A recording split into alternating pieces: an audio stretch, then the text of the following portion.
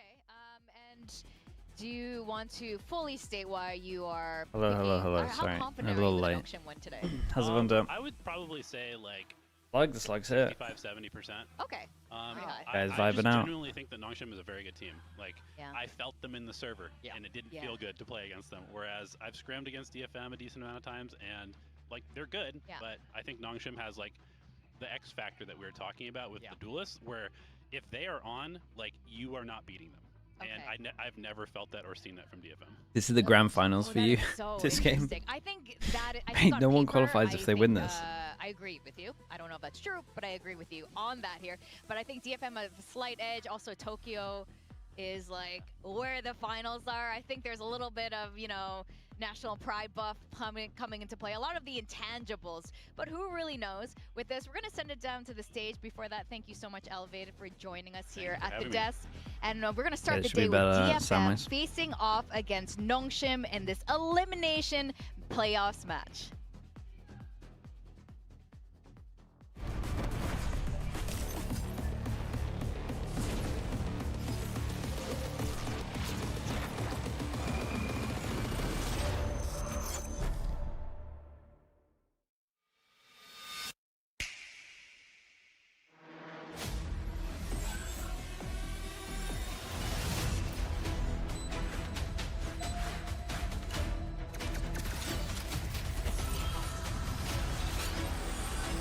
Prodigy, you're up today? Oh my goodness. Long on, mate. Long on today. Gotta get some 2-0s to make it easy.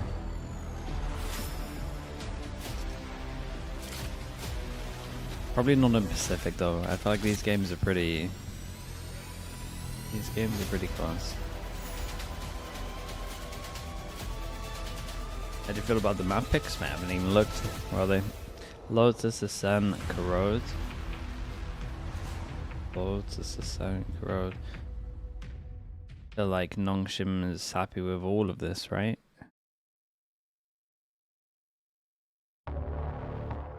Don't these teams, but don't both of these teams have pretty rough Corrodes? I guess DFM's looked okay, but...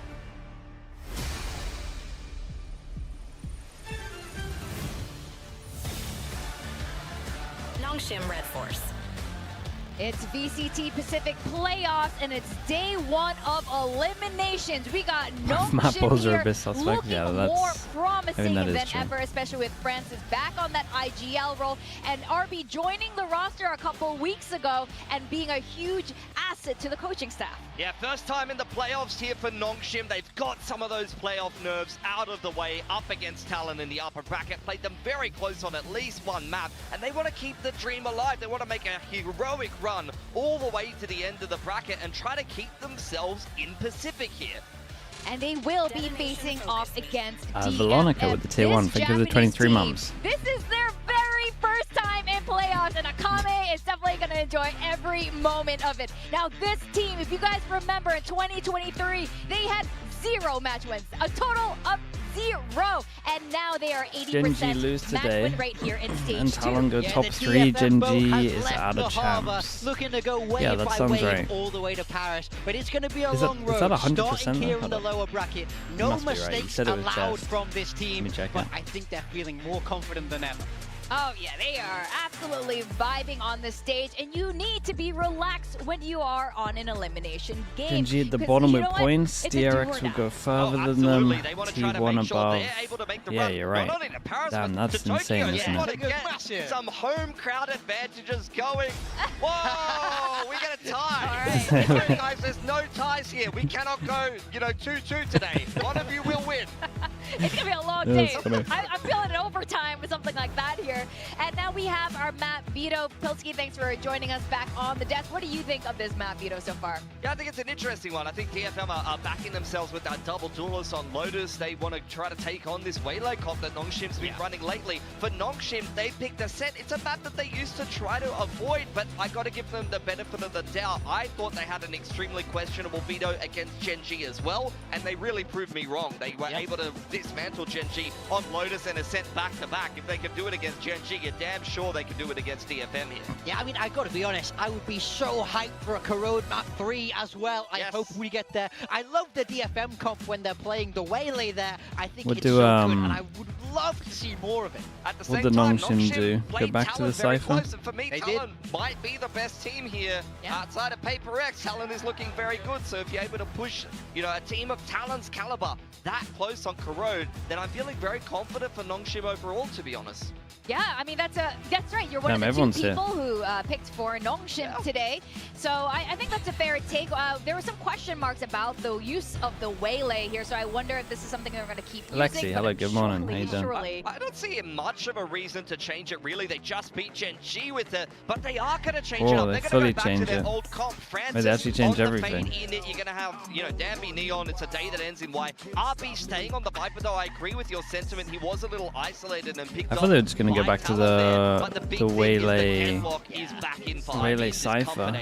Yeah, I mean, we heard Elevator talk about just how good they were with that deadlock, so it's great to see them go back to that. They go for the no deadlock. Changes on the side of DFM, sticking with that double duelist of Mei and Akame on the Yoru and the Raze. They've been so good here in the past, so let's see how it plays out today.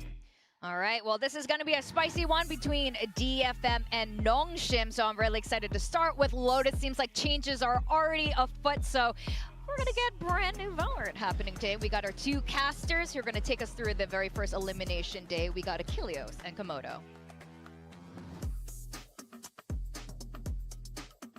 Can either of these teams qualify for That's right, points? Spicy day Points? of Valorant, No. but I No points. particularly love spicy food. So I am ready for all the spice, all the action here in this series. But as Victoria both just these said, teams need to go on a run. Unfortunately, it is time to send some teams home. It is time to shatter dreams and bring some 2025 seasons to an end. Which is really sad as well, because NONGSHIM, you know, they're one of our Ascension teams here, and they are fighting for their life, essentially. If they can do a lower bracket run here and get in towards top 1 and 2 to chance, they actually do stay in Pacific instead of going back down in towards They must be paying Ascension. pay-per-view good on the over flip there. side, for a team like DFM, we heard it from Vic as well.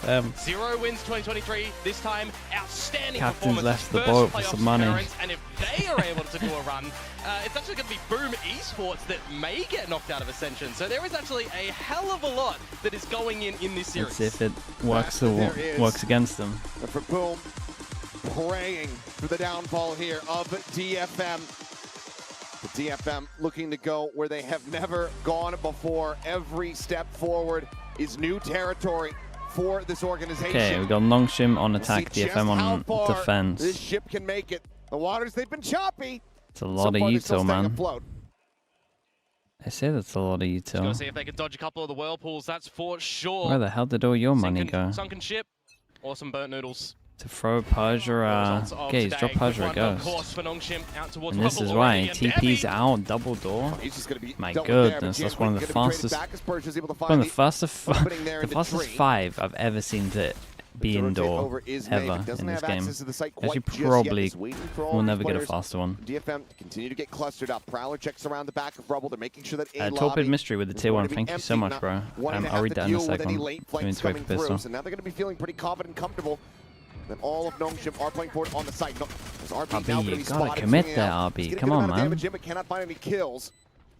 Ends up along the wayside here as Persia holding back at drop. The other two players here at backside. Smoke going to be cycled forward. Bang, take it down. Akame quick to trade it, but Persia now striking, finding himself another multi-frag round. That trip actually won it. Continues to deliver. The trip actually won it. Big deadlock impact. Well, you want to talk about shaking off some nerves coming into an elimination series like this one. NONGSHIM, a team that in the past, nice to see GENG's improvement. That's true. He had a crazy offseason though, to be fair. Pacific, new learning curves, new growths. They got a bit of slapping happening in towards the playoffs and just beforehand. So you come in towards this series, added both the smokers in as well. Good start on a map that you kind of got exploited on a previous agent. What the Ascension team's winners have to do to not get relegated? Just get to champs, basically. To play that sort of trickery as well. But getting or win Ascension. like that from NONGSHIM is your two options right now. distance for them, you'd assume. This is somebody that I'm very much going to have my eyes trained on throughout the remainder of this map in particular. RB was very much getting shut down with regularity versus Talon, was trying to go on those lurks and constantly getting kicked how many? They're allowed one death. They're allowed one death on this one. Elevated just saying on the broadcast side that NONGSHIM are pretty good on loads with this comp. If they want to have any hope. They didn't look too bad with this comp in the past as well. He's been able to join in with the rest of the squad. Once again, Taking Point does just have that ghost. So it seemed like if NONGSHIM lose one game with the comp, they they're more than happy with that. I don't know if it's just this map. They look like they're likely to change it up sometimes. Dude, the smoke is up for a while. RB's kind of fine for a bit. Trying to back this up, but the Dude, this must feel like the longest smoke ever for them. Tap again here from May, but no real opportunity to try to push out of this position. Swinging, couple shots gonna go flying. They waited out the smoke, and then a one-way appears. Looks for a little bit more. We'll be able to find a second. Dude, and then they still got more fuel for the smoke because he wants to push through. Win this one does not. Hey, they keep 3 guns. They lost 1 gun. It's not too bad at all. Oh, this looks nice though. The smoke at the back and then just perma smoke. They had a good idea. They're pushing behind on this. Him taking IGL duties back towards Francis, and we've seen a little bit more propelling from NONGSHIM. Okay, 4 rifles. A bit of a bonus for them, and coming in towards this map as well here. The fact that we're seeing comfort roles for the team, right? Danby back on this Neon, Ivy back on this Deadlock. I think having them be in a very comfortable situation, just agent-wise, is gonna be a massive thing for them as well. Like, don't get me wrong, Danby on the Waylay, that ace v ace was amazing. But the team still felt just a bit disconnected. Yeah, I understand it. There's issues there. Little exit out. Damn, it's so fast from NONGSHIM right now. It's so fast. The no joke locking on A is their full pass and hitting over towards C. Or Observer, man. It's just goes all over the Jinbung trying to spam through, trying to see all if he over can the map. Get a stray pick here, but now the push comes in from Francis. With some damage exchange between the two as the regen shield kicks in. Zest is going to have to set up the paranoia and smoke here. You'd assume if Ivy gets this kill, he's popping all. Jinbung in. For sure. It's such an important round. And clearance in towards the site, but you've just got to contend with all this post-plant Deadlock utility. NONGSHIM, yeah, I kind of like it when they look like Paper X, man. Because of the barrier mesh, they do this like every 1 in 3 games, I would say, where they just decide we're gonna play exactly the same as Paper X and just full send it everyone. Out of here, will be able to find a kill on a Persia, but now needs to head for the hills. Dude, Ivy really wants his ult. He's like, come on, man. Try to get some line of sight here. And as they are the spawn just about makes it around the corner, down in towards stairs. Seems like he has successfully escaped. So we'll be able to hold on to this weapon, but that is still going to be a 3-0 start here for NONGSHIM. Just a hair off. That's close. No, that's a really good way. Karen, thank you so much for the 12 months, dude. I appreciate the whole year. Thank you for that. Playing the A lobby, long time. Extreme, nice and good. I think the biggest highlight for me is actually that NONGSHIM are in, coordinated, getting the trades. All of those battles around the C side of things I mean, it's good trades, very well traded for NONGSHIM. And I talk about the agents as well. If you're getting this Deadlock rough still start, alive man. They got a save gun. They got classics for buying regen armor with a classic. Potential dimensional drift or a Kame with a showstopper and the team backing them up. DFM go for set strat. They see the Omen flash. They see the fade eye. Instant react over towards A. RB wise to this potential pinch in from behind. Akame does have the Phantom in hand, but it's not going to be able to find too much of anything there. There's a barrier mesh now down on stairs. Still GM. They were a little late. Smoke over towards site to lay them pretty heavy. DFM widely clustered up in there's position 4 to try here. to counteract this. They should know there's going to be a lot here. What's going to get done with these classics is going to be the question. It's the counter swing out. May able to find one with the Sheriff. Danby going to be taken down. GN recovers that weapon. Does manage to find Francis. Timing on the clone. Persia flashed. Has to tuck back around the corner. And GN goes crazy out of the smoke. Picked it. That's the drop gun as well, by the way. He does have the annihilation. Okay, very nice from DFM. I would say NONGSHIM here. I gotta see a fearless send through that Viper wall. That's a bit rough for NONGSHIM, the Viper smoke even. They got with a thrifty fully stored by really this smoke. They just didn't even want to send it. So long so that they pushed all the way through C, back through B, and got over towards site to stack. Like, you gotta send that. Or if you cancelled here, you gotta go back and re-explore. We're seeing a lot of them to be really comfortable in this tier They kind of one had 3 options, space. and they chose the worst one. You know, across the stage, we started seeing you know, the GN that was promised, basically. Yeah. Comes out of solo. Sick for the money though for DFM. Expectations, wasn't really able to Some hit that guns stride. picked up, get that op out early. Quick little exit here from Close to that ult cycle. To try to get that orb. Wisely gives up the space. Speaking about high expectations as well, a lot of a premium put on May's Damby's shoulders. the only one that sent it. Damby's the only one that sent it, and it was about 10 seconds too late. Really good strengths of DFM to be continuing. He was essentially with the team last series and was a bit shaky, which is crazy. Expect somebody to hit that peak the entire time. Annihilation's going to be there. God, that looks damage so is going to be rough. found now because that barrier management Oh, cannot try boy. to bail him out. Damby just sliding forward here onto the B side, is able to find the hero of the previous round. And GN dead. they just got Persia in the best this position operator. ever. And pretty aggressively is stuck back and avoid that seize. The 3v5, not too much damage dealt. Hold a save may have already been made here. Man, the deadlock util's looking rough, man. It's looking horrible to retake against. Rough one for DFM Once they get over towards sites itself, like it looks pretty much impossible for not able to do DFM. too much with it here. Hoping for a good line of sight in the next round. RDK and There's V2, a thank you slight so much, little man. hunt Appreciate on. the prime. Thank you for the 6 Can months. remove any of these guns, so you know DFM are saving around A. RB just looking for any little stragglers. NONGSHIM to Flawless round for champs. NONGSHIM here is actually going to protect They got some economy big as players well, in lower bracket for them to a face. couple of better chances going forward considering They are the first looking round that they are dropped looking not was too that- bad recently though. Wait, You're how? joking me. That. Let's just move on. Yeah. Wipe it off. At least Yeah, they're it's all laughing. good. Laugh it off. Yeah, at least a little chuckle about it, but you know what? Let's just, yeah. You just came into a little, you know, tidal wave effect, way off yonder. You know, Yeah. nothing too serious at the moment. One man overboard. That's okay. There's plenty more on the boat.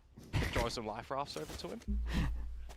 This is Lots of light the round shields though, going into right? this Oh no, round for okay, they're buying a DFM, lot of but light eyes are gonna armors. be This is on nice towards at the moment. operator of May and a stacking of players I towards will the say safe there is side a pretty for cool standard like. combos. RB on work duties again, but it's looking like another fast one for Let's NONGSHIM wait, to be. it's gonna be fast, isn't it? Okay, Well, no, they by got the some. util for There's a now. cool like mind game Yeah, going it's on on at the that one. moment with like Pump the heavy brakes here armors, from light the armors, side of NONGSHIM. outlaws. Like I think the outlaw needs enough, but it is a fun little like mind game of like, should I be buying light armor? Can I get away with buying light armor here? So you definitely get a lot more buy rounds, but the problem is if teams catch on to you, then Do have you're this pretty long much line done. again They're with gonna the start operator. How buying do you get out? outlaws into big buy rounds. Francis, oh, that timing. Would have been a monstrous Oh, Found again there, but sleeping. Jen found a sleep at the wheel. RB now reopening this B site. Smoke on towards upper. That cuts off May. Finding value Nice shot. with the off. Going to prove to be difficult, but Jinbung does try to hold the door, but as he guys. re-swings, he's going to be taken down. And Cesc Guys, we're not attempting playing this little together. Pinch in from that C connector side. He's only able to find damage, not a kill. Jinbung also got the nightfall off that kill, so if he was able to This is a good example though, right? he would have been able to find Oh, that dude, post I was get literally, set. I'm so glad I didn't finish this. And May is gone, Literally so about that's to say, the if Cesc operator can now on the save, then floor. they're so fine to buy because of the 5-1. light armor. NONGSHIM looking fantastic Now, here on not this so attack. much. DFM got to be considering a One timeout. person We see can't the time buy here, pause. so do Yep, they time to go to take the the hit, captain's maybe quarters judge and up? have a little chit chat. Gotta scrub the deck a little bit better here. DFM, the operator, not a lot of value. A couple of individual duels in this one as well from the guys over at DFM. I'm liking what I'm seeing from NONGSHIM together as a unit behind Darby, getting in towards the site, getting the trades where required. I think RB is getting Yeah, I away mean, with it's a time it little has bit to more in this happen. series as well. They The at least have attacking another side buy with in them his lurks here, and his I'm pretty sure, and they just tank a added judge. information as opposed to that Talon game specifically as well. So kind of the best start that you want for NONGSHIM REDFORCE in this series so far. You know, you've got the map pick of DFM to consider this Lotus. I think they're still good. I do think they're still good. I think it's just map dependent. I would have to look back at their run a little bit. Was a lot of their run not Icebox? What was the other good map they were on? The NONGSHIM appears to be in by comparison. That's the big Descent? I concerning can't remember factor what here. map they were farming as well. So DFM after a timeout call. Are they going to be able to find that Corrodes? second round win? I Still thought they plenty looked of kind of shaky opportunities, at plenty of Corrodes. time to try to rescue this They half. played We haven't really been seeing that spark. was it the Zeta game where I just felt like Allows you to they unlock should have the been faith punished more? Yeah. towards that Haven? Yeah, it might have been Haven. And for DFM as well, a team that if they're getting 6 to 6.5 or something like that, they're going to be competitive. But if they are quite trailing at the half, we've not really seen is their map pick as well, so this is a little bit rough. They are very much all in on this one, as you can tell from the insta-pop of the ult. One. Actual one. That is incredibly unlucky. Or lucky, depending on how you look at it. Reveal himself. No shots fired or anything like that. Well, obviously, Sky out of the meta. No heals, no Sage here on this map. Yeah, I mean, he's just going to go for the latest luck ever. You might as well. You play it. You play it like you're low HP. And that sends him a world away, back across towards the C site. A little bit slower to scale up as NONGSHIM, but find themselves. This is good for ranked as well, like for people that want to get better at ranked. Like if you are low HP, honestly, just lurking is probably your best play. Like even if you're duelist, a lot of the time he's not going to make too much space unless you still have like your dash smoke or something. You're a jet, but majority of the time you're better off just lurking and being a nightmare to play against. Get a cheap kill. Catches on the 2. Jinbong maybe just waiting this out. Giving it a consideration here. Like, look at him. He was shown over towards C, and now this guy's so late to join the group. He's delayed them so much, and then he's holding all of this for them. Like, he's done so good on the 1 HP, even though he hasn't scoreboard had any impact. He just cannot find it. Somehow it's a flawless with RB living through the round with 1 HP. I think this is looking insanely rough. In response to the timeout, that is just brutality. No mercy being shown here by NONGSHIM at all. That's crazy. Akame and Jinbong on the back of that toxic screen as well, getting a lot of information, especially when you got that gate crash away. Darby with the relay bolt pushing May to the other side of the map. I'm kind of thinking to myself, NONGSHIM, you're walking into a position where there's a couple they of gotta members go that more can start to stairs. through the wall, but there's no spray attempts. More stairs, Omen goes stairs, flashback of sight, right? It's a massive hold, another I would definitely, I do think, like, just a small...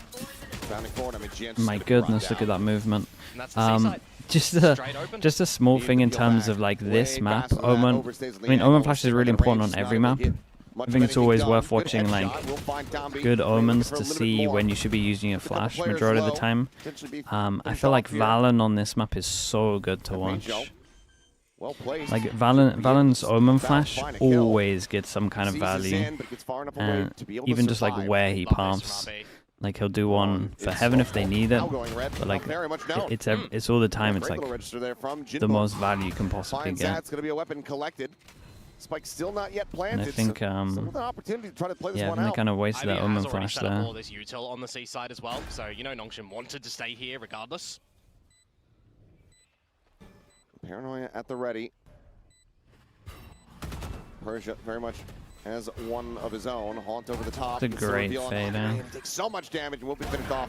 Damn, look at him. Looking lovely on this. They really are. Go ahead and seal the deal with a 3-piece. Close to a couple of ults as well. The scoreline. NONGSHIM already favored at the half. And it could be by a pretty monumental amount. Oh, you can just see how do I feel about NONGSHIM swapping away from the Waylay? I think it's okay. I only liked the Waylay when they did the Cypher comp, personally. And then I also was pretty confident it was a one and done. And judging by how they didn't play it again, I think they thought so as well. So I'm fine with them moving away from it. I mean, how can you not be fine, man? It's 7-1. 7-1 and looks confident. The deadlock's having good impact. A must-win round. May has dimensional drift. It's the first time he's been able to get it online in Death last round. Are they going to be able to try and maximize things here for a best 7-5 scoreline? Or will NONGSHIM just run away with this? At the moment, given what we've been seeing, it feels like it's almost certainly the latter. Spam from Akame not connecting. Mate, you can't be playing there. Think about it. You're not going to be able to hold that. Tested taken down, and now the overdrive is up. Bit of a scare tactic at the moment in a deficit retake for DFM. These barrier meshes continue to be a thorn in their side. They just send it though. They're not even like defaulting too much around the map. They're just forcing over towards sites, and it's just Instead of playing to 5-person retake, they just like try and hold the side itself. Back over towards stairs, but he's got no way out from here. Oh my goodness, They have man. read this like a book. It's going to be another flawless, another round win. NONGSHIM looking to make very quick work of DFM. Oh yeah, and I mean, Do you think Viper's a required agent on Crowd? It's not required. We've seen some teams do some cool stuff about Viper. I think it helps to hold middle, for sure. Earlier on, in week number 1, that one was played out where it was actually I think it provides the best mid hold. And Francis on the Viper, who had a massive carry performance. But we've seen enough stuff that it's not like it's not 100% have to have. It just makes life a little easier. And they're just showing that again. Gambit just tucking back behind the rock. No way, dude. That's That's kind of nuts, bro. Look at how much nade damage. Best start for DFM. Did they just body block each other? That's the thing, right? I'm pretty sure they body blocked each other. Someone needs to go forward, someone needs to go back. T1, 11 compared to 8, and they're losing that map 13-6. That did not bode well in those. Okay, they got to win this round. Conversions. They can still get an 8-4. Contained here on this side of the map. So the pit does go up. Oh, that'll help. Okay. Okay. Mate, just keep going for it. Finds himself a third. I don't blame him, man. He was like, sure, I'll spam somewhere else. All alone. Incredible from him. Sees in position. Hawk cleared. May on the peak will be able to find it. So fairly clean round for DFM. Dude, I just looked at the money. They can hope for from here. Just looked over. It's just like, just check at how close the rounds have been. NONGSHIM, everyone's sitting at 8K I mean, plus. kind of necessary in my mind right now. Just shows that the rounds haven't even been that close. On the flip, on the attack, and be able to maximize this double duelist. I mean, you look at this round, there's a lot of just vision blocking that Akame is able to find a couple of great shots in there, and then you've got the helpful handing of just having numbers around that A site as well for a couple of crossfires. How much practice do teams have on their Parma ban? Mate, it can be literally none. It depends. It depends for the reason that you're Parma banning. If it's to save time and you're just not going to practice the map, then it's 0 hours. If it's Parma banning it because you've been sucking at the map, then it could be a fair amount of hours. Big jewel over towards A that May won. Yeah, it should make it easy. Final spot, final kill. Okay, 8-4. Again, just Akame on the floor. For Razor. Another round win here for the side of DFM. It's not isolated this time as well. Doubling down, definitely looking to triple at the tail end of this half. But the massive effort that Abyss, yeah, it's coming back, man. This half still gives them another bye coming into this last round. We are finally seeing a bit more commanding play come through from DFM. What if they put some changes in? They normally don't, but the map's kind of new, so they might. Through pillars as well to get out of dodge after the frag and honestly, with it coming out so late into champs, probably not. Coordinated for DFM in that round, but it's not enough to push NONGSHIM in for a timeout or anything to discuss things before this last round of the half. Ooh, Francis just whisks the bullet on by. Yeah, I got the hit. Got a backup gun for the AWP. Oh, we're sending this. Oh, mate. Every Razor, they just want to push aggro and RBs to sit in there. Clone will just go ahead and eat the shot for him. A bit of a bright side as well. Baiting out the clone means that you're not going to be cocooning that. Hello. If that would come into fruition. But yeah, Francis on the dry line. Just walks into the crosshair of GN. Swings back around the other side of Mound as well, trying to just shift up the angles here. It looks like NONGSHIM not wanting to try to play into that operator. Showing some respect to Jin's ability. Breeze, yeah, I think it will come back. I think it will come back during the off-season. That likely means Jin, but ooh! I was going to say stays put, but no, peeks out for a little bit more. I dread to think what they take out for it. The way DFM lose this round is by faltering and giving up heads to NONGSHIM. While falling, the barrel spotted, May able to collect one more. Paranoia going to be sent out just for Persia to try to buy himself a little bit of space. Downbeat does maybe have an opportunity to try to get the jump on them here. TP into the B site. Downbeat here, ready, waiting, striking May. Oh, guys, not like this. Not the 1x1s. Going to be noted. Oh, no, he's trying to go for a little bit of a Lakia there, but time is starting to get away from him. And Persia got a little close considering it's a 2v4, but this time will be able to get last three at the end. Up to a 4th round win. Yeah. Yeah, a bit of a recovery, and in a lot of people's minds, I would say pistol one, given just the steamrolling that we've seen and the confidence brimming over on NONGSHIM's side. But it's those aggressions that are coming out from DFM that is really successive for those tail ends. It's that operator as well, actually allowed to kind of sit on the right lines and point and click. So that is a bit better for DFM, but now that's going to switch things up on the exchange. Scan is better on Abyss over. The Fade doesn't. Fade, you're insanely limited just because of the high roofs. Slightly different on the attacking side. I'm looking to see what they're going to be able to pivot with this Yoru over towards the A site, where, you know, Paper X, for example, and what we saw Talon start to understand with the Yoru comp on this map is what space you can gather and bait over at A rubble before ultimately ending in a C. These sort of things. It's probably Fade's worst map. Off the scene. I'm trying to think like if there's worse starting maps. To wake up, starting to remember the caliber of players that they absolutely can be and have been on this stage. It's Fade though. Fade's good. Number one, he's been so consistent week after week after week. Breeze actually is the one. Neon is abstaining. Abstaining? Well, I mean, they seem to be abstaining. I think they're trying to get the vote, but they're just more than happy to just be like, no, I like Dambi. Throw him on anything. Met or Melee? Well, Melee sounds better. Well, yeah, one of these has just like a much better name. Because if you go with Met, that makes you think of like the Mets, the baseball team in America. They're horrible. Oh, okay. Yeah. From New York. You don't like that? No. Well, Cyclone, thanks so much for the 10 months. Let's see I if they appreciate are the be able prime. to sail themselves on their own map pick here to success, or if not, you know, patch some holes in that hole. Smoke to go out. Make sure you don't get hit by the Fade Eye. I was curious how many nautical references we're going to get injected into this one. I could throw many in, but... See, this is why I was like... Oh, dude, really? When do we... I'm getting involved, chat. Wait, did it actually die?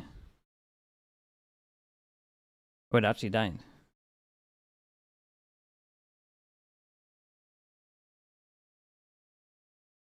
Pitch, maybe. Over at the A site. 4-stack plus the util here. My goodness. They're going to be able to clear these out. Relay bolt. What do we miss? May going to be taken down. That's a big haunt reveal. Spots out 3 from that stair side. They can reset though. May is gone. I mean, they could go for a pivot. They could just try to crunch their way into the B site, but they haven't explored that side of the map at all. So now they're going to look to try to do so. Ivy, who's currently on the link side of things towards C as well, but it is territory gained for DFM over on this B site. They can start to set up their plant. The NONGSHIM want to go quick or not? May going to be taken down, trying to take point out on Ivy, collecting 2. Jinbong able to fight back for 1, still full HP. Sess trying to push forward here in towards upper, and eventually was meant to find that right-click kill, but now he is all alone. The spike not planted for him. Smoke over to the side, but Francis just disrespects that, swings out in front. Damn, dude, double pistol as well. This one's done, surely. Now up 9 DFM got a plan, they're forced by this. You to force up here for DFM 2 and and cut a couple of corners for to go sure into get this the next stingers, round. man. You did get the plant. Guys, no, get the stingers. Well, do you feel a little bit more comfortable just to take a bit of an L coming into this anti-eco? Samara, thank you so much for the prime. Appreciate the 17 months. Thrifty. Otherwise, just to the norm, NONGSHIM would get double digits. Thank you so much, Samara. Appreciate that. Anti-bonus, not drop it like you did last time. I mean, 3 minutes. It is a lot of backfoot plays now that DFM have to consider. It is just going to be the investment of the they just accept Sheriff it. for Akame. I mean, they're believing in the buy rounds. As they are locked out of A by the util for now. All I'm saying is every team in America right now forces this.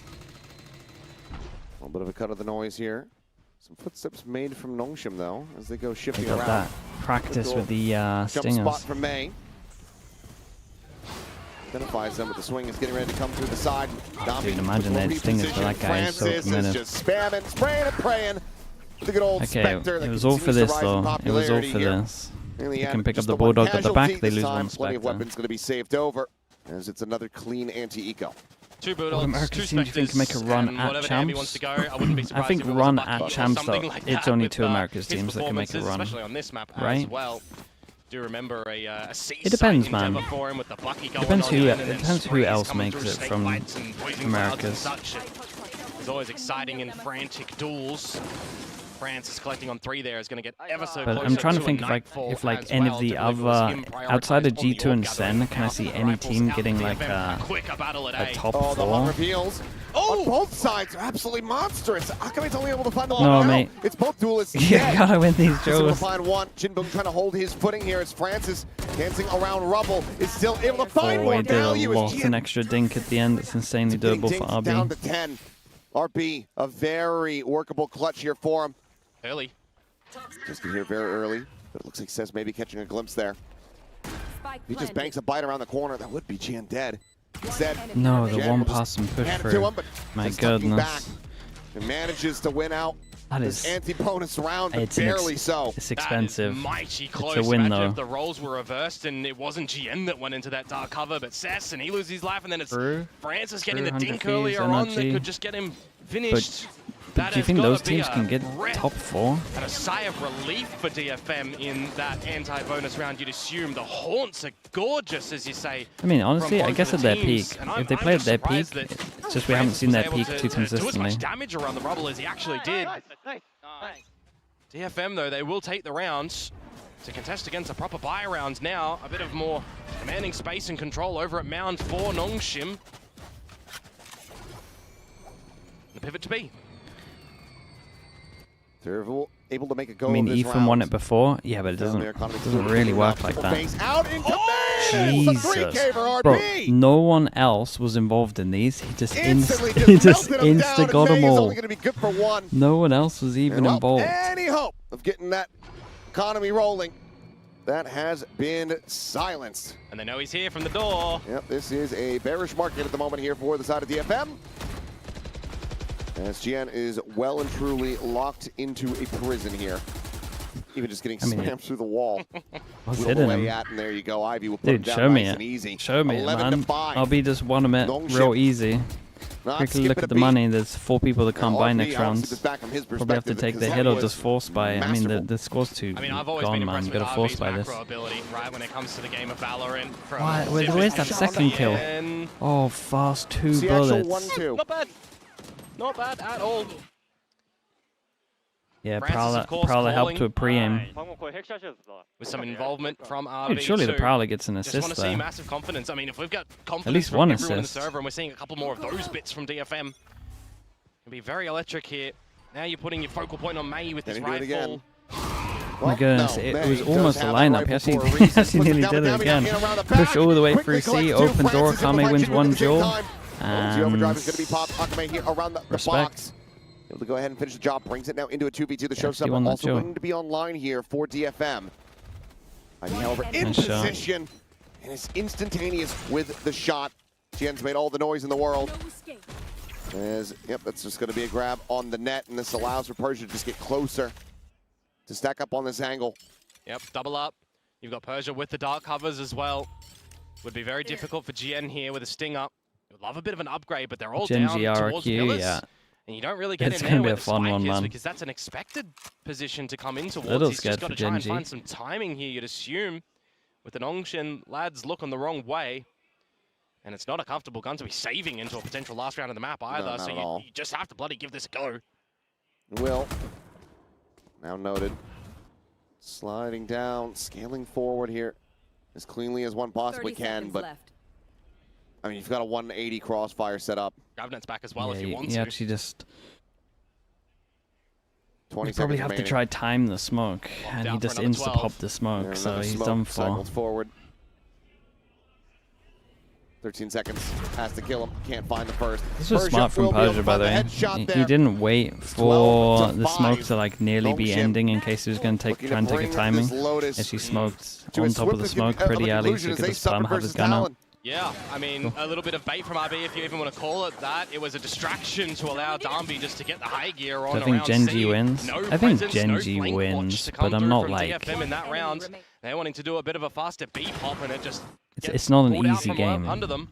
at all. Not allowed. 7 RRQ honestly normally take down GENG. Choice of Lotus, The coaches normally have them down a little. A lot of ults available in this one. Showstopper in towards B, but I do think when they first played each other, the level was a lot lower than it's going to be today, just because teams went to EWC. Finding nothing. GN holding here within the smoke. Doesn't Oh, the crouch, man. Okay, 7 chances and it's looking insanely rough. Sprint away. We'll slide back there from Davies. The in, Nightfall will go Fatal around the goes back. out, it hits 2. two. We see the Omen TP over it, so they're a little faster. Does have the audio to try Big to relay Jewel for in his heaven. teammates. Ivy looking for the entry into upper. Okay. Let's get shut down. Akame with a nice shot. Puts him on the floor. Sees towards the connector. Things are starting to get chaotic. The fast lane going to be popped. Francis trying to go up and over the top. The dimensional drift is there, and May might just find himself as the last one standing. May went for the ult, and then his whole team jawed out. May is able to find one more, finds Nice a shots, second, bro. but cannot do anything else. But May 2v4 at the end, and they both got 2. They're still in it. On the back end They're still alive. Dude, Akame hit some nice shots there. Stops that diffuse with not even a second to spare. Oh, he went into the drift, and I thought the kills being collected from Yeah, NONGSHIM, I that thought was as going soon to as be he went into that ult, they Pops were out done of the for, to drift be and is honest. just isolated from the dark cover smoke over towards main, but he just comes out with some, I don't even know if I want to call it expected May aim, because we've not really seen it too much in this map yet. But if that's going to be the decisive blow that he needed to awaken in towards this series, then it has to start there. Given a lifeline, that's 1 round out of 7 that they need to gather here, so it's 12-6. And DFM going to have to reset themselves with their second timeout here too. Can't just keep They need to being try and reliant on maximize hero plays. everything they possibly can to keep afloat. They're going to run this back from here. It's going to be a tilter, you would think, for NONGSHIM. I mean, we've seen it before as well, right? The massive comebacks do throw your head in a little bit of a mindset. The 12-3 most notable so far here in NONGSHIM can make it Pacific, to I think, champs. this stage, this realm around. So they got to get top 2. And, well, that So you was got to be so GENG DFM at least. gonna look to see if they can echo the same here. What is it? T1? 12-5, obviously slightly more workable than a 12-3. Paper X or a but Talon? in the same ilk. Nah, surely not. NONGSHIM looking to play this out as friends, not as mates. Be gentle. We'll see if they can I'm go not ahead and bring this to a conclusion. 6 chances to I'm do not so. believing, I'll say that much. Bucky in hand. Just got to 100% this one, DFM. Need to balance your economy as well as gathering these rounds. Oh, GN. You are on an island and you Not even are one. dead. The island is sunk into the ocean. Guys, don't get eco to lose you do it. have the seaside Instant at least Omen as ult. a bit of territory that you gain. RB goes I'd like to forward. say. Still some damage going to be suffered. RB Oh my god. tagged here. But it's like he's Lingering delaying within the time, smoke. sure, but his mates are so far away. Somehow he survived for 10 seconds. This team's actually here. He's able to find one. I can't believe RP has got into a smoke and survived for 10 to 12 seconds there. That's crazy. Okay, they got completely outclassed on this map. Completely outclassed. It was nice from NONGSHIM. That is DFM's map The retakes just look hard, man. For That sure. was very In the convincing from first them on half. the attacker side. A clear game plan Yeah, that was deadlock working a stuff. treat. No real retaliations coming through from DFM. No real May performances. GN's not really being able to activate. A lot of moments where you just How have more fast was confidence this in map? I NONGSHIM didn't playing look, together as a man. team. It would have been pretty fast, coordinating though. the trades. Looking very good in the post plants as well. You know, we see a lot of show me teams in him, Pacific let's be have a look. very happy to go in for post plant scenarios. A team like RRQ, for example, extremely happy to do that. It's Minnie's great here, by the way. success Hello, rates as Minnie, well. mate. How you doing? But for right now, not really working favorably for DFM, which makes things Best of luck with whatever comes a bit next, awkward man. because I imagine you'll get a lot there's of some trials, Ascension dude. enjoyers in this lobby, and that's It's a NONGSHIM. good, very much so. I mean, this whole year is like a good learning process as well, bro. Roll the clock back to I saw your tweet as well, man. The Looks like first you're series victory handling over it in the best T1. way. Their ascent, the read that they had on that map was incredible, but it's also a bit of a different looking squad, and playing against a very different opponent here. Nothing is going to come for free. Both teams really wanting that position in the top 2, wanting to go to champions. For NONGSHIM, maybe looking to also do a solid for their Ascension brothers and boom, and lock them in for that tournament in Bangkok later this year. Right? Yeah, dude. It's DFM mate. It's still just with an a. opportunity to try to play It's spoiler, a but we fast need way to to see learn that return to fast. form. We saw glimpses Really of it is. here on It'll Lotus, but work it well was for you, not I promise. consistent enough to make a solid run here on Lotus. So okay, Ascent enough has on to be the staging ground. I know the desk wants to see Corrode. I know we all want to see that map. So we'll see if we can get the map 3, but for now, we'll send it back to the desk to break down this action from Lotus.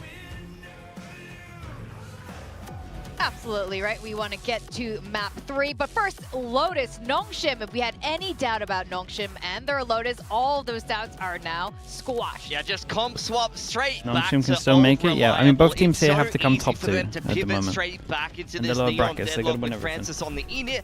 You know why, They win like guys? 4 in a They've row, I been think playing it is 3 exactly maybe. like this for more than No, 2 it is years 4. now. You know, all that whole Challengers career run straight into Ascension, straight into Pacific. This is their quintessential style, and it worked an absolute treat. To be honest, this game from DFM reminded me a lot of NONGSHIM's game against Talon. Yes. You're just not awake, you're not present. It doesn't feel like they're there even in the server playing the game, but you cannot afford this slow of a start. You have one chance in these playoffs. They need to wake up. They need to wake up now. It's the same thing for a lot of teams first time in playoffs. Boom! Like Big Time's been great on the desk, straight man. into playoffs. Very underwhelming. NONGSHIM, first map against Talon. Very Okay, underwhelming. First map for DFM in playoffs. Unfortunately, way too slow to start, and NONGSHIM looked like the hotter team that was more in form and more ready to play in this environment. Yeah, absolutely here. And DFM, they want to make it to Tokyo finals here in Pacific. They're going to have to step it up for map 2.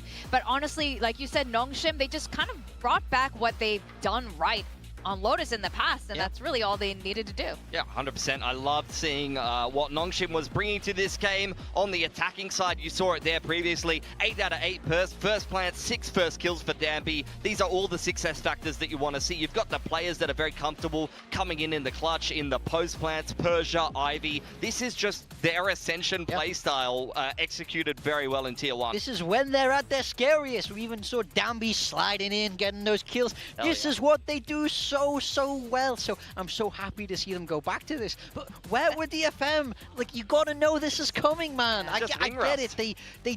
They changed the comp, right? That is surprising. But the style is the same that you've seen from them for so long. So where's the preparation? But that's the thing. That's another reason why I didn't pick DFM. Is I don't think DFM is one of these teams that has a crazy coaching staff, that has these in-depth calls, has incredible calling structure, is going to hard anti-strat people. It's a team that plays very simply, executes a very solid style. They have good ideas overall, like stylistically, that fit their players, but they're not going to reinvent the wheel and win with some crazy anti-strat. And that's why, even though they're in the lower bracket and they've gotten to see NONGSHIM play once already, I don't think that's actually a huge advantage for this team. Yeah, I guess not after all.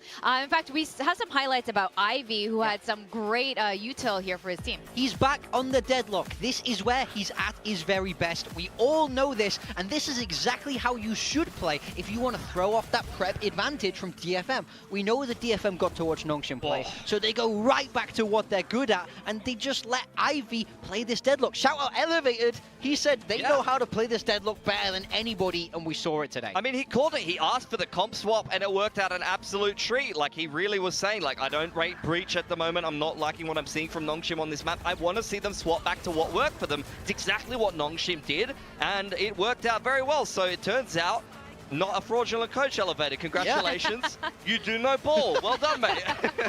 Very true, yeah. I mean, just when you take a look at these replays, Ivy was frying, and just look at the value his util was getting. He is so good on this deadlock. He's been playing it for the longest time, so I'm so happy to see them go back to this. I mean, it's just it's a nightmare to complete those retakes on that defending side up against NONGSHIM. Danby has slided in, he's taken out your site anchor, the route's getting messier in XVX, you're retaking into a barrier mesh, 2 sonic sensors, Persia's holding a paranoia or playing some weird off angle and just destroying you. It's a nightmare to try to retake into NONGSHIM when they play this style.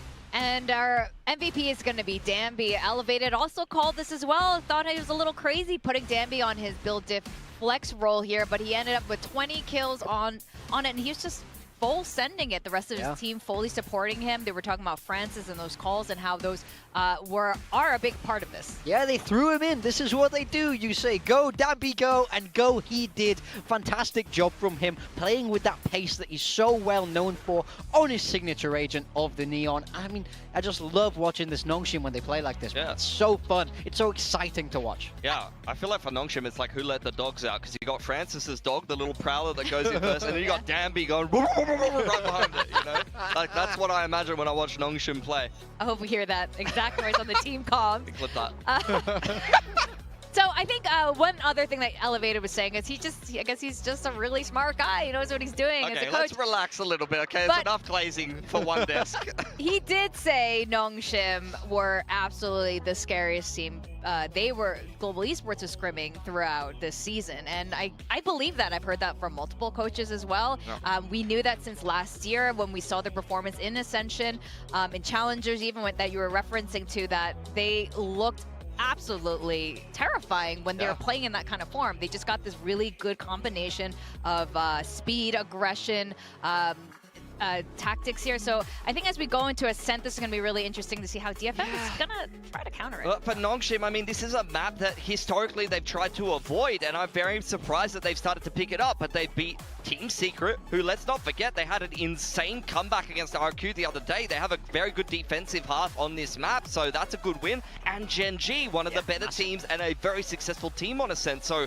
I think NONGSHIM have actually won me over with their Ascent, and we haven't seen DFM play it since they used to play that triple E in the Teo meta. Yeah, DFM is the massive question mark right now. What are they going to play on Ascent? How are you going to set up, May? But things have to turn around right now. They're one map away from pure elimination. There's no chance for them on championship points. They have to run the bracket if they want to make it to Tokyo, if they want to make it to Paris. But you cannot play like you did in that first map. Yeah, 100%. And also, like, I think it's going to be quite hard to read NONGSHIM, because if we remember the games we saw from NONGSHIM against GENG, they're starting out on defense first. Which side of the map are they going to crunch? Are they going to be that was their map pick as well, right? Are they just going to play standard? Are you going to be attacking into a Viper wall and a one-way orb on the top of B main while Danby's sliding out market? Like, this is a bloody nightmare. It is a bloody. I was waiting for a counter, like, well, maybe DFM could do this. And I'm like, I think NONGSHIM. No, they're cooked. I think that the only thing for DFM is they have been historically good on this map. That's another thing Elevator said. You should give them credit for their Ascent in the past. So I am curious what they're going to be picking into this. I want to see Mayo on the Jet for sure. That's going to be massive. But honestly, they have to counter this aggression, and they're playing it as standard and as simple as you can get. Old school, classic composition from DFM. You know why this kind of works? I do shoulders on the same day, man. On the KO, and then he played tricep. Well. These are a lot of the same role overlaps, but I actually always questioned Jinbung on the fade, and he had a bit of a shocker on the fade last map. Yeah. So I'm glad to see him on the Killjoy, and once again, we're going to see NONGSHIM play that same weird Neon Viper style that they like on this map, but it's been quite it's kind of like successful Skull lately, and it's but going to be hard to tackle for DFM. Okay, they haven't swapped their comp from last time, so DFM coaching stuff, where is the counter now? They surprised you on Lotus, they can't surprise you here. Dude, I do like, I don't do much shoulders, May man. on the Jet and Jinbung on the Killjoy, 100% I should do more. when they play these I need to do two shoulder. Maybe they can continue on here at Ascent. We're going to send it back to our casters, Achilles and Komodo. Honest Gaming Joy, I appreciate the 6 months, appreciate the time, thanks for that. Is what stands between Overhead tricep extension, yeah, that guy sounds right. I don't know the this names. Bracket sending DFM home, right, denying them an appearance potentially at Tokyo. Obviously, dude, I think that's my favorite one, though. I love that one. But giving them an early elimination here in the Stage 2 playoffs, as well as bailing out Boom. Yeah, if you want to talk about getting back dude, into I'm telling you, the Frenchies are making a return at the moment. NONGSHIM on defense, DFM on attack, 2-0 on the pistols for NONGSHIM. Back for them as well in this standard Agent Comp of 5 that we've known for time and time again, and it is just looking to be straight into B. Should have got a one-way. Held at bay from a bit of this util. Well, May up and over the top, able to go ahead and just get on top of RB there with that Frenzy in hand. Okay, look at that though. That looks nice. This looks nice. Dude, how does anyone's Frenzy do that? It's playing into alley, will finally be taken down here by Domby. I get it, because your Frenzy just did that, but surely you can't go for it again. Sending out the relay bolt, but all of DFM, the remaining 4 players, able to just safely tuck back around this corner. How does a Frenzy do that at that No, distance? That's what I was thinking. Like a classic. There's a triple dink, right? But able to do that in quite some time. Well, with that, DFM, they will find their first pistol of this series. Start things off very nicely. This time on NONGSHIM's map pick. Yeah, just got to see if they're going to be able to double down, though, really. We need to see just a convincing start here from them on this attacking side. Get the lion's share of the rounds that really. they possibly can before switching like things up. Because we're going to talk about a lot of shenanigans. I've definitely been frustrated at teams, though. A lot of questionable plays. You're going to have to be very coordinated in your space holding. But I pretty much just go, thank God that's not me, and then move on. Standard agent instead of thinking I need to help these guys out. It's the true meta for a reason, I guess one could argue. Well, that's a good amount of information off of 0 point. 3 players noted outside of A. As Recon goes in towards market, nothing going to be spotted there. Ivy could late fill the position. This is nice, but NONGSHIM are going to have quite a lot of people here. Stairs. They got no flash to fast, and checks coming through. May how come it fast top, swing out. Ivy able to find a little lick of damage, but can't find much more than that. I mean, Persia, however, one apiece. Francis does manage to get another. It's going to be decent damage dealt as Persia now has a Vandal in hand. Still sitting here on the site. Do they try to just pivot this? I mean, they have time, but they're widely going to be boxed in. And okay, they do well to avoid getting isolated. GEN with a 4K. Go ahead and get DFM that second round victory. That's expensive. 2 guns out of them. World in which they peak individually. Ash, thank you so much, dude. Appreciate the gift. Thank you for Guardians versus Vandal, if he's quick on it, but just a bit too much of an overcommitment on the swing. Would I do more prepared YouTube content? I want to at one point, yeah. Going into the bonus round, it may look to be okay for them. It's just so hard when the season's on. It's just so hard to find time. From the slapping they had over on the previous map. And that's normally where the most content is. With the rifles in hand for NONGSHIM, the wall going to be controlled over towards A with both of the smoking agents. Deep in the corner, fragment. Okay, making it look like a B hit. They got a smoke out in the open with the. Damn, bro! Look at this! Look at this strat. Wait, this was sick. Omen flash deep, shallow smoke, recon behind. At the end of it all, Persia trying to hold here. On Cat will be able to take down FOCUSME, finds that kill, gets the spot out onto Jet's head, but can't take it off quite just yet. Swings in, spots 2. Paranoia should be good. With RB there's the second layer. They are able to save them off for now.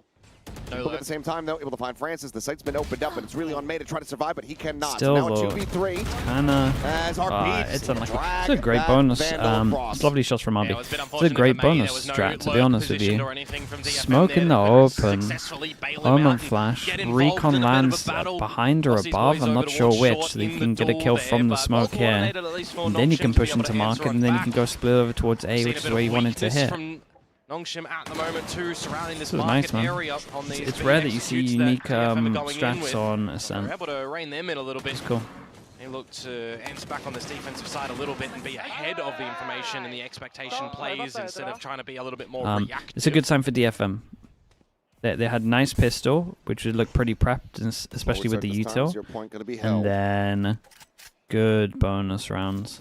Like this shows me that they were 100% sure that NONGSHIM were going to pick this. Try to push into that. In fact, you have that very disconnected turret just in case there is an aggressive push from the side of NONGSHIM. And that 0 point did hit RB. So when you see that kind of stuff, you're expecting pretty good set ult rounds as well normally. I would say. Maybe some kind of anti. RB trying to find him, but May able to get on top of him a little bit faster, react a little bit quicker, a little bit cleaner. Finds his second. Francis will fall. Persia's still trying to hold his own here on the side. Neon util to help him out. That was kind of sick. At the same time, as he tucks in down towards Hell, Spike on the floor. Ivy here at Heaven. It seems like they are worried about this potential rotation coming through. So switch going to be hit. Recon over the top. Ivy will clear that. He's playing the angle to try to watch for it. Spike planted. Ivy's going to reposition. Rotate over, at least break the door. Try to shake them up, but Judge now in hand from May. Swing in the court, finds a great timing as the nano gets tossed. Okay, big round for them. From May to keep DFM we got one pass and sorry, 2 people that can't buy next. They're gonna eco, right? It's the low buy. Can't force this really. Dude, this was lovely to watch from him though. Look at this whole round. They're running that in combination with an Astra instead. It's just a very different looking state for DFM in the early stages of stage 1 for that.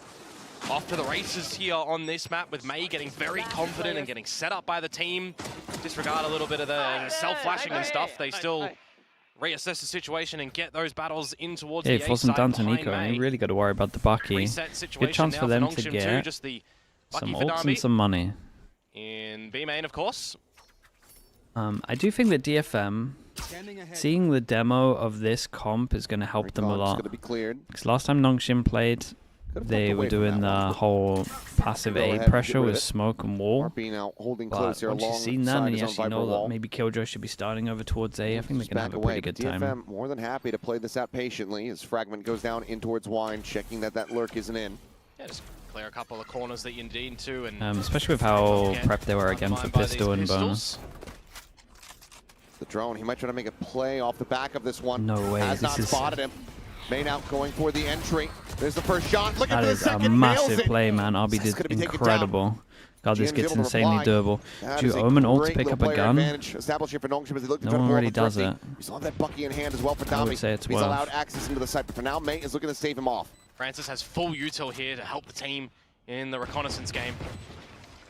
I feel like they need to be watching this heaven angle. Stop Dami from being able to slide forward, but they don't know that Bucky's in play quite just yet.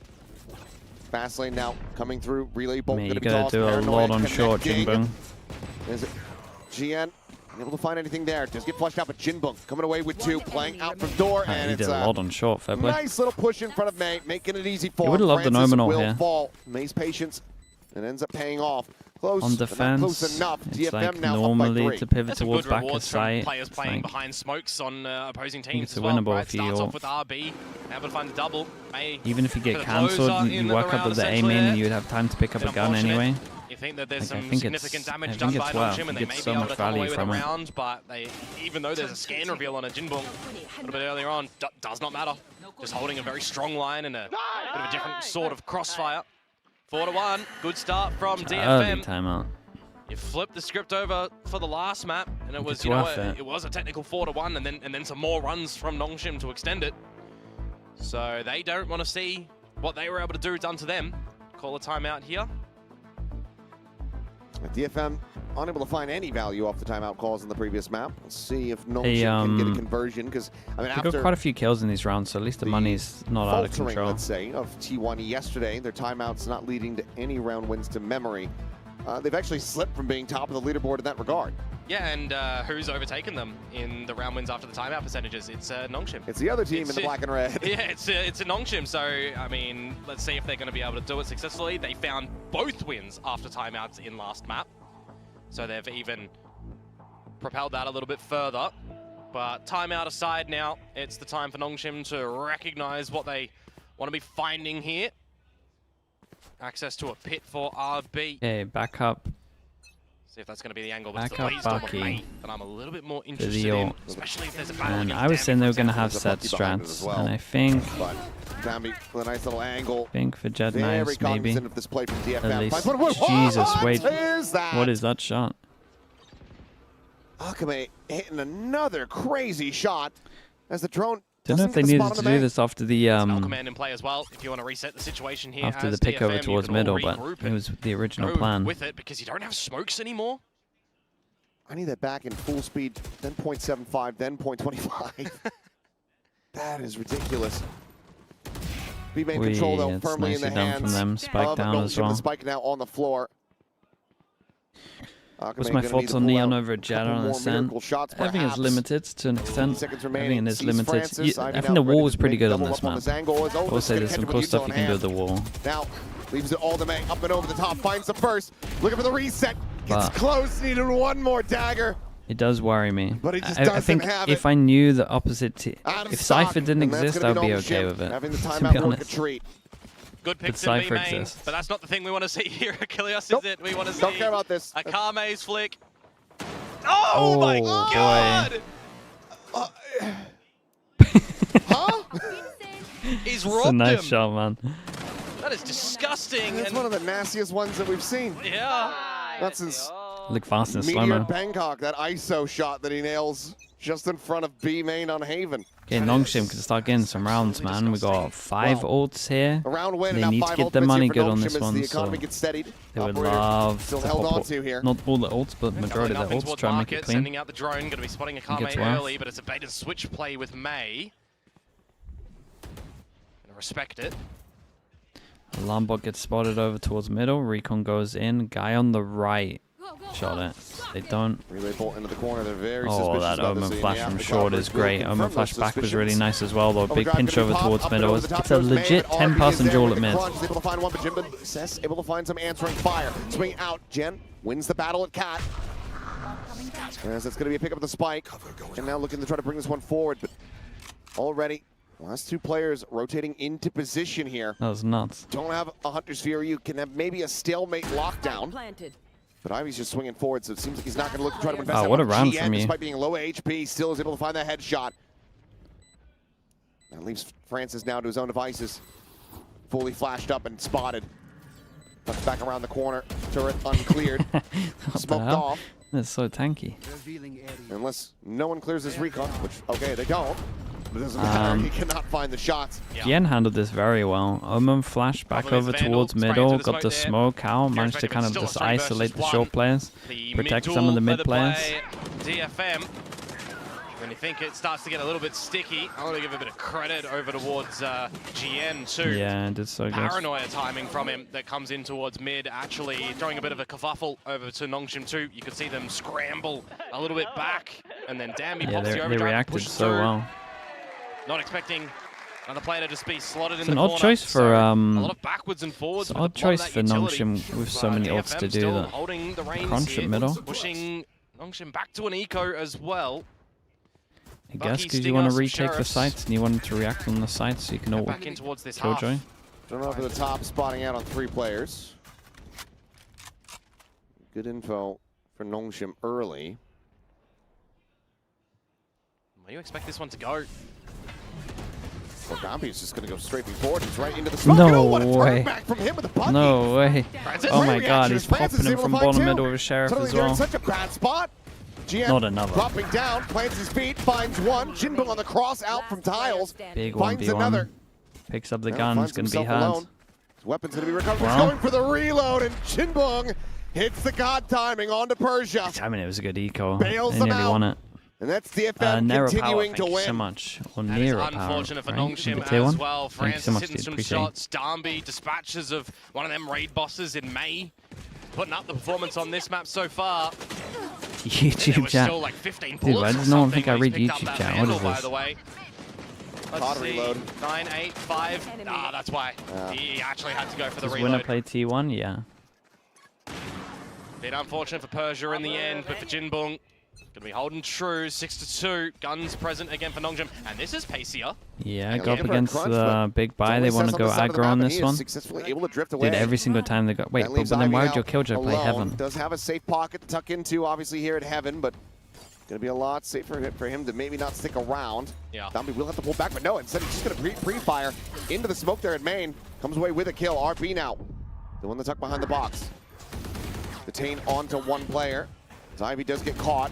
Domby trying to flush him out of the smoke. My goodness, it was a great stun. Is able to do so. GEN gets caught off guard by Francis. Yeah, I guess that's why. Delay into fast flood. I thought they were just going to play with Killjoy ult, but I guess the Sova ult was one of the reasons why they didn't want to rely on it. Just fast flood. Nice delay. It's been such an aggro defense from them over towards middle. They just keep fighting mid. 3 rounds in a row. A little bit more in check as well. You're not really coming away with a round, especially with the spike. Just okay, let's look at what YouTube's saying. Let's have a little look. Should be able to send out the drone. We got the spike and fly it back to. Does Sliggy read YouTube chat? We got YouTube chat and he rage baits. No wonder he hates us. To be fair, if Wingman could is somehow do that, is the first map worth watching? That's an okay one. I mean, he still played a little bit here and there, but I mean, we don't need to make any more suggestions for Wingman. Yeah, this is true. Sliggy will unfriend us. I missed him. See, that's what I get punished for focusing on YouTube chat. I missed what he said. The clock down. NONGSHIM not even really wanting to try to flush him out of his position. That's life's way of telling me to ignore him. They know how risky it is for themselves to lose these weapons as well. So need to try to build up that economy. Like you said, DFM do have plenty of cash to continue to get these buys going. And that is whether in the lockdown as well. The investment there from Jinbong, so it kind of sets up that if you can now remove Cess on that Sova with the Hunter's Fury, you can use your own lockdown for a potential. We got another banger from YouTube. If Sliggy was a Valorant gun, what would he be? Brilliant. In towards this half, for that.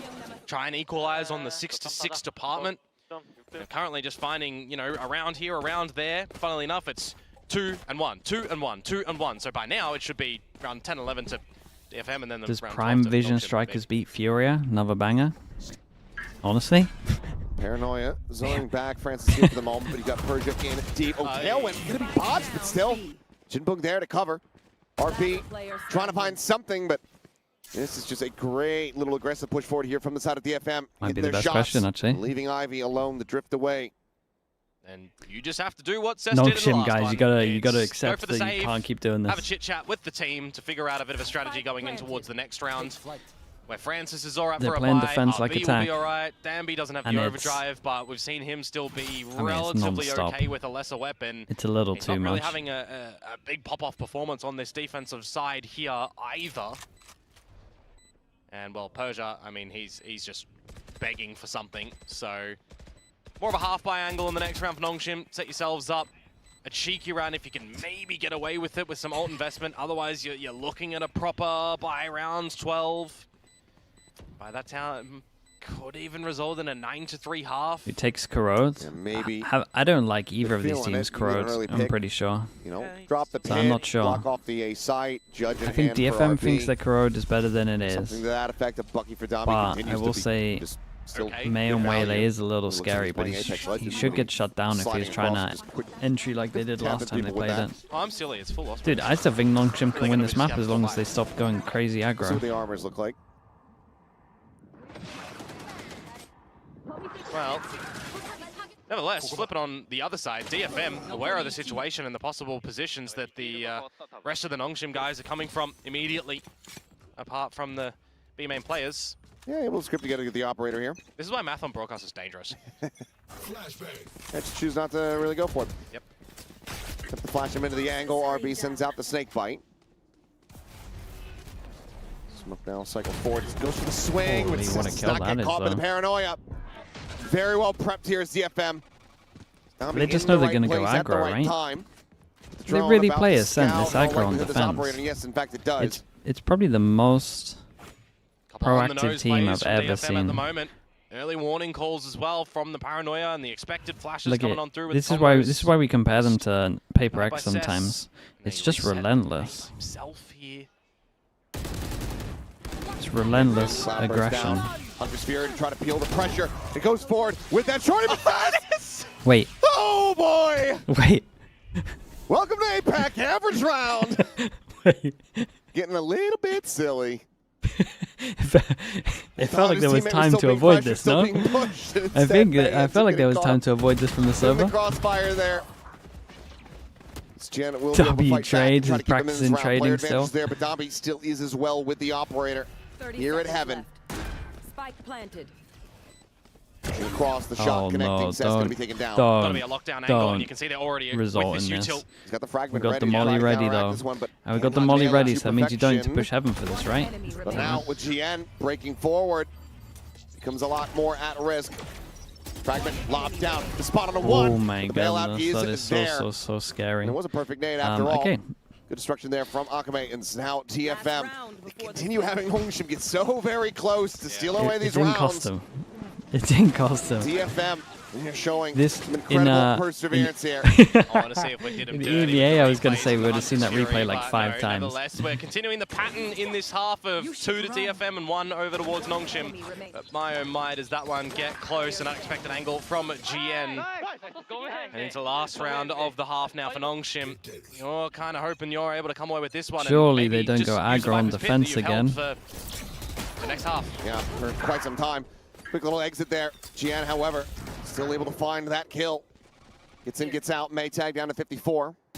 A Viper Killjoy Opening comp. kill for DFM. Not a lot of this utility. Viper Killjoy really played comp. with either, so you can No even just go flashes, for but you pretty have a full neon. Execute if you want to yourselves.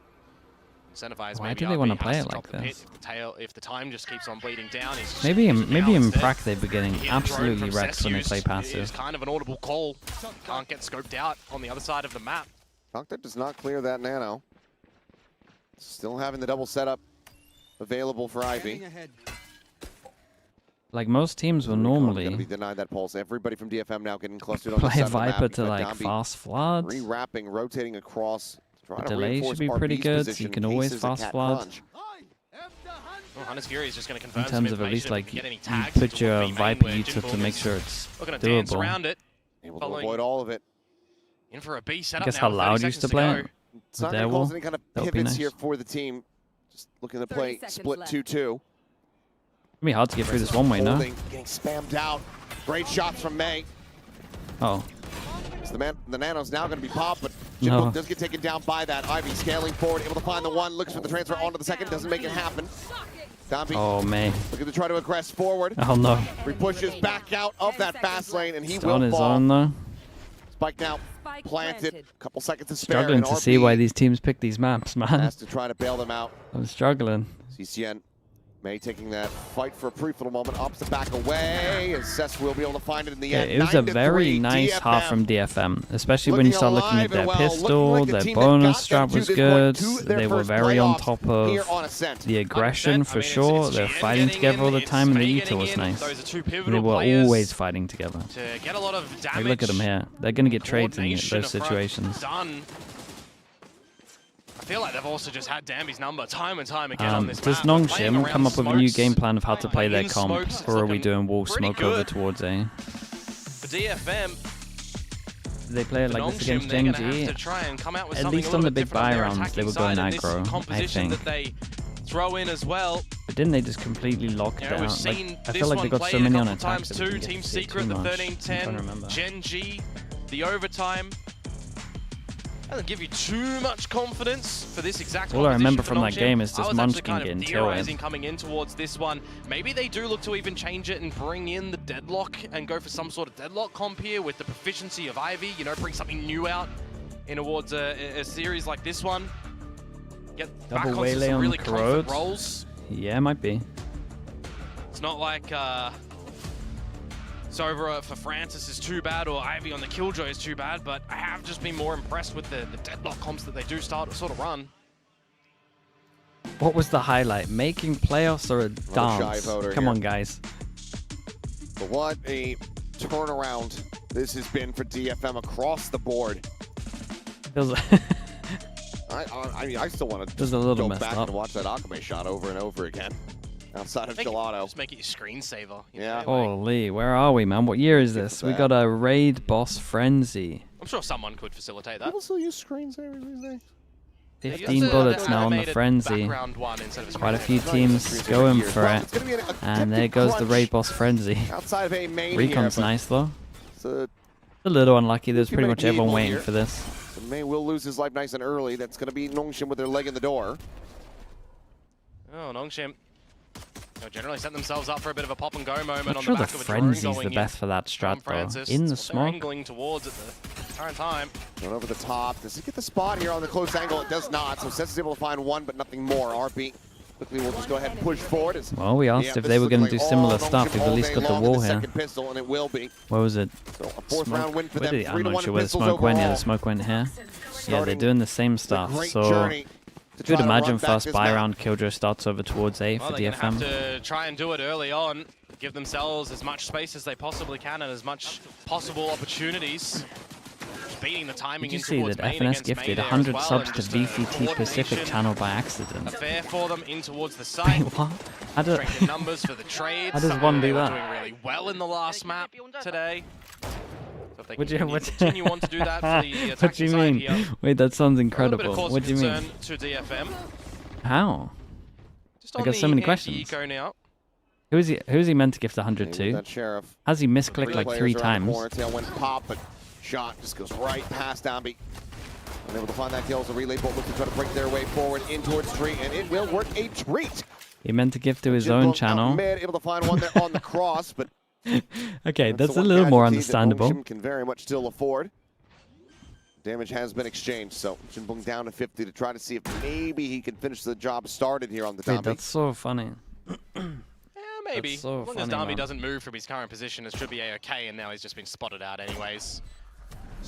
Paranoia even just to go ahead and try to guarantee this one, forces him out into the open where Francis can collect, and that's going to be a pretty big fast track towards that Hunter's Fury. Already incredible. 2 charges away, whereas Jinbong got a lot of distance before that lockdown rather is going to be available. It's definitely going to be a piece to get online for sure, but if that's red from DFM and it's something that they want to counter, I mean, it's the Agent set of 5 that we know, right? They could get that Paranoia and Dark combo ready, they could get a little bit of control into one of the extremities. Okay, big buy round chat. Here we go. Here we go. Killjoy starts over towards here. Did they play it? Did they play it a little different to what I thought? Okay, but they go super aggro on their defense. Got Vision Strikers esque. It wasn't really, it was a little different. And then we got the delay over towards here. They still get on site from NONGSHIM. 5v5, that's such a big duel. Dude's got alarm bot from behind. He's got double molly for the spike. Now they constantly have to be worried about that. For the push, but RB holding the door with the stinger in hand, able to find himself a second kill. I'm a little worried for DFM. I thought they were going to have a better plan than this for the A stuff. Flawless. NONGSHIM looking very much alive and well themselves here now on the attack as they get the bonus conversion. I thought it was going to be like love the position of Ivy alarm bot or legit just like alarm bot on the left, turret on top right, so you get info either way. And then as well, double the molly, second layer of NONGSHIM delay. taking the Raptors control. RB gets overlooked by Jinbong. Thought he'd actually properly spotted it out on the shoulder peek towards the switch. A couple of problem positions on DFM and capitalizations Dude, on NONGSHIM. If they don't have the answer, oh god, now they want to fight A. Okay, but it is low buy.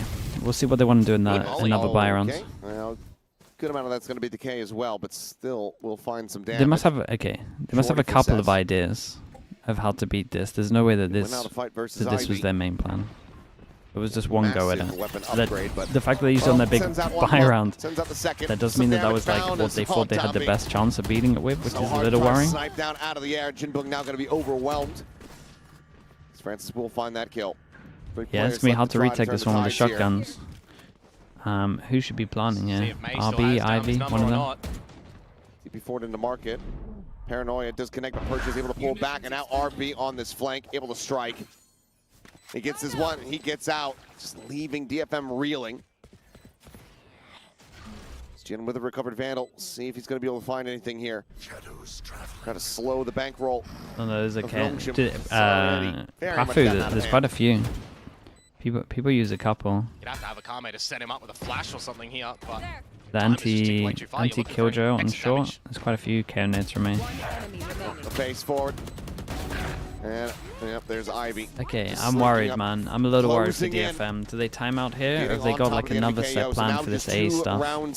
So again, the A stuff is literally just wall and smoke, so you can creep out either side. It creates passive pressure. In theory, you gotta have two over towards it, and they can get back a side. Which then means the short tweak, that means the mid tweak. Like it's nice. But you have a killjoy. No, so trust in the players and the decision making is still going to look okay. Or you fight A main, but it's hard to fight A main because this wall gets perma put up and they can be either side. Okay, they go for the fight over towards A. They go for the op. Surely the op just never gets a chance to work. Smoke goes down, wall goes down. Yeah, they palm a 3-person over towards A, which then means that these are weak. Come through, so it's going to be a lot more pressure on this side of the map.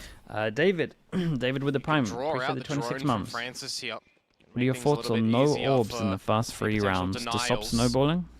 For Francis as well, if he's able to spot out, perhaps where the operator is or where it's not, if they know it's in play. Okay, I don't think. Good. Just using the drone now. I think there's better ways of doing it. See that nobody is close. Remove the turret. Standard protocol things. Doesn't get a dart hit, so I'm just fearing not going to be called out quite just yet. Still has a bit of leeway with the lockdown out available where he could invest that pretty safely. Whoa. Paranoia. Set Omen flash over towards short. Somebody in mid, but there's no one there. Yeah. Just going to be a just wanted to get information at the 50-second mark to see if they were splitting, but because of the passive pressure over towards A, they still can't rotate towards middle. I will say the one thing for DFM that's working great at the moment is that alarm bot in middle. That alarm bot in middle is like really nice for them at the moment. He tries to push up as there's the Hunter's Fury, the drop down. Oh boy. How's he manage that? Completely turned around. And given that you have the op, given that you are very much outnumbered, these 3 remaining players from DFM are going to have to just go for a save. NONGSHIM are going to be one round away from tying this up. We got to have a better plan, surely. At the moment, right? DFM not getting information, not getting proactive in this round. When you've got a Sova, when you've got a KO, these players have refreshable information gaining abilities, right? The 0 point still does confirm get burned out from watching VALORANT? No, not really. It's fun, man. I like the game. Proactive enough to figure out where the end game was for NONGSHIM. As you mentioned, you had a little bit of that paranoia play towards short, but there was nothing that they're finding on the back of it. I'm surprised there was no early rotation calls. Kame needing to hold this weapon. It took me a while to get burned out from watching CS, man. Like maybe so RB, he's more than happy to give his life for the cause. He's going to be like cash regardless. 20,000 hours. IVB, so maybe a bit more. May as well send him out. See and CS is pretty repetitive in comparison to this game. Picked up that lockdown, so yes, there's an we'll investment of fine. Hunter's Fury going into this round, but even then, the next ultimate that they can cycle through is still technically a little bit unanswerable unless Akame has another fragment lineup and Cess has some shock darts potentially. You know, we've seen their proficiency on it on the other side already, but these are the key components for NONGSHIM on this little 9-3 superstitious curse. They are, well, on a way.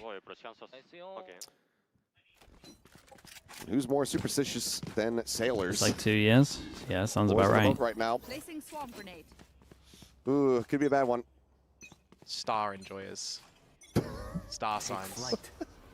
We don't need to get into star signs. Dude, they go aggro, man. They go All right, aggro. well, looking for a crunch here, but that's going to be a good amount of information gained for DFM. There is nothing. Retake over towards B, but it's up against a Killjoy. They haven't really got anything to help their retake here. Smoke in middle to just make sure. Molly, so they can't get spammed. Wall goes in as well. Just in case there's a recon. Speaking of recons, man, that's a lot of tanks. Around the back, and May flushed out of market immediately. Paranoia across. Viper, oh, and it covers. Ah, dude, guys, you gotta save. And now with a pit, you guys have to save. The judge can stay around. Yeah, it's the extended pit as well. You just cannot contend with getting in towards this one, especially when Cess didn't have a drone. Now dude, it's just such a getting that devastating game for them to lose. They're not putting the Killjoy on A. They're going aggro. Gotta call it. Yeah, swap of the weapon, but it's got to be a 4-player save. There's just nothing else to be done here. It's a tough pill to swallow. But one the DFM have to choke down is NONGSHIM. They're going to tie things up at 9-9. 6 consecutive rounds here in the half, starting from that pistol. DFM have just not been able to find any purchase whatsoever with this defense. We've got 2 extremes just on this little hunt that we see NONGSHIM going to their spawn. DFM's attack looking great. You know, the defenses of NONGSHIM, they haven't even like tried to punish it too much. Controller comp as well, right? Like, with there's the so much stuff you could do. You could do an alarm bot in front of the wall into a punish once you know they're close. Flip it on over. And this is NONGSHIM KO, knowing what to do on the attacking side and really no answer for a DFM in a composition that they haven't deployed just yet here. You know, last time, as I highlighted a little bit earlier, it was Teo meta, it's an Astra, it's a very different look. You're only playing on the back of some scrim results and some planning Does going Viper into make this a series on a map attack-sided? By all means, on this Dude, defensive it should be good on side, defense as well. I'm not even sure it should make it attack-sided. This stuff is hard. This stuff is hard that they're doing. This is a pretty good setup from them. This is probably what I wanted to see. Alarm bot in front, turret on the right. Sure. This will do. This is their best round so far from DFM. There's the entry attempt now coming through. That's fine though. You can just delay so heavy and just flood sight. They repositions to heaven. Killjoy, get on sight. Popped, goes for a flick and would have been a monster. Where's the smoke main? Again, smoke main. Still 5 players strong. No, they needed to flood. Oh no. I'm so worried for them, dude. Their way back into this. They don't have the null command. They don't have it from the shadows. Jinbuk still 3 charges away from having a lockdown. The tools just realistically aren't there for DFM. It's going to have to come up the back of some good shots, just like that one. Finds the first. RB within the poison orb, slides back over into his main. Francis going to hold the door. Quick tap, May going to be taken down. Jinbuk now lost as well. RB striking, finds GN. It's Dambi. Drops down off the top of heaven and says he catches a glimpse, but he cannot catch the shot. Dambi is the fish that maybe got away as he continues to poke and prod at this player. Says he loses his leg, he loses his op, and DFM lose the round and the lead. Money. This is the moment in time for NONGSHIM that they know they've got this series in their hands, you would assume. So many rounds in a row on this attacking side, and finally, I was almost going to beg in this position from DFM. Where are your timeouts? You've got 2. You need to talk. No, they really need to. Lost. And they've used 3. They've used 3 methods to try and stop over towards A. And all 3's failed. We're seeing great cycling from NONGSHIM currently on this and it feels like they've had like multiple ideas of how to deal with it. But I would say that they're not fully fleshed out at all. No, they haven't really thought about them too heavy. They've just come up with loads of ideas instead of like one good idea. Just pushed off angles by utility. They've just been dumping everything at that operator. Alarm bot close, trap play. And the scenes that we were witnessing probably what's coming in from that attacking side, they've very much been inverted. Maybe both teams just suck at defending on this map. I don't know. They wouldn't be the only ones. True, but it's still bizarre to see this complete tonal shift. Yeah. The op, you could put the op on short. It should be tides. anywhere but A. The op on B main would be really Yeah, strong. maybe I do want paper thin.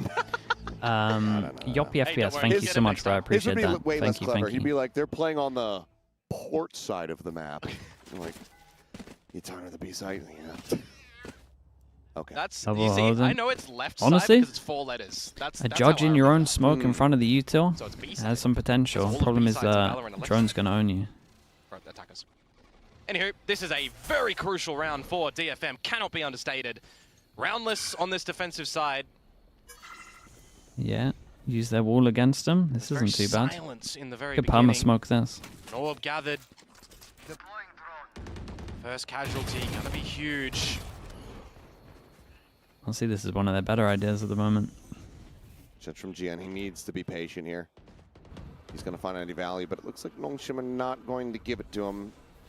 Solid suspicions.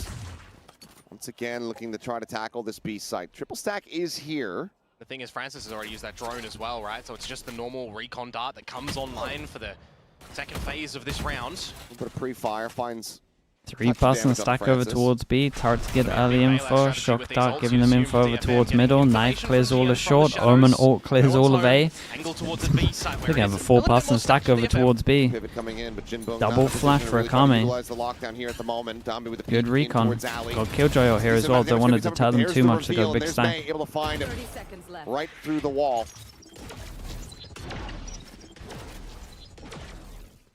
20 seconds. Oh, Jinbong. Okay, I'm going to have to see that one back as Francis Ivy both going to fall. Spike Seth's down. able to find B. Persia as well, and that leaves RB alone in a 1v4. Weapons not collected, but Dude, when in fail, bring out matter a at all. judge. Time is just not going to be Bring there out for a him. judge to ante. See if he can get a little bit more Big damage fan of dealt, that. but it's completely surrounded. Big fan of Akame that. able to just go ahead and pull back around the Judge corner, in and front. RB will eventually fall. Mate. Clean final shot there from May as DFM. Get an upgrade. They tie it up Throw at it 10 to 10, someone the else. timeout. Buy that We're waiting judge for it for again. the longest time, they finally call it. Autumn, Does thank you it so give much for them the their tier 1. first Appreciate the round win in 22 this months. half? Yeah, there was dude, not a lot of I think he threw the direct gun and picked up the judge. Unfortunately for NONGSHIM in this round, right? They're not getting too far forward over at A, over at short to really reveal any positions of the DFM guys. And by the time ticking down and down, you're trying to bully your way into the B site where there's just all that utility still available for DFM. You'd assume that they'd be pretty comfortable at that time with their Sova util Instant and reply their from NONGSHIM. Killjoy util just Oh boy. available. So getting that round, kind of an easy checkbox, I feel like, for DFM with the way that that one does eventuate. And NONGSHIM probably recognizing that as well You would imagine. for their own timeout. You would imagine. By the way, I just want to He's- highlight that Omen cosplay is absolutely phenomenal. Yeah, it's kinda like sick. we've seen crazy Sure, he's ones. just with gonna the make KO sure that that's they been actually, like, around in Pacific clear as well. aiming. Yeah. Like, I tip my Make sure approval that they've hat. cleared That is over insane. towards wine so like, that their passive pressure cosplay is actually teams for here sure in Korea. 100% And a passive lot of them have pressure. been around It's for a the- great for the timeout longest from time. NONGSHIM here. Coaches probably noted how many were over Just towards have a the site. They bunch at least in saw the Overwatch, KO on the I forget the rotate. name They of at the least saw group, 3. But They might would have seen show up 4. to, everything, and So sometimes the teams how would would be they like, have hey, we're 4 doing when we a have special passive event, we wanna pressure hire you over to come towards out A? and do Our this kind of passive stuff. pressure So did it's nothing, really basically neat. is The what that cosplay community means. here in Korea So is, I'd you say, would understated, imagine but still strong. is they're all There you go. stacked Well, over towards B. Speaking of that showing up, NONGSHIM They have would done that wanna on the push attacking this side. That's We what we all- need to see for and make DFM sure now. that this We is all have 100% money, but we're passive not pressure. buying full armor. Yeah, against the Or to Vandals, save the that smoke is the and do more something tendency completely instead of different. Phantoms. It's What are we a, going for? Head scratch up, but I say we. I'm not the captain of the boat. He's abandoned it. it's under maintenance. Well, it's Just sight hit and save the Viper stuff for after here if they plan. can close out this map. It's just They gonna have keep ults happening. to make sure Just they put a get little on liquid paint site. on it, and then we can, Get a KO ult to cancel this ult. You hear Zombie starting to bound towards you. That's going to be a big threat. May swinging, able to find one. Does get spotted though, and RB is able to quickly collect the kill there on the back end. KO So it's ult going to be able to cancelled find the one before neon getting ult. traded Big out. So Jules. in the end, it's going to be a Gotta get one back 3v3. aside. He's got a double flash to help him. Spike Can't get the is still flash down out because they inside can of push B and lobby. spawn. They can't do anything because Akame with the null command at the moment. It did remove the overdrive, but it's already kind of found its space and damage. They did also remove this Hunter's Fury though, so that if they can recover this, get rid of Jinbong, they're going to be in a very good spot. Killjoy ult here? Clamp Not down really, this time. I man. mean, the They lockdown's also over-rotated. removed. You do a Killjoy ult here and they Right, just up go on the like right this, side. He you can kind of get no lost. assistive All of this is a info from question his mark. teammates. 2 flashes still available from Akame. Maybe try to play him in, but they need to start doing that right now. Because here comes Zombie. Playing on the corner, swinging around the side, and there's the shorty to strike. Jan similarly does get taken down. Francis here. It was lovely from NONGSHIM to cut sound. Oh. Yeah, able to survive that one. Oh, dearie me. Boy. Yes. What do we hear from Elevator a little bit earlier on? Loves Should have been a KOs, little loves bit better good in the KO three. players. Not when they're coming Didn't out with see flashes any like that, flashes to help over towards site, but I guess Akame, just because he was that worried. is a bit of a roughie, They but cut by sound, then, so there's you know, pressure in the over 3 towards versus middle. 3 and the reset The that Omen comes can out from help him NONGSHIM out. too, they're finding a kill towards Spawn, a kill towards Backboat that was kind of a pivotal one for me. I in that moment would have loved to see double TP'd flash in drive instead lobs of over to the watching side Spawn while to try he and get Jinboo flashes. activated, right? Kind of standard things when you got a KO over at the side spawn. The 3v3. Just Omen should wasn't there. hold flashes over sight while he's 11-10, holding NONGSHIM. for this guy They to can smell can't really help this guy a out. victory here. The TP's so DFM, bold. is it going to be blood in the water or not? The operator and the space in B main. Ivy going to be seen there at the very last second. May just now getting onto that line though. Should have Judge. I mean, he can still hold. You would trade it no matter what. Slow, Close in. silent retreat here from Ivy. Oh, they can actually What's he gonna do? Like with a Judge here? deep towards Spawn. Ooh, spots one. He's just a hair off being able to Especially when find his the mate's shots not on the holding that. Francis. And that would have been a great reprieve. Okay, this is a big round though. Nice little gift wrapped up with a bow for DFM, but Speaking of Judge, he gets the Judge, do but not he's get getting into a the little edge. bit. Now forward here into the smoke with the Getting a judgment. little bit aggro over RB towards A. is very much sensing this play. Gotta get out of Dodge's May a little bit there. But the Cloudburst tells him that That's where the op is. Yep, op's right there.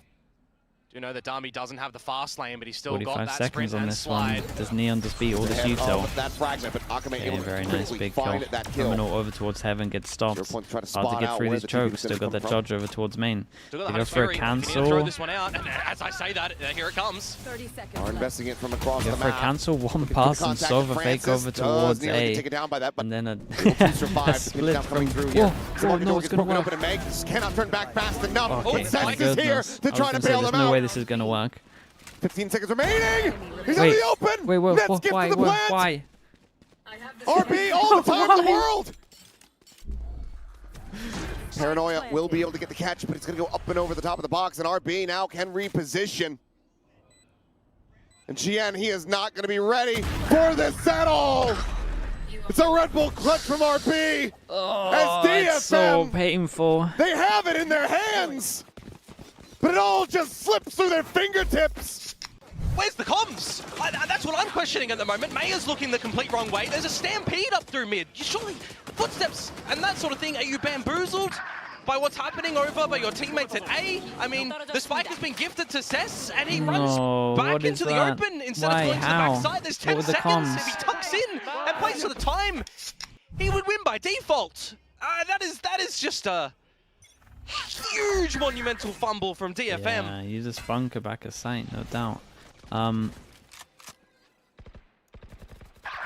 they even try to Two persevere chances from here? and they lost the first pick. Around like Oh that. god, it's such a big loss fumble from them. 9-3. in Wait, that was the first fashion, half? and now 9-3 or Akame 8-4? I dead can't even off the remember. rip. It was Hey, it's just 9-3, gonna be right? Shot out of the sky. Jinbung will be able to find one, but Dami finds GN. This A site is now open, prime Bro. for the taking. RB, I want RB on the plant. He would have got the pit. I mean, he's got it anyway. He was wanting to grab the orb. I'm feeling perfectly cozy. They even have the Hunter's Fury. Francis in a disconnected position, but there you go. Yeah, the pit will be in play. They are looking to make this Man, they had a whole virtually demo to work out how to impossible play against situation this, for and they DFM to try to clutch their couldn't way work out it of. out until the timeout. They had to time out on Recon the at fly, the work ready. it out. 2 shock darts, the That's so Hunter's rough. Fury, a fast lane. After a demo. This would be a Herculean effort from DFM to try to keep it going. Jinbung going to be spotted here on the drop down. They're able to double face in towards Hell. Persia dead. Ooh. Jinbung finding another bit of time. Time's It's starting to get away insanely from low. them. The push forward, the Hunter's Fury, the layers are Okay, now man. I mean, coming obviously, to insanely fruition. well done from And for NONGSHIM. It's just a NONGSHIM, little bit devastating for they will DFM stick considering how around close here it was. in the Stage 2 playoffs. Felt like They we were going send third map DFM here, but home, not to denying be. them a hope of advancing forward, denying them a hope of a pair. Best ever placement, best performances that we've seen out of this organization. We saw the glimpses of it that first attacker side here on Ascent. That's what we wanted to be seeing the whole way the throughout, boat, but it feels like the boat didn't last an long. earlier timeout call, a slight change of play in any one of these rounds. We could have been looking at that corrode. We could have been looking at a very different outcome. So commiserations to DFM. Yeah, this is a gutting one because this was like theory as well. To continue to see They the growth lost of these because of Japanese theory. teams. That's bad. But for NONGSHIM, they stick Even around the in this coaches tournament. will They feel still have pretty a chance responsible to for go to this Tokyo. one. They still have a I reckon they chance take, to go to Champions Paris. They've also done when the it's ultimate theory, it's like solid to Coach their Ascension IDL kind of brothers and stuff boom, takes the blame. locking in that spot over at The Bangkok only later reason this they year. lost this one. Sigh of relief for them, but job's not done for NONGSHIM. It's like a T1 around the this wasn't corner. a great game plan on defense. Black and red versus black and red. We'll see who's going to be able to come out on top of that one.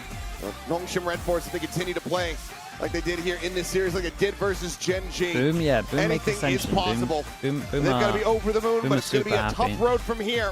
Let's see if they're going to be able to persevere. But for now, let's go ahead and hear some good, People happy that are thoughts from trying them to as we work send it down out the Gen League. why. Congratulations, NONGSHIM, on It's top 8, win, right? And So hello, it's RB. There you go. I'm gonna have you over here. it's this 네, 농심의 RB top 8 in 선수 terms of 만나보도록 points. 하겠습니다. 승리 축하드립니다. top 8 in playoffs or top 8 in points. They make Ascension. GG's The only way RB. it's gonna now, with this fail win, is if NONGSHIM's playoffs DFM went run for a crazy run. continues. Now, first of all, can you evaluate the match for us tonight? 이렇게 승리를 거두면서 플레이오프 여정을 계속하게 될 수 있게 됐는데요. 일단 오늘 경기 총평이나 소감부터 들어보고 싶네요. 아무래도 DFM이 그렇게 이제 약팀도 아니고 중간팀도 아니고 저희 입장에서는 강팀이다 보니까 저희도 이제 힘든 게임이라고 생각을 할 줄 알았는데 오늘 좀 무난하게 2대0으로 쉽게 끝날 수 있게 돼서 정말 기분이 좋습니다. Well, in our perspective, DFM wasn't an easy team. We thought they were very strong, so we thought maybe today will be very difficult and tough. Dude, but look at to be RB. able to get this 2-0 win without major difficulties, I am extremely happy with how we performed today. Now, RB, it seems like NONGSHIM have figured out the perfect way to balance its own style and also your experience and your discipline, and that is what got NONGSHIM kicking it into the high gear. So what can you tell us about the team's growth, and how do you feel about this version of NONGSHIM that's been becoming stronger and stronger? 농심이 최근 들어서 이제 원래의 스타일을 최대한 살려내면서 여기에 알비 선수의 노련함과 그리고 절제력까지 어떻게 하면 밸런스를 잘 잡을 수 있을지를 완벽하게 깨달은 것 같다라는 평가가 많이 나와요. 그것 때문에 계속해서 성장하고 더 좋아지는 모습을 보여주고 있는 것 같은데, 알비 선수가 스스로 좀 경기를 하면서 팀이 확실히 많이 성장했구나라고 체감되는 부분이나 아니면 팀의 성장에 대해서 해주고 싶은 얘기가 있는지 한번 들어보고 싶네요. 제가 들어오고 나서 이제 저에 대한 경험을 이제 선수들한테 많은 걸 이제 알려주고 이제 알려준 걸 토대로 이제 저희가 좀 연습 시간이 좀만 더 있었다면 저희가 좀 더 높은 상위권으로 갈 수 있었는데 시간이 부족해가지고 좀 이렇게 패자조에 많은 게 좀 아쉽다고 생각합니다. Well, as soon as I joined NONGSHIM, I tried to utilize my experience as much, try to teach the players as much as I can. Given the time that we had, if we had a little bit longer to probably work on ourselves, I think we would be placing higher at this point. But it's just a bummer that we didn't have enough time. And I'm still a little bit bitter about having to go through this lower bracket run, but definitely we've been growing a lot. Now, as you mentioned, lower bracket run, you guys have to keep fighting for your chances for Japan and also for champions, which means, you know, you get to survive. You get to protect your slot in the Pacific as well. So what is your mindset for the rest of the season? 말씀해 주신 것처럼 이제 패자조에서 계속해서 승리를 해야 하고 또 챔피언스에 진출도 해야 하고요.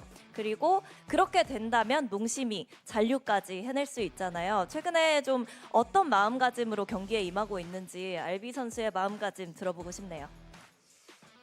일단 저는 이제 Were the problems with DFM today? I mean, they got owned on Lotus. 일단 제 마음은 그렇게 their retakes weren't great. 흔들리지 말고 이제 And 그냥 then 쭉 게임만 하면 just 천천히 a 풀릴 수 bad 있다고 game plan 생각하는데 on 일단 저보다 defense, man. 이제 어센션을 They 해서 didn't know how to 헤쳐나온 counter 팀원들이 the 더 Viper stuff. 부담감을 가지지 않나 싶기도 하고 그래서 다른 They came up with 선수들이 loads of 좀만 더 ideas, 마음 but the 굳건히 ideas 잡고 weren't 그냥 좀 더 게임에 fully thought 집중만 out.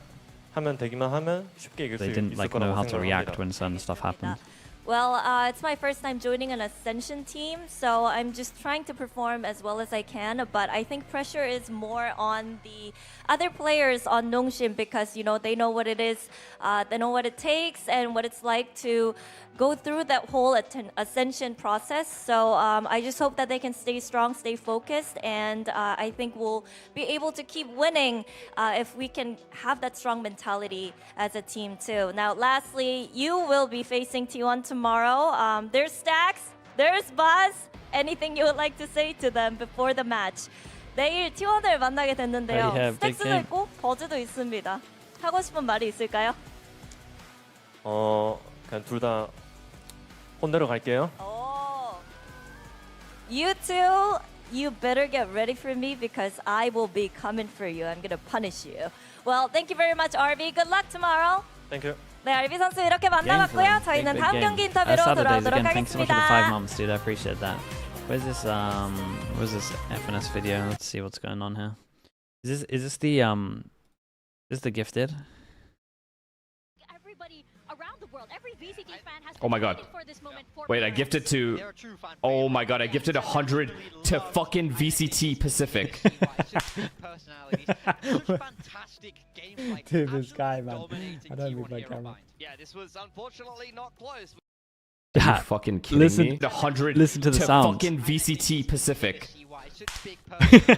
Such fantastic gameplay. Absolutely dominating. Bro, that echoes, man. That was loud. This was unfortunately not close. Are you fucking kidding me? 100, bro. That's a lot. I mean, I meant to do that. Totally. Definitely meant to do that. That's so sick. So annoying. Oh my god, how do I make this fucking mistake? It's because I have no sleep. That's sick. That's funny, bro. My goodness. For DFM, Dude, that's a rough mistake to make, man. Into the lower bracket, they had In no Pacific, room must have been loving it. Yeah, I think that's exactly it. Starting in that lower bracket is so tough. And, you know, like we say, having that opportunity to watch your opponents play isn't always the blessing that it seems to be. Not a chance, dude. We saw NONGSHIM get their nerves out the way. They got their jitters out the way against Talon. I wouldn't they even didn't know look how to good do it there, but normally. then they were ready to go in this game. DFM just ultimately not really ready, ready to hit the ground running here. Top gifter FNS. Yeah, Oh yeah, dude, no one gifts to the not, main channels, still, man. they He's hit gonna be the playoffs. top gifter That's for like the month. A huge milestone. Huge you know? improvement. I mean, there's a lot of promise for the future here for Japanese Valorant. FNS, I he's can't a wait funny to guy, see man. what some He's of really these teams funny, cook dude. up next year. Had a couple of good wins towards the end of the group stage for Zeta. DFM, first time they've ever made playoffs, so I think now our eyes when he's trying to be and when he doesn't naturally mean kind to of be shift as well. to Ascension #1 because you'll see some more up-and-coming Japanese okay, chat. teams and players. I will be Probably back in a little bit, Lord will right? make it there, We but got we'll a see chat. who Big actually ends up game. making Big, it. But number two, big Boomer in Ascension, game baby. coming up So because let me get it up. Let's unfortunately build it up a have little made bit their lives because potentially where are harder we? in the future by winning this game, but Chat. I'm sure they're going to feel good about it RRQ, nonetheless. An excellent Gen series G, from NONGSHIM today. And you can, playing the each scoreboard other. says it all. A very Lower well-rounded bracket, performance loser goes from out. everyone on What does both this maps. mean? Nobody I'll show was you what it really means. left What the lacking hell are from the points? NONGSHIM today at all. Yeah, I mean, RB, especially in this map 2, really stepped up. He was a little bit Look at slower the to points. start in that first map. RRQ, really nice to see him fully flag gone here if they on lose the this. Viper. Gen Big credit G, to him, but across the board, honestly, NONGSHIM was very probably active fully today, so gone if they Danby lose doing this as Danby well things. because And then, of course, on the Paperx side of DFM, are gonna I go, mean, Jinbum tried his and best. if 17 Talon was and decent, Talon but have 2 not enough chances at the to end. qualify, You called it if as well, Talon Vic. You were saying, like, win May one and of their Jinbum games, looked very Gen good on G are these done. agents. GN, They shout out making to it. GN. Honestly, And if they in lose to kickoff, I RRQ, thought RRQ GN is was another chance of mad beating them as well. So it's not overrated. just I the really Talon. thought It's not just people were Talon like, that can this guy's beat got them. crazy aim. I really only saw a couple of good maps. It In is stage 2, wild GN at is the flawless. moment. He's Gen actually G, been big chance a of very, them very not going solid champs. controller player for Same with DFM. RRQ. Whoever loses Absolutely this, here. And you know whose fault this it's actually really rough, is? man. Is, It's really rough. Paper Gotta Thin. win this one. Yeah, exactly. Big game. If he was Big here, game. this might be different. We would at least get a corrode, you know? Pacific is And, 2 stacked. Danby, Way I too think stacked. for Gen our G doesn't MVP make for champs. NONGSHIM, you were saying Way all too the, stacked, man. all the players were performing. That's a mad region, very dude. well. But, I mean, it's going to be Danby. Yeah, Danby, he fulfilled his role. They'd be one of my favorites to win right now with what I've seen. That's why it's crazy. I think, to be honest, people got swept up in a lot of the hype and got carried away a little bit. Because, like, for me, I totally saw the buff of NONGSHIM having that initial match against Talon and looking very, very good on out Corona. for sure if they lose, like because they T1 will stay ahead of points run. and DRX RRQ because it's done off where they come in the playoffs. For me. They've Yeah, really that's only insane, had one isn't bad it? map in the last couple of series. I think they're a little bit underrated That's right now, insane. to be honest. Yeah, I can see that for sure. I mean, they will be moving. But doesn't Talon have to win the here game? to play against T1 Okay, next? I'll let you That's guys not work going it to be out. an easy Someone game will work it out. either. I'll be right We back. know how sharp this T1 team can be when they're in form. But yeah, the gauntlet run begins Talon doesn't here even for have to NONGSHIM, win, and unfortunately really. never gets off the ground for DFM. This lower bracket is crazy. It was sort of like stage 1 was Talon would similar, get right? It fouled just looked automatically. absolutely Yeah, terrifying. but But this I mean, they're ahead in this points. is such a hard call, and we're still so early That on. doesn't matter. Talon in and Miles the lowers behind in right now, points. but I have Wait, no, they're idea. not. But we have another match coming up, so we're going to find out if it's going to be all Korean what? teams in the lower Oh, bracket. but the points have already been added here. And 11 times! The points have These already two been teams added. have played each other. It's crazy. It's fated to be this way. Yeah, no, you Help me out, don't. help me out. Give me another one. There we go, 11 times. Got 11 Yeah, times. Talon these needs teams top have two. faced off, and yeah, it's Gen gonna G be are kind of fine. All right, so chat. this is going to happen right after the Gen break G on again, 100% are if they lose commiserations this. to Paper Thin. They need Just not Talon here to sell fail. ship. Take a rest, old man. Yeah, take a rest, okay. We're going to go on a quick break. When we come back, we're going to dive straight into that match too. Dude, it all comes down to Talon. That's so crazy. Okay. This guy, Prodigy, you said they were 100% out. They wouldn't be.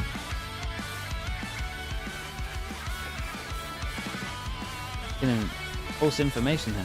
Unless I misread, which is very likely.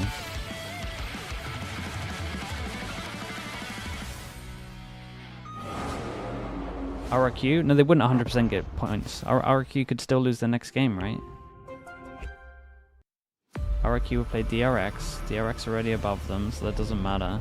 T1 could lose, and NONGSHIM. Dude, they can still go in. If NONGSHIM win, NONGSHIM beat T1, and Talon...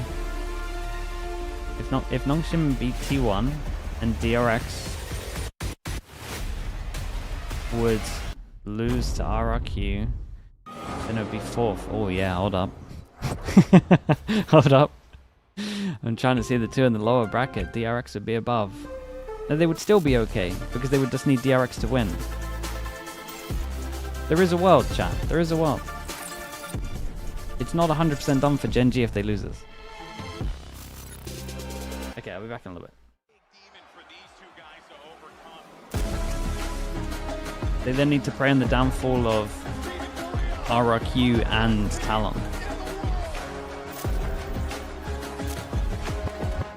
Okay, I'll be back in a little bit.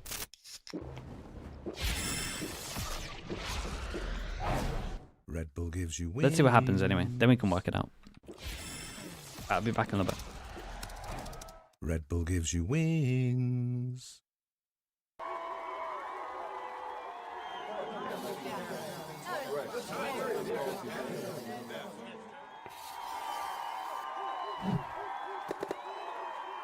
Red Bull gives you wings.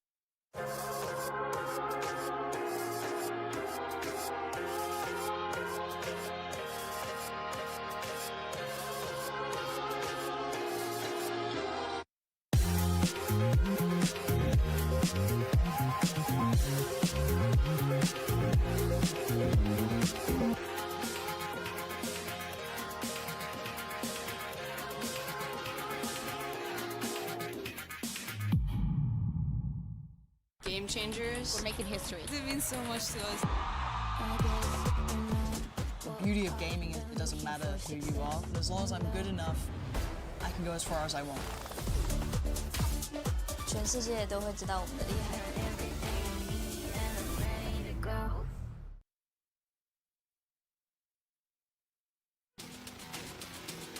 Welcome back to VCT Pacific Stage 2 playoffs. We are in the first day of eliminations, and in this bottom bracket, we have RRQ facing off against Gen G again in an elimination. RRQ, though, they've been on an up halfway through the year, but now in stage 2, things are looking a lot shakier. Yeah, things have been a little bit inconsistent. I've even seen some of the players walking around, some of the coaches from these teams. I've heard a sentiment of this team again. The GENG guys seemed a little bit tentative going into this matchup. This will be the 11th time that these two teams have faced. In the first 8, it was 7-1 in the favor of GENG, and every single time there was a key matchup that would decide how far RRQ would go in Pacific. GENG would deny them, but that narrative has changed very recently. The Stage 1 finals, RRQ was able to overcome GENG from the lower bracket with a veto disadvantage. I did not expect that, and they've also beat them in a very tight group stage match here in Stage 2. So I think RRQ has the recent head-to-head, but I agree, have looked a little shakier than GENG as of late. Yeah, but this is the best RRQ we've seen. This year has been the most successful in organization history. This lineup is really approaching their peak, especially in Stage 1. Like you say, winning from that lower bracket is no easy feat. Double ban advantage is huge, but RRQ have shown potential to win this matchup already. GENG looking for the revenge. They're so used to winning against this RRQ team, and they're going to want to flip that script, run this lower bracket once again. And also in the middle of Stage 1, in the middle of the season, their IGL completely changed. They added in crazy guys. So for them to do what they've achieved is huge for RRQ, but can they do it again today against a GENG who is hungry to continue on to chance to make it to the international stage? You know, they already got locked out earlier in this year and they don't want a repeat. But their roster is also shuffled quite a number of times. And Lakia, there he is, he's back. The Lakia of VALORANT. I don't even know what that means. I just keep seeing that everywhere. I think for GENG, though, they're going to be very disappointed that they've been seeded into the lower bracket here. Oh, yeah. I think losing the head-to-head in the group stage against RRQ definitely contributed to that. So they're going to be a little bit bitter about how this matchup has gone the last 2 times. They're going to feel like in Toronto they were in excellent form. They were one of the favorites for the tournament very early on, but unfortunately crashed out in the lower bracket. So for GENG, they need to get another crack at this international tournament. They need to make sure they're going through to champions, because they have even 1 extra championship point over RRQ. They are slightly favored to be going into champions, but this game is a must-win for RRQ. If they lose, they're out. They're going to really want to win it. And for GENG, if they lose, it's very likely they're out, although there are a few other outcomes that could still favor them. I mean, the thing about GENG is they know how to play this lower bracket. They've ran this before. They know these gauntlets inside and out. So it is very, very possible for this incredibly experienced team full of trophy winners. But ultimately, for me, it's going to be how do they use that prep advantage? You know, they've watched RRQ play in match 1 of the day. It did not work out because they started too slow on the side of DFM. So now GENG, you can't avoid that slow start against a team like RRQ. But what have you learned? This is an all-star coaching staff, star-studded all the way through. So show me some knowledge here today. I will say in the group stage, they only really slipped up against Global on Icebox. And then right at the end, NONGSHIM beat them on some of their best maps. NONGSHIM took them to Lotus and stomped them on it. Then they took them to Ascent and beat them on it as well. That is a big question mark for me for GENG. But you can see overall, the historical head-to-head heavily favoring GENG, as we've mentioned before. But the last 2 matchups have both gone the way of RRQ in very close fashion. And you're seeing some key statistics here. Attack win doing better for GENG. Defense win slightly better there for RRQ. And then you're seeing the op usage a little bit more favored in the side of RRQ, which is interesting for me. I think it does come down as well to the fact that they're playing a lot of double duelists at the moment. Yeah, exactly. And you can see one other stat here with the first kill percentage. GENG is way there on top. And I think this is going to be huge in how they start the momentum of these maps. I mean, they create more advantages than anybody else in this league. And that is a fantastic stat to have rolling into a matchup like this. And I think if you are able to consistently find those picks, especially if they're able to get Jemkin off the board, that's what they're going to be looking for today. And we take a look here at some of the highlights of when these two teams met in Stage 1, and oh boy, was this a banger. Yeah, this was a all-time banger matchup. Munchkin, huge clutch from him, and he's going to be another one of those players that you're actually keeping your eye on for first kills. Yeah. It's not just Texture who creates openings. In fact, there are times where GENG has been very successful where he's actually losing the majority of his first duels, but you have these players like Munchkin, like Foxy9 that aren't afraid to take opening duels and try to win them, because GENG has just got such sharp individuals on top of this structure where they mix up contact plays, individual pushes on the timings, and reading the macro of the map with this structured gameplay and hard executes. Yeah, speaking of structured gameplay here, with GENG, they have one of the shallowest agent pool out there. All the players play max 1 to 3 agents. Karon only plays 1 agent. He just plays Omen. Yep. Omen, he's the only one. It's what we in the business call an agent puddle. It's an agent puddle, an agent drop. It's a droplet. It's a droplet for Karon. He's the only one. Sir, can I have even 1 drop of brimstone? No, you're on Omen. Shut up. It does work for them, though. But RRQ is the total opposite. Yeah, exactly. I think these two teams have very, very different approaches. Like you say, GENG understand what works for them, and they run it again and again and again. RRQ much more innovative, much more afraid, not afraid, sorry, to try new things. Look at this head-to-head, though. I mean, historically, this has been such a GENG-favored matchup. It's only really been this year where they managed to claw that back, and with a 2-2 in 2025. Yeah, absolutely. I think 2025 has been an upward trend in the form of RRQ. They finally, I mean, they still are the Pacific champions. It's easy to forget that because they're sitting here in the lower bracket looking a little bit sheepish. Head-to-head here, we've got xFaero up against Karon. xFaero has been such a big game player for RRQ when he's needed. Recently, you've seen him even picking up the Omen on Ascent. And for Karon, he's been a player I feel like a lot of people have been wanting more from this year compared to last year. But his last few games, he's seen an upward tick in form, and he's looking scarier on the Omen once again. I think this has been deliberate. He's addressed this in interviews as well. Yeah, he wasn't fragging or performing to the same standard that he was last year when he was still a rookie. I can't believe it was only last year. But now, over the last couple of matches, he has actively been working on it, trying to get more frags, trying to just be more confident and I think he's been thinking a lot for the team, to be honest. And I see other players, this happens to other players, including Cushy, who we've seen a similar sort of drop-off. So I hope he can also pick it up like that. Cushy needs to be on point here for RRQ. He's been a little bit underwhelming, but to be fair, you can't just criticize him. Everyone in RRQ in the last few months has fallen off and come back up. They're very inconsistent at the moment. Monyet, the last time, was absolutely lights out against GENG and was a key factor as to why they won that series. But then even in his last series, he dipped down again, unfortunately. Yeah, and as the map veto comes in here, we got GENG starting off with Haven. That is absolutely not surprising to me at all, and neither are their first bans. I mean, they're just going to run it back. They even just lost this map to RRQ. They just ran it back again. They're not a team that loves change. We know that they're going to go for Haven or Lotus. That is where they love to take it, and we are going to be starting here. Omen droplet only. Look, over on the other side of things, RRQ will pick up Sunset, which hasn't been a bad map for GENG by any stretch of the imagination. So there really is no safety in this map pool for either team. This is going to be a slugfest. This is going to be close maps for two teams that are extremely well-rounded and have had some international experience. There is no veto auto win here. Yeah, I mean, and we've spoke about this exact matchup on Haven so many times, right? RRQ have played against this comp of GENG for such a long time. What are the maps going to be here? Viper they all like the same maps. Haven, Corrode. Not even unique to GENG anymore because a lot of people are copying it, but nobody does it quite like them. No, Munchkin is the GOAT on Viper, but RRQ have played imagine we get those three maps. Time and time we have them already. In theory, they should have that answer. Sunset. We are expecting them to run that double duelist. RRQ went for a Sunset. What a matchup. There's a crazy degree of familiarity with both of these teams. There's so much mind games, there's so much great coaching staff on both sides. Corrode is going to be a very interesting decider if we make it there. This is minimum 3. Come on, there's no 2-0s It's here. minimum 3, and I'm expecting overtime. At least one overtime to be happening between these two teams who are so familiar with each other. Celebrating the win already. already. RRQ from Indonesia Doesn't facing want to stick off around against for this the game. trophy Thank you so much, Chobra, if you're still here. I appreciate you. Let's welcome the teams to the stage. Nasa-san as well. I think I missed your sub. I appreciate you as well.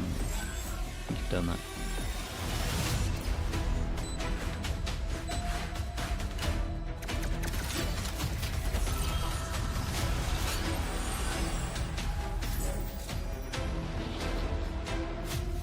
Let's fly.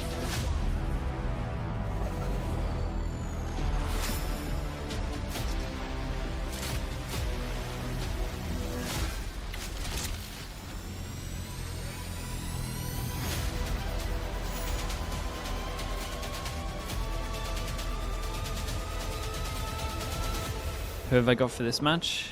Gotta go GENG, man. Gotta go Gen G here.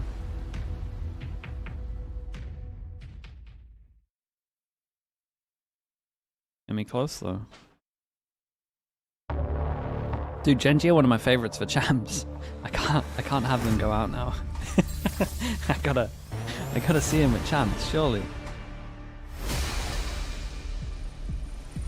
Surely. Mama Benji Fishy, hello. How are you doing? Team RRQ. It's Excited VCT for the next Pacific Heretics playoff game? Yeah. elimination Playoffs. days, and it was It's gonna be written big. in the stars for this match to happen 11 times. This is going to be the 11th match between RRQ and Gen G, but RRQ finally beat Gen G the last 2 matches and cinched the Pacific Trophy in Stage 1. And the question is, can RRQ The Gen G do it match, again? dude. This match is just so stacked. Current reigning Pacific feel nervous champions for have every player fallen here. into the lower bracket, and they will have to take on the team that they bested in the Why grand did Gen G final start in lower just last bracket? stage. They It is a lot of pressure. they didn't lost perform 2 the way games, they would have man. wanted to internationally, They and lost to 2 even have a games. chance They to go lost to international NONGSHIM and they again, lost to they're gonna Gen have to G. win this matchup and So they keep came on 4th winning in all their the way group. around. And we got Gen G as their opponent. Shower, thanks so much for the Talon gifted and as well. Paper Thank X you are for doing up that, in dude. the upper brackets. I appreciate Talon that. has said their biggest opponents will be Paper Gen X. G lost to but Gen G? Paper X Sorry, said did I not say Gen NONGSHIM? G is going to be their biggest nemesis. NONGSHIM and then Gen which G one did have I not been say? lower RRQ? bracket demons before, I meant but they've got RRQ. it all to do again. I mean, they kind of Seeded lost to as that themselves, to be 4th fair. seed, so they're starting down here, and to be honest, they're probably happy with this matchup. These teams one know way of each saying other so well at this point. They clash non-stop. But yeah, for Gen G, I mean, this is an enormously experienced roster, so it's about them finding that consistency, moving through the lower bracket swiftly, trying to make it to Paris. These coaching staff, there is just so many mind games. They're probably sick of even fist bumping each other at this point. It's like, geez, Yeah, they play each other a lot. again. Well, getting a bit unbelievable. Absolutely. And we were talking about this earlier. Guys, get last treated year, to a Gen G before they won haven. on that crazy run, it was during kickoff here in over in Kamdam. When's Lakia playing? They went I mean, an next incredible year, right? lower bracket run. No one thought they could do it, and they ended up doing the unthinkable, and they did it multiple times, and now they are the Gen G that the world knows. So I think they could do it again. They also got eked out in a very close lower bracket in Toronto, despite being in extremely good form, which I know will have been very disappointing for them. But I think looking at the predictions here, most of us have more faith in Gen G. For me, surprising. For me, it really just is about consistency. I see Gen G as the more consistent team, but at the same time, I even couple of question RRQ that believers. statement seeing their last game against NONGSHIM. I mean, for me, I'm not worried about them starting slow here in the playoffs, especially not in the lower bracket, because we know that they've done it before. We saw a lot of nerves from DFM, I think, starting without having to have that warm-up time. I don't think Gen G are a team that need warm-up time, and they know RRQ so well. I've been more impressed by their form recently. RRQ have been shown some fantastic VALORANT, but also some that's not so great. So this is really about on-the-day performance, but I just think Gen G have been a little bit more consistent this year, and that's why I'm going with them. I agree with you guys here. RRQ has gotten a lot more Which Gen G experience, players more always than they lock ever in. have before. Karen's Getting for that big games, international man. stage experience, Karen's the guy we gotta look here, out but for. still, It's a Gen big G game. has This guy normally goes so crazy much on big experience games. across the squad, and I think that's, you know, when you're on an elimination day, this is what's going to help carry them over the line. Especially the last 2 matchup. I really feel like Stage 1 finals, Gen G wasn't even really playing that well. They really tried to force that series to end. So and they many were punished demos for out it. here. The last RRQ series, it probably took one of the best everything teams right out now of for Mon Yen, anti-ing. particularly on this map, to be able to win it. Be a for little RRQ, scared if and I was he's been Gen G, quite up and down. even though they Looking love the at map. what RRQ is going to be running here, straight back to old reliable X-Pharaoh. The last time we saw RRQ on this map was phenomenal on the Cypher, and I think the main player in general that needs to step up in this series for me is Cushy, particularly on his signature Sova. Yeah, I have to agree. We've been wanting to see more from Cushy now in this second half of the year. But shock horror, no changes on the side of Gen G. They're running this composition that they love so much. You gotta watch out for that pairing of Munchkin and Foxy9, especially when they get onto that defensive half. They would love this map. They run the show here, and I can't wait to watch this matchup again. Well, one thing that's been really reassuring since that Stage 1 finals is that it's not the Jemkin show anymore. Yes, Jemkin did so DFM much NONGSHIM? work, but it was good, man. It was a a lot fun of the watch. individuals in RRQ Still a little bit step bad up, for DFM, together. but So if they can do that all together today, they have a good shot against Gen G. I mean, they need to, because Gen G has hyper-consistent individuals. For RRQ, I feel like they have the much more inconsistent individuals, and that can't happen today. Yeah, that's right. All right, we're going to go into the second series of today, and to cast us through that, we got Achilleos and Komodo. Here we are once again, GENG versus RRQ, as the often bastardized version of Murphy's Law goes. If it can't happen, it will happen. If these teams are able to face up against each other, they will face up against each other. And here we are once again for the umpteenth time to see which one is going to be sticking around, because this is now pretty much do or die for both of these squads.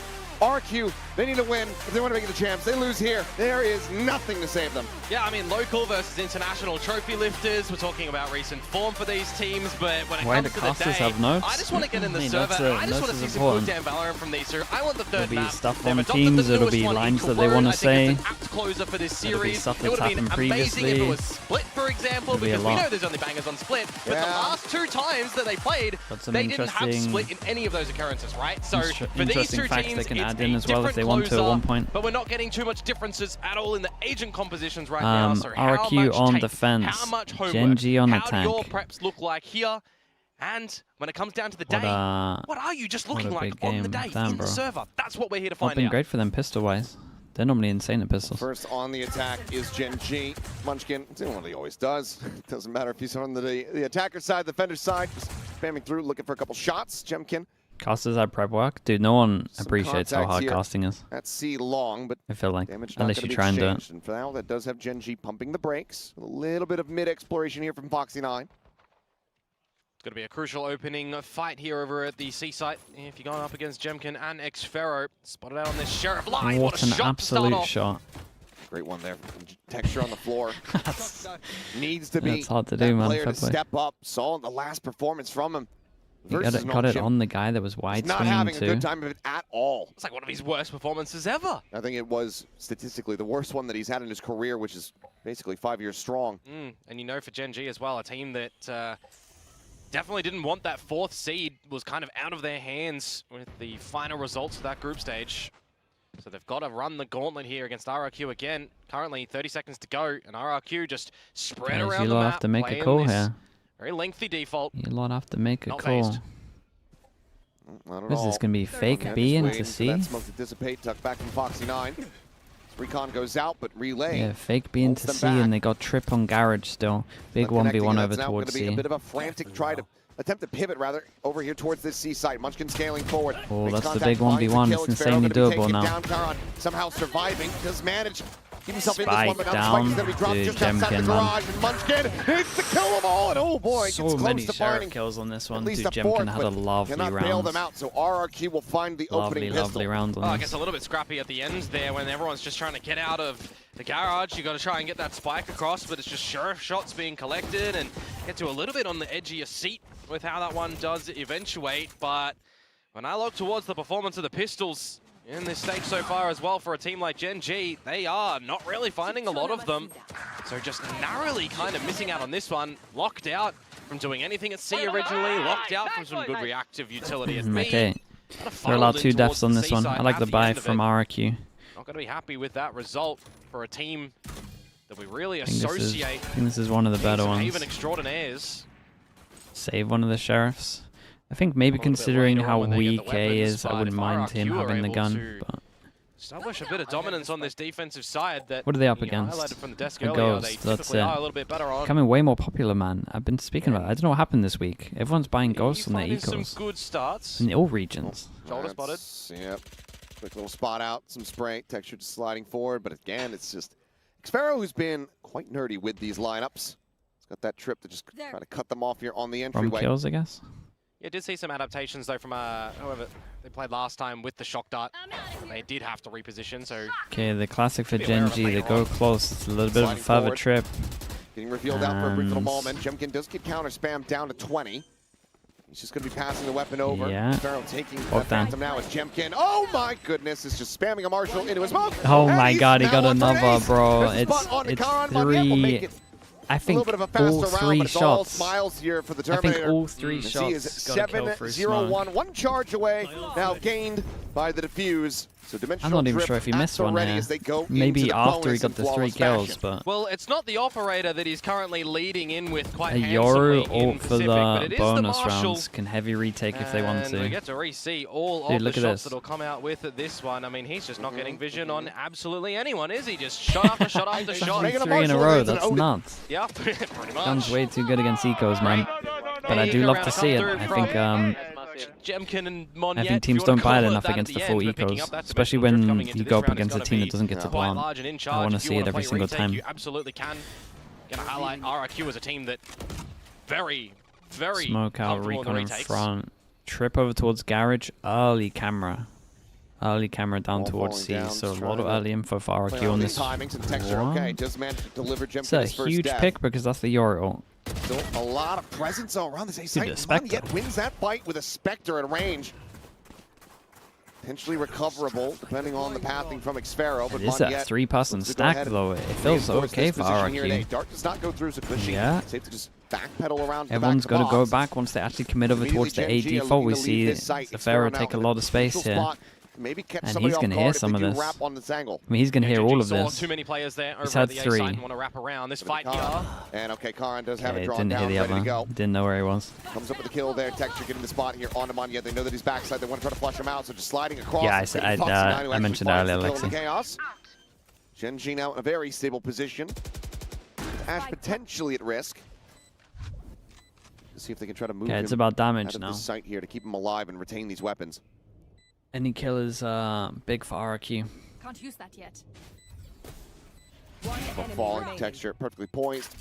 And that now just leaves Crazy Guy on a little bit of a long wrap to try to get his way into garage here. Kurt will spot. Alarm bot will chase. They just look for an exit, really. Yeah, he might get one here, though. Don't want to be saving the Bulldog. Bulldog. Is he on top of it? Round. No, okay. It's actually very clean for GENG. Considering how bad this looked at, like, what was it, 40 seconds, 50 seconds when they're looking like they wanted to hit into the 3-person stack? It went very well. Is going to be pretty needed for them, in my opinion. You want to just see a lot of maximization in this series from these two massive powerlifting teams in Pacific. It's a little bit unfortunate the way that things do eventuate on how many just great teams we do have in Pacific that are battling their way through this playoffs. Who really is going to get in towards champions? We've got hyped up as well. Huge contenders, but coming into this round, it's straight up C here. An operator glass cannon style. No info around the map. But yeah, also avoided for the moment. Yeah, inevitable day. There's another gate crash set up to try to cut over towards this site very quickly. Stuck into the cage. Able to avoid the ping reveal from the recon here is Xfero. Oh man, poor guy back at site. They know that he's going to be around here somewhere. Texture. Poor guy, no one came in to save him. He got one though, he did incredible. Considering the situation, he did incredible. No one wanted to push through the mollies, too many mollies over towards spawn. Couldn't fast flood. Had Viper smoke up, Killjoy molly, and Viper molly. How much of a go do they want to make up? Pretty sure. The question is, going to have to pass the operator open. Yeah, Foxy9 does get noted. It looks like they are going to be going for this one, so up. Still in hand. Yoru ult with an op. I guess he's got a shorty here, right? Exploration here. Omen flash hits. Foxy9 paranoid here within the smoke is able to find one. Foxy9's done incredible. He's trying to tuck back. Loses his life there. Yeah, you gotta save this, mate. Crazy Guy. But the time is just not going to be on his side. He will make his exit back over to the spawn. Nicely done from GENG. Maybe considering going I do think, you know when teams steal this comp, I do feel like a lot of so we'll just go their separate ways from I do feel like a lot of teams don't steal like this stuff that they do, like that heavy molly spam over towards spawn. Loud for those folks that are at home and not here. It is enormous. I think it's so strong. That is like look how long this guy was isolated back at site. It was non-stop. Foxy9 holding in the smoke. It's just the tail end of Jemkin's dimensional drift. He doesn't have a gate crash to bail out as well. He just comes out of that timed ultimate into the crosshairs of Foxy9. Great hold from GENG at the C site yet again. And they're going to be pushing RRQ down into a lesser equipped by just Jemkin, the Hero Phantom. Okay, 2 in a row. Force him back to an eco. Not taking a page out of Munchkin's book. Unable to find any damage. They know that there's going to be at least one sheriff in play. Munchkin gets the spot here on a Cushy, forcing him back deeper into the A site. You are getting closer to these ultimates as GENG too, so if you can pick some of them up here and hold them into the next round, the next rifle rounds of RRQ, you are going to set yourself up with a bit of an advantage, you would assume. But it's going to be so interesting. You know when like actual VODs or demos come out, they replay stuff. Like teams are going to be so much better at stealing people's stuff. Like, I'm trying to wonder why teams, when they were stealing this stuff, like, missed most of it. It's probably just because they just don't see it in the... Gets out scot-free. Tripwire here they probably just don't see it properly. Spotted and cleared. I would then argue they're not doing their job great, but Texture, however, snappy it will make it a lot easier. One slides up past the relay bolt, as managing to outspray him on yet. Texture very nice. Gets himself a third. Mr. 4K might be making an appearance here in round number 5. But like once you get demos in, it's going to be so easy to replicate like everything each individual does. We'll get GENG like now the average team should catch up pretty this kill fast. performance, you are going to overtake Like Meteor when as teams the current copy kill stuff, leader it in should Pacific and claim that spot for yourself. He's should be a getting lot relatively easier. close here. So we'll see if that is going to be found or not. A great 4K to come on through. I got a little bit worried with the Xfero play that was going to pop out of that dark cover. Had it been a little bit earlier times, maybe finding a bit more, but the trades coming through from GENG nicely, commanding the space for the C site yet again. So conditioning these C ends, that's 3 in a row. Early timeout. Is 2 going to C continue to be a spams. bit of a pattern here that GENG are wanting to throw out. One extra or are C they end really once just they got conditioning stopped RRQ over towards A. Make another Definitely site a little bit weaker. of talk about C at the Stack on moment. towards No C doubt. when they do start to get a little bit more of this informational gathering There's ability. loads of ways that they can handle These this. coming It can rounds, be there's same thing. Like you could discussions just to leave have C, here, you of could course, for react RRQ. different over towards middle. You could fight C, which probably means that you would want to aggro over towards A, so you can have more people over towards C at the beginning. Not yet. Timeout call. There's a lot of options here. Try to get Could put the closer to trips that. instead of info trips at the moment. They could go for like kill trips over towards the site I mean, they and need just to keep the really one run holding. the gauntlet here. There is Oh, yeah. endless Make this happen, possibilities. GENG. And that right there is honestly why Haven is one of the better For those maps. wondering if you're just joining us as well, Because essentially the output of this series they've got is an if issue RRQ right lose, now they do not go to champions. on defense. Hey, congratulations, Monye. In terms We've of had the a C lot of, site, achievements this week, and no joke, there's like back to what I was saying, 5 to 6 for different GENG to things they make could champs, do. Technically, RRQ need to You lose have this here, problem so on A site on GENG Icebox. You got and one thing extra there you is a can whole do. bunch of other stuff. If 2 GENG maybe lose and max. RRQ win and all that, it's a kerfuffle. And It's it's a just fair. like It's that's easy why to the just maps aren't win good. yourself. It's pretty much a, well, not a win and you're in, but a win. These and maps are good certainly because you not out. have options. Plant already over to this B site though. Fun little 5 versus 5. Are we going to get that forward Ooh, pit it's that a hard spreads? one. We are. GENG Viper ult over towards B. Who would have thought? If you look at their last games, it's every single Viper ult. They just go over towards B and get this plant. But they should also know. Yeah, dude, I think they were pushing pretty fast at the beginning, so I think they were okay to leave this and then push and pinch on the side so they could spam this. It's a great reaction from GENG.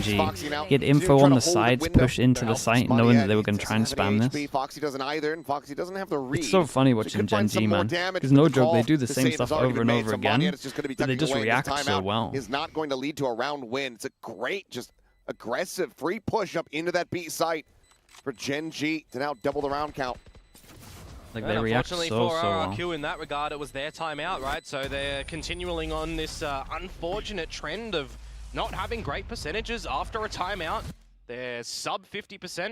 You know, majority of the teams are, but they're a little bit more on the downward spiral in that.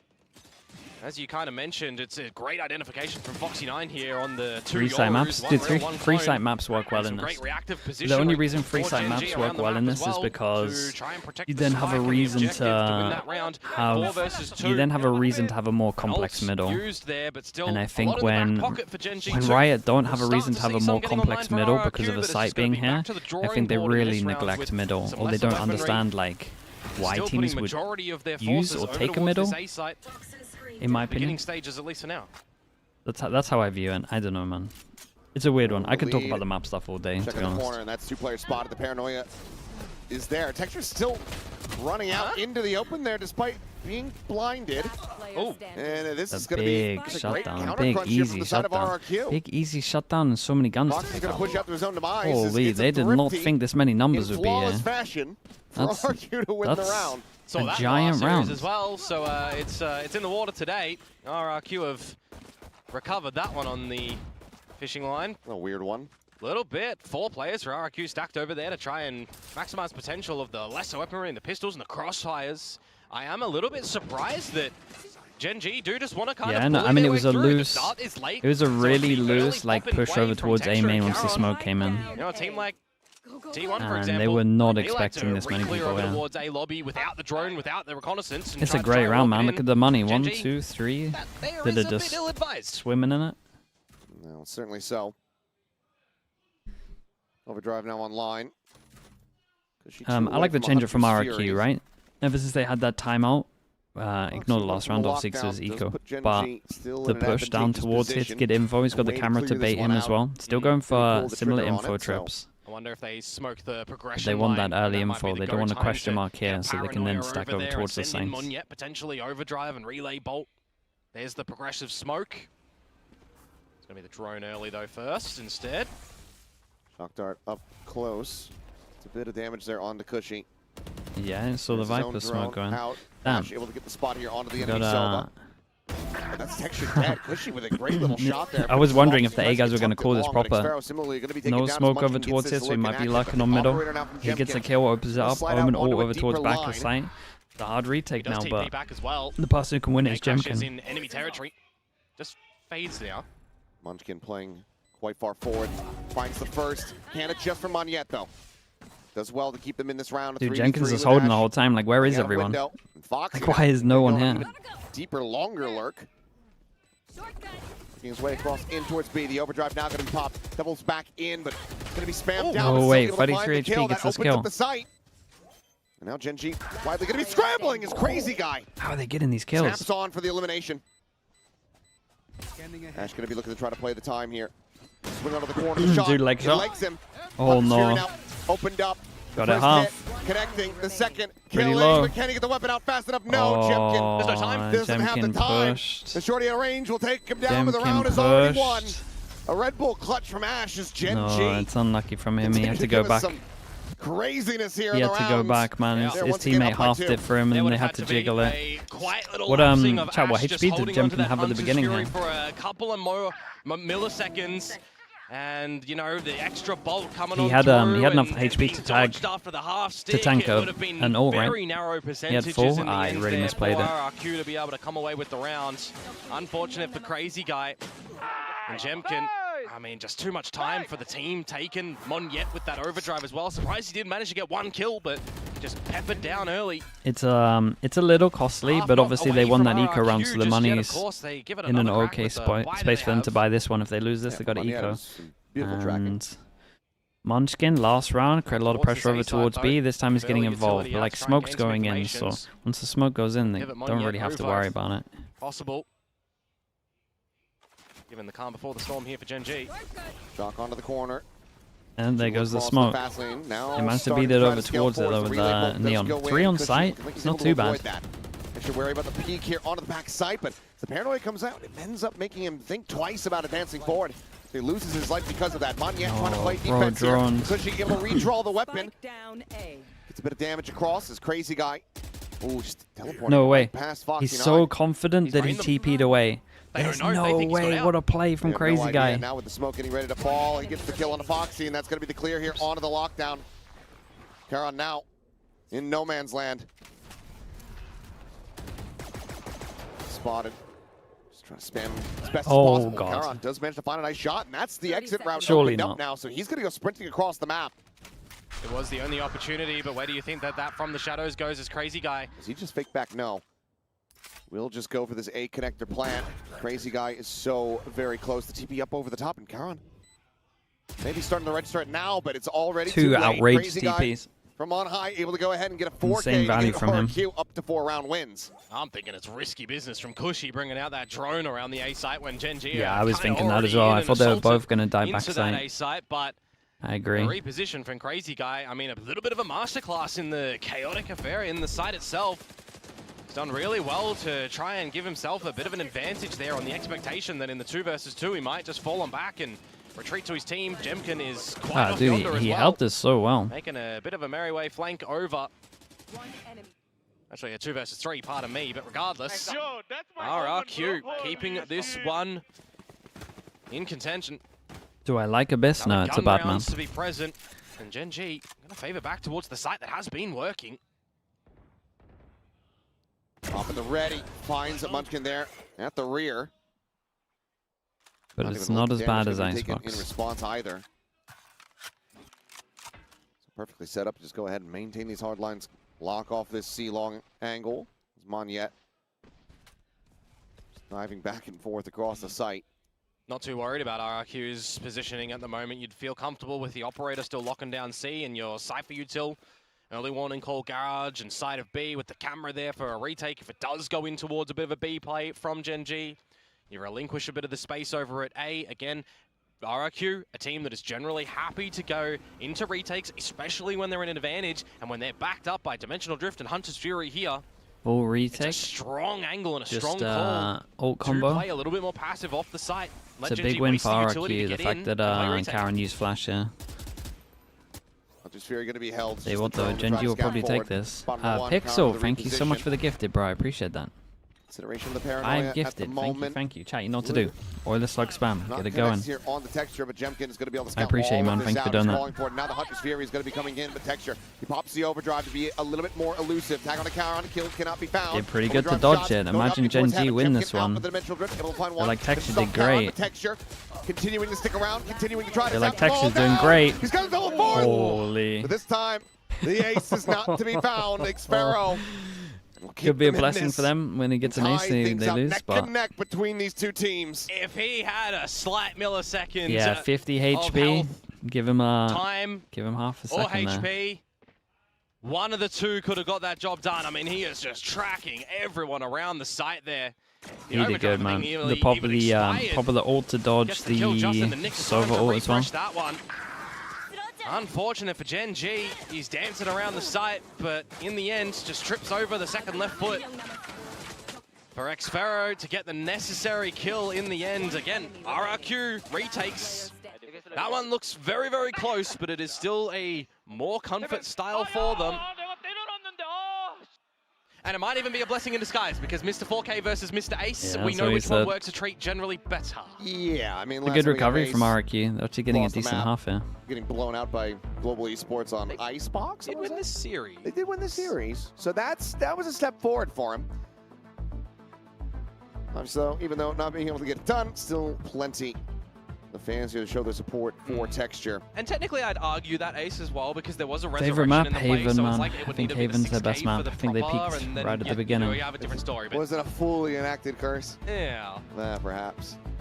Side scoreline equalized here. This is what I'm sure a lot of people wanted to see coming in towards this very important elimination game in the VCT Pacific playoffs. Masters was not a good go for RRQ in their first international appearance. They want to be able to prove better in an event like Champions. Corrode's not that bad, man. I'm telling you. Reinforce a couple of walls. Corrode's actually one of their better maps. They want to be lifting trophies. On the back foot in this round too, with the buy that they're going to be equipped with. It makes you kind of wonder a little bit. They're expecting this push to end up in the B side once again. Got to be able to figure out once more where that operator is. You know it's in play. You generally know it's around the C site. Not too much changes in the util set from RRQ in this round as well. And that's the I mean, that guy's never getting a shot. As soon as you see that you know where he's at. But how do you try to deal with him now is the question, because starting to work their way low buy for GENG, making sure they can full buy next round. They got an Omen ult, they'll probably save for next round unless this one gets a little weird. The C split's not looking too bad. Jemkin's actually in trouble here. Oh, and they both play close instead of holding back a sight. Omen flash goes in. Quick work of Xpero with that stinger. Trying to go on the chase, drops down, a bit of damage there on the Foxy 9's crazy guys. Oh, they're actually going to try fast flood it. Munchkin, however, trying to hold here from the side, but Moneyad fighting back for a little bit more, falls down to 16. Dude, what a weird round. Small reprieve. Dude, GENG have so much success over towards C. It wouldn't surprise me if the last round goes towards C. Problem is they got Viper ult though, and they normally MB on that one. Able to win out the fight. It would have had to be Cobbs, thank you so much for the tier 1. Appreciate the 33 mums. Thank you. Free falling as well with the 7 mums. Thank you so much. Talon's percentage for making chance. For chance? Dude, I mean, they got to win 1 out of 2 games, right? They're in a great spot. Getting the Thrifty after your own timeout. You know, generally, teams will be having a little bit of an idea. They look good as well. The map was really nice. Round straight after, if it is a Thrifty-esque buy, but it's more importantly for the round after that when you do have your proper weapons. So I think as GENG, they're going to be pretty happy with the result of that one, albeit a pretty close round with a lot of backwards and forwards trades yet again. Last round of the half, and you are bent over and broken as RRQ. More just C at the moment, or at least pressuring C at the beginning. Makes a lot of sense of what's going on. Every single round over towards C is kind of easy. flawless variety. Why not another one? Talon? I kind of hope Talon make it, man.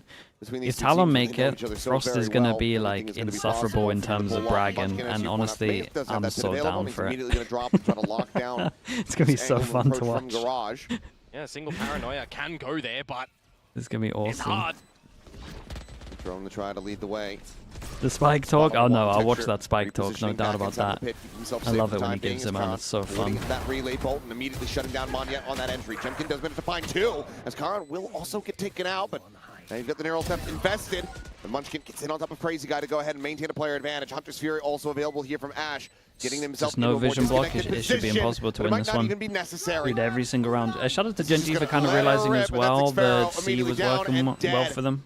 Normally they go over towards B here, but this one was nice and easy with what's been going on.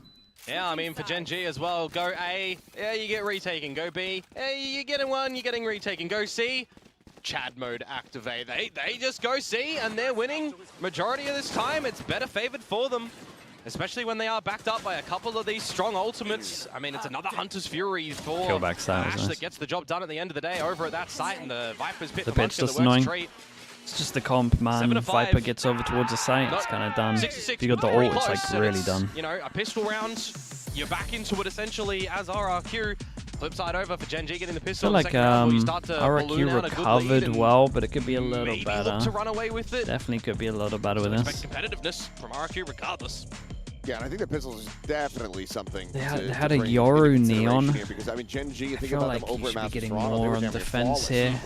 You just be going like full aggro A every time. Where they started to falter there, but here Reinforce. it's been a very different story. Reinforce C. Is that one on the right, the belly rub scenario? Boo, hello mate. Congrats on the congrats on the win, man. Never-ending rivalry. Congrats on the no loss in groups. Well, this is going to be the last installment for quite a while for this year. Very true. Unless they're both playing in some off-season event later on. Yeah, there's no way for both teams to make it. Nope. So no chance of that rematch. Yeah, they haven't lost in groups since like Root joined. Fated to happen in Toronto, but RRQ couldn't quite make it far enough to have that come to fruition. Not even C9 can do that. Wants to go to Japan.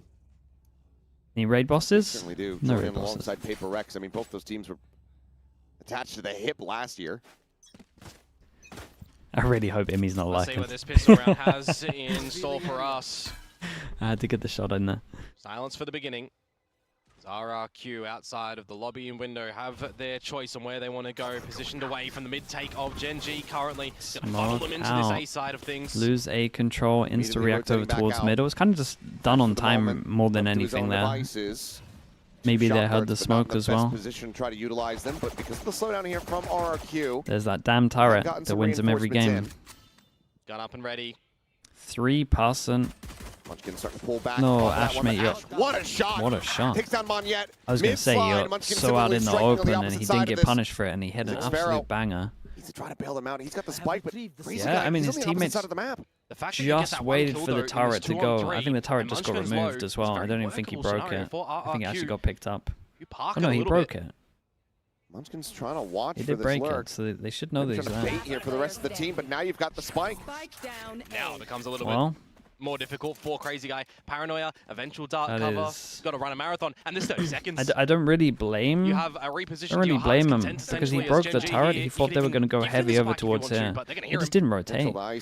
Even I was confused because I was just like, surely he broke the turret and they were going to go back here. They didn't even react. They were just like, we'll just retake C together if he does it. Look at them. They're talking about it now in terms of RRQ.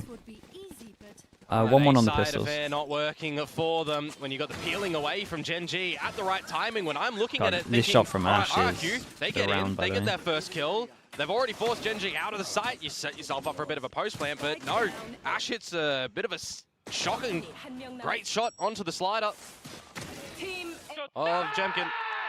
Oh, Monyet, sorry. And then a lot of pistol shots come into fruition after that. Full eco, everyone gets the Guardian now. Dude, actually everyone got 4 Guardians. The GENG faithful out there. The start you want. This is a Munchkin rotation if ever I've seen one, but immediately as the alarm bot gets triggered, he's going to send Texture back across towards B to watch this angle. Camera forward. Not really able to clear that. At least at the moment, but can now slide forward and get it. So eyes down, smoke What's forward the gun on the close? B side. Spectre? And Munchkin Oh, is really boy. just here to Oh, try to sell wait, a fake, timing's but kinda no, nice. never mind. Pulls off the angle, but Ash still does well to find himself 2 quick kills. Munchkin looking for the finishers. He Actually, one not too shot bad, away, man. but 2 Monyet guns. Can pick up a will be Guardian. able to try to make a go of this to get a little bit Just more gets damage. it out of in, but there. instead we'll just chuck I the weapon respect up that. and over the wall. He doesn't know about what everyone else's But gun the rest of Gen G situation say, is. hey, we already have those. Yeah. So, going to be carrying 3 Guardians forward. They're going to see a bit of differences as well for Foxy9 versus Xfero on this defensive side, because I feel like there was not too much that Xfero was able to actually really do with that Cypher utility. You know, a couple of trap wires that get some reveals and stuff, but no massive bait plays on the back of them, no massive cage stalls. Feels like Gen G was still relatively okay getting through everything there. And on this flanking department as well, Big buy on RRQ. You lose this, you eco, I think the map's done. Going to be good for some C holds to hit the shots. Especially with how good Gen G are on defense. Reposition from Garage and long accordingly. Okay, I thought he was going to swing, then I saw he had a singer. So then I thought That he was turret, crazy. that C turret, yeah. He's going to get slotted. Well, he is crazy. Yeah. Just a tad. A little bit of a lunatic. But Gonna be there until they break it. But I think if they broke it on pistol and found out about it, they're not gonna think it's there again. Either way, this is good from RRQ. They should be aware of this. It's here 50% of rounds, basically. Thinking that it might be a little bit more of a forward B angle. Karon maybe even toying with the idea that he needs to stay here and get a paranoia at the ready, but falling away. Sub-minute mark now comes. Recon forward in the garage. The Nano going to be popped. Alarm bot taken down. Foxy. Drone goes out towards long. For some spam, Didn't check the corner. Doesn't go far enough. So with that, he's probably going to call his team back. And then even though they broke the alarm bot over towards here, you still got a turret that is spotting in garage as well. And the vision block never came in. So we just got such a heavy stack over towards A right now. Instant reaction to losing sight, push through. Into the head of Monyet, striking him down as Texture tries to slide forward, but Foxy9 is still here, and he is still keeping them honest. Boy, last bullet kill, Foxy9. Tucked in around the back, he did tries to go for the forward insane cushion. damage. Just managed to strike him down, but it's 20 HP remaining. The spike needing to be planted. A shock dart still available here, not going to be sent down. Yeah, they don't see it yet. The wall will fall, so too shall Cushy, and now it's all on Crazy Guy, a 1v3. Got to dodge the recon. Surrounded pretty much here on all sides. Still with a bit of a weaponry advantage. They think he's flank. Seems like they're definitely suspicious of Nice it, but he's going to have to try to make a play for this sooner rather than later. That's such a nice one. No. Yeah, that was cool. He's just going to allow for it to go through. Opts to save the Vandal. Yeah. That's really impressive from Foxy9. He handled it so well. And it's just his util, though. It's just his util that owns this. It's once again, it's this turret here, man. This turret here just wins them so much, so many, I guess we should say, defense rounds. It's just outrageous. They break the alarm bot over towards garage. They think that's enough pressure. Turret, just clearing it all. They got the backup plan. Delivering everything Got an extra layer on it. around that B site. For the bonus round. And they pushed so aggro over towards A that the instant push behind was nice as well, but Foxy9 made it awesome. Absolutely not. They're calling their last timeout. This is a timeout for sure. For sure to go see default. For what it's worth, You gotta see default right now. I gotta see that orb get picked up. I gotta see that turret get broken. It's at least happening within the next 2 rounds. It might not happen on the eco. But yeah, the work now really needs to be put in from RRQ. Is there a reason why teams don't focus more on the turret? A lot of the times they'll like smoke up. They have a Viper smoke that covers it as well, so sometimes at the beginning they'll smoke up and cover it. Sometimes they'll have texture holding it with an op. So it's not like it's always free to get.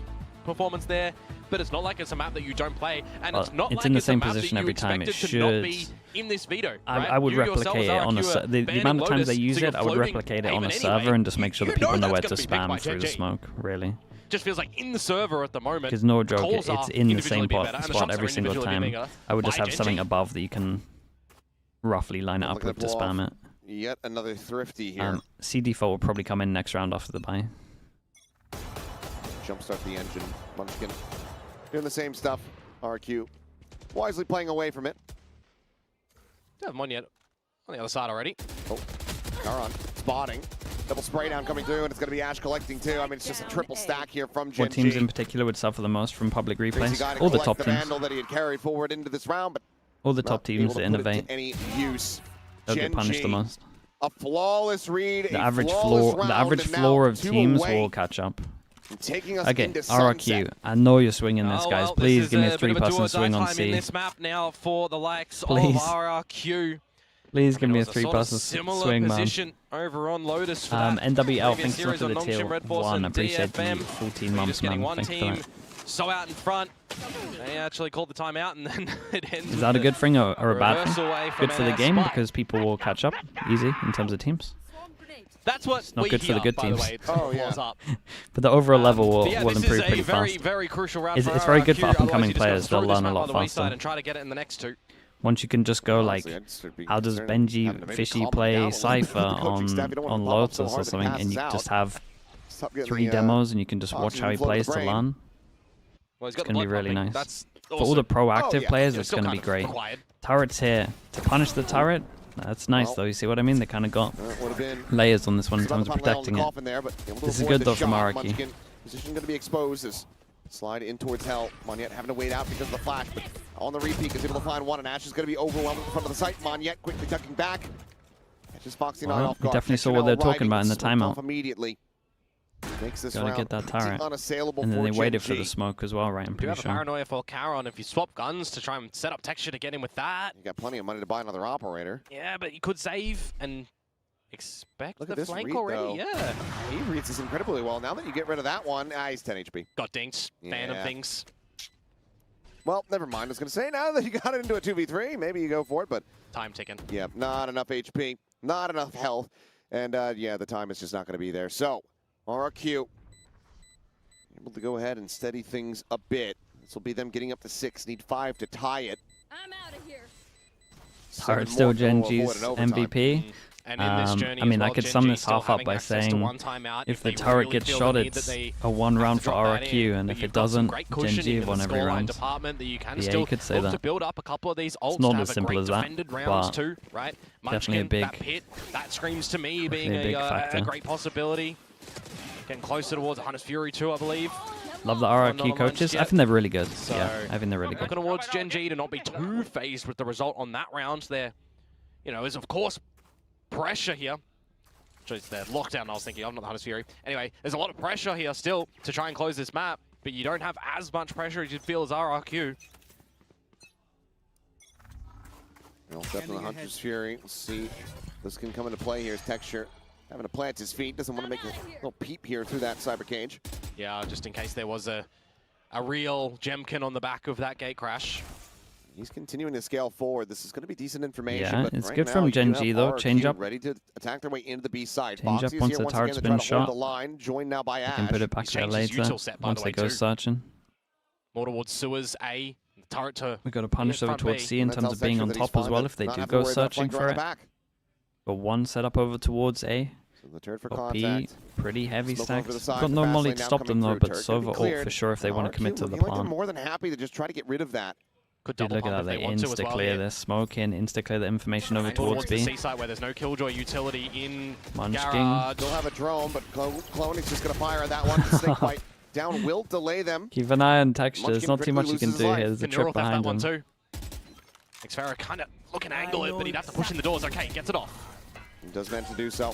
Foxy desperately trying to spam him here out of this position, but now the attack on C Well, gets ready to Karen begin. can win this. Smoke's Trying to close. cycle a smoke in. Sova Foxy ult pulls goes away in. from it Damn, right as really. Xfera fills that space, and Foxy going to be dead here at the front of sight. Back flat. Surprised they Dinked put the immediately, Sova into this Monyet one. able to find the finisher. The 11-6 Hunter's Fury finding 4v5. nothing here widely for Ash. I mean, a couple tags, but no closer to any kills, given that you're going to have to go for another save. Unless. Don't tempt me here, Texture. The operator not able to get active in this Yeah, round. and if they do No save presence as over well, towards one of the these A can drop site. Munchkin, Still, I do so like the setup from GENG you do have to regardless. save. Couple of positions too far forward. Munchkin in the garage, getting tagged up. Spammed on down too. Starts to steamroll things for a bit of a loss of rounds, loss of footing for GENG that RRQ capitalize upon. So having with all 5 as well. A lot of money for RRQ. Little by little. Yeah. Is this going to be the start of some If they can win the next one, attacking it's gonna get sided close. rounds? But they got to win the next one. Or is this just Luckily for them, they got ult advantage. Pebble scooting across the top. The no sub ult's pretty nice there. Sink. Time will tell, but the investment of the Hunter's Fury does sting a little bit more than it otherwise would, because GENG still have a considerable lead as well as some money, but yeah, it's going to be a nice early timeout as well. Make sure they don't mess up. GENG just like, guys, out their second and final. We're ahead here. We don't need to go for crazy plays. For the full regulation phase here, that's a lot of rounds for the teams to try and piece together here in amongst themselves. Weak. No Garage. coach intervention if they recognize something very crucial. Macro-wise, they still got the op. Individual-wise, they could still just the next couple of rounds. Could still just put the op over towards C and just hold the turret line instead of waiting for the contact of it, because they haven't gone there with numbers yet. Jemkin might go, but also has Texture's name up at the corner. Playing both sides, I see you. Can you blame him? No, not really. It's two of the most entertaining players that we have here in the region, but also kind of just one being the absolutely antithesis of the other. Oh, Jemkin always cool, calm, collected, doesn't pop up. He's like the most my ace type person out there, whereas Texture is the most fully embodies that. Well, here we go. 10 RRQ, seconds of this freeze time to see what things are going to look like in the very beginning. You got one away from that dimensional drift of Jemkin. They go in the way of. Just mention his name. Go in the way of the op. Looking to angle for a bit more and of the a recon's going to short. To Texture, nothing to push him off of this angle. Smoke off the angle. Texture considering pushing this. He does. The flick not going to be coming really through. Bold, the man. spam eventually will. It's really bold. I out. thought they might wait for the smoke here, but I think that's a rocky they thought that maybe here. they would try and see default more, so they wouldn't be numbers here. Timeout call. GENG also little thing.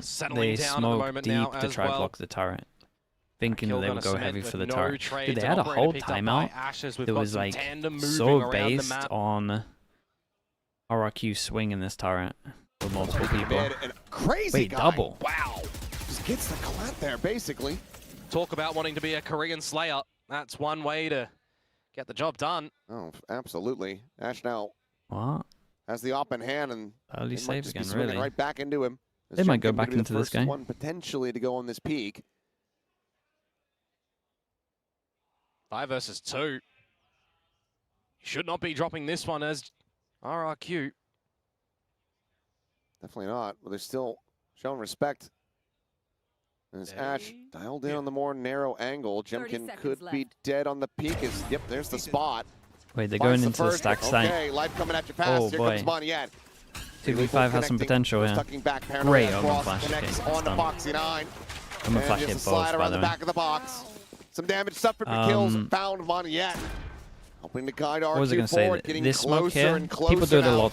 People do it a lot just as a default, just so that you can create question marks of getting into these two positions. Right? And you could have pushed over towards short. In theory, this smoke here, once you block vision, creates 3 question marks instantly. As long as you shoot that recon. In a little peekaboo high-low, rough scenes. An operator shot missed as well from Ash. She's not known for the opping. But that is another round attributed to the tally of RRQ. Now 3 to tie. And keep the dream of a regulation win alive as well. Another buy here for GENG with this progressive utility that they just have to respect over at A. Okay, losing this time and time again lately. Just fall back. Could just go for the Yoru Silva combo once pretty again much just their normal style of play. And maybe wanted to save Alarm bot, with the turret. lockdown in Foxy's hands. And you're able to take it right RRQ out of his smoke hands. deep. Just a crazy guy over here towards the C site. Makes you question what might be surrounding the that C one over site towards and what here. the fake play that Crazy Guy could do. Because of course they still have drone. No, they don't. With a couple of smokes. It's a nice default at the moment from RRQ. Garage pop position though, with the adjusted utility. They from might have created. They might create pressure everywhere. Smoke in as well. Now they're going to take the alarm bot down towards garage. Spots the turret also. Did he ping the Garrett? Ah, dude, it would have been nice if he had pinged the turret here, but either way. It's a great default. 40 seconds to make a final call. You know that they're pretty much split up into the 2-1-2. So with this reposition from RRQ over towards the A side, or at least the attempted fake and selling it to draw rotations. It's a little bit of fake A pressure into C here. 30 seconds. It's a little worrying. Recon clears over towards A. They can start leading one over. coming through, and they hear that it's not on the A side of the map, so the pivots immediately start coming in. 1, 2, 3, back of sight. Sova ult to break this. Oma flash goes in. Oh, poor Foxy9. Wait, did he miss the ult? Oh, he missed the ult. Oh, and Foxy9 right there in his sight. I saw it at the end. Now the He missed lockdown's the going ult. through. They have not been able to clear this. Monyan stepped through the smoke. And it's just been a major botch here from the side of RRQ. The round is over. Oh, Texture will ensure that's it. unlucky, man. As Xfero is I've worked my way to the spawn, but everybody else is dead. Did you think it? I don't know if there's a mistake in the calling or just some misalignment I from don't even RRQ think the there calling's because bad. I lockdown just think goes that in the and ult Hunter's missed the Fury, killjoy, it was more or he's angled going for towards the kills. defender I side mean, they of had things. double They were molly trying for to get the delay. That kills was instead nice, of remove the but lockdown. Maybe you're trying to they pivot had to Jemkin respect getting this. out They couldn't of the even full dimensional drift to commit. break it. It just, none of those pieces are working on out. And it's 5 alive from GENG at the end of that. They now get the map point. Okay. 4 goes at it. It's a lot of gunning for RRQ. That's a doozy. They were No, doing it alright in the certainly 2 rounds before. Wouldn't even call that a melons round. I'd call that like a durian round because it was stinky. Yeah, yeah. RRQ now needing to run back 4 consecutive. Access to the Viper's Pit for Munchkin as well. Can pop that if the time gets played with yet again. RRQ, they need to Kind of worked out well, space right? with that time to I'm play trying to around. think about it. They've been timed a couple of times. They tried to and it looks combo very these, frantic so to that's fix the things. original plan for their No access to combo. ultimates by And then Crazy Guys Foxy9 on puts the the shadow ult as well. down. So then This in just the has to be split a second, you have good to pure rifle change round. your original plan instead of going for the combo to go for the ult, and then he's stuck with the original plan. That's all that happened, right? Just keeping it quiet. Unlucky. Clear on the turret. Trying again. Poke and prod at GENG here. Make him second guess. It's Xfero too, the general lurker. Yeah, they in create these sort pressure of over towards situations, C. so It's you're not pretty going to be nice. too Still sold. lumbered over towards As Ash garage. is the drone. Just needs to be careful about any jump spot. Jemkin Jemkin right really. alongside. Whoa, whoa, whoa. Almost catches him with U-tilt, but now Great it's going stun. to be the relay pulled down. Still needs to try to push forward. And way. He bails him out. He keeps him protected. How's he out of there? He's basically untouched until Cushy is able to find that headshot. Jemkin gets another crazy guy now pushing forward. And suddenly, they really look to make a go of this one. Munchkin's going to be spotted with the gun barrel. And that leads to his demise. So not done quite just yet. RRQ looking like maybe they were going to be able to lose out on Jemkin nice and early there, squander the round, but no, they steady it, and they end up coming out very clean from this one. Oh, they've saved themselves a little bit there. Caron gets the kill on him on yet, and that's it, really. A good peek out from Crazy Guy through the short smoke, and the rest of the squad just getting in, hitting the shots. Goes down to the wire again. I mean, in these sort of positions, it doesn't really matter for RRQ how you're winning the round. Ash, you just I mean, need I to don't win know the how he's rounds. even alive You want there. it to be clean.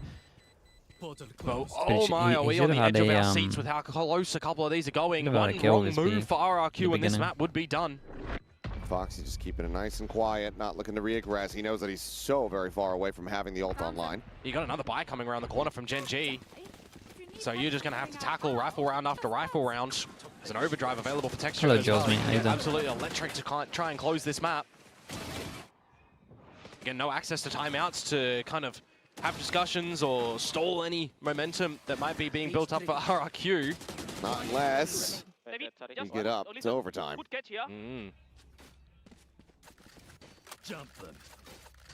Important Would force him down to an eco here. for RRQ to play this one with as much info as they can is seemingly the play. Slow and steady with the double duelist deployment. Clear and mid with the camera, different look. Inaudible Smoke currently. to create pressure. So you're walking out over towards A. Means that 2 people have to go A. Just Nano there around the corner. Munchkin. Bit of pressure fighting over for ready, towards but trying to garage get and him then hit straight up That's gonna be hit far into too B. late. Makes a We'll lot of just try sense. to They delay did him. enough. Crazy guy goes up and over the top. They He's did using the cover enough here from to this make fast sure that lane. there's only one on B right Back now. sight, but he's not And then ready. double TP back Crazy of gotta sight be with the there. Euro Texture as now. well. Gonna This be is taken nice from down. RQ. They kept it real GENG simple here. Continue to overheat, and all ready to call the save has to be made. Yeah, they need to. They want to have another go at a proper rifle round. As I've said, Texture does have the overdrive. He's got 3150. He can drop over a gun. Yeah, it's Two literally Munchkin. just smoke. Maybe request something from Foxy9 as well, so I would love to GENG see will the have hit. access to another buy. I guess But for one side's RRQ, open, this right? one being With the clean hit in gives them terms some of the good smoke, confidence. because That's they a use the good smoke call for for mid. them. A good idea to double deploy in Smoke, towards the side wall. as well. I guess this Gate side crash smoked. and 2 Double shrouded TP. steps. Especially But with a chance here. Recon, Trying to so no do some sights damage, clear. But Foxy will find You've a waited nice timing. for Clears that. the 2 allows to him get over towards to A. slot up It's in good, towards simple heaven. round. That's going to be 2 chances remaining for GENG to try to close this out in regulation. Otherwise, RRQ might just be pulling off the miracle run back. And the stakes of this series as well, right? Loser is out. You want to be finding this map. And for GENG, your own map pick of choice as well. You've been bested by your opponents on it before. Do not want to see that happen again. Go back to another overtime realm. It was 11-13 last time. 2 more rounds in this half. B is so weak when there's a Viper. Yeah, normally, but in these Viper comps, you normally play to retake B anyway. Just because. So when you're playing like a normal comp, and you're retaking, normally it's like the Omen that has to survive. But this comp's really good at retaking B because with the Omen, like ideal world for Omen, you smoke here to retake this, and then you smoke the spike. But what happens if you have the Viper? Put up this way. Slide forward. Big round. Trying to play distract, but it's going to be the one collecting the kill there at the end of it all. But now Texture on the approach from behind. Great kill, man. Get for a little bit more. Can they get an extra trade on this? Drawn out. Karan finds it. Swings, Dude, and that Karan was nuts from Karan. Demolishes them outside of garage. They decided to go for a big crunch over towards middle. Paid off heavy. To try to run this one back, but GENG. Basically with the Viper, you don't have to use double smoke, right? You have the wall to retake over towards B, so then you save smoke, so your retake on B is strong. So you can palm, have a smoke on the spike. Exactly what happens, a 2 versus 1 play at the front of B. I mean, that's just what that round was. The plays, the shots that come on out, there's so much depth to that map from both of these teams. So yeah, B is weak, but it's an easy retake, or easier retake. But what we know is that GENG win their own map pick. There's discussions to have in both of their camps as we look towards but if you got a strong B hold, it doesn't matter. Like it's good to be and then fight on site, basically, against Viper comps. It would go to that third in Corrode, and I really damn well want to see that. I think that would be fantastic. It'd be a great way to round out this set. One of these teams looking to be going home in RRQ. I'm sure going to be trying to make sure that it is not them. They cannot get the round win here. The map win rather on Haven. Now it all comes down to that sunset. If they can't find it, if GENG makes this 2-0, RRQ, they're going to be sailing out into it. We'll see what happens when we get ready to come back for that. But I like the sunset pick from RRQ. Mounting greater than it has ever been on the shoulders of either of these teams. Both so see how it actually looks, though. Need to find the victory here in this series. They have clashed countless times throughout the years of VCT Pacific. Jovi, hello mate. Congrats on the last game, by the way. And one of their years could be looking lovely, man. This series. We're going to go ahead 2 goes at it. Back over to the analyst desk because there is plenty of chaos to dive exciting. into.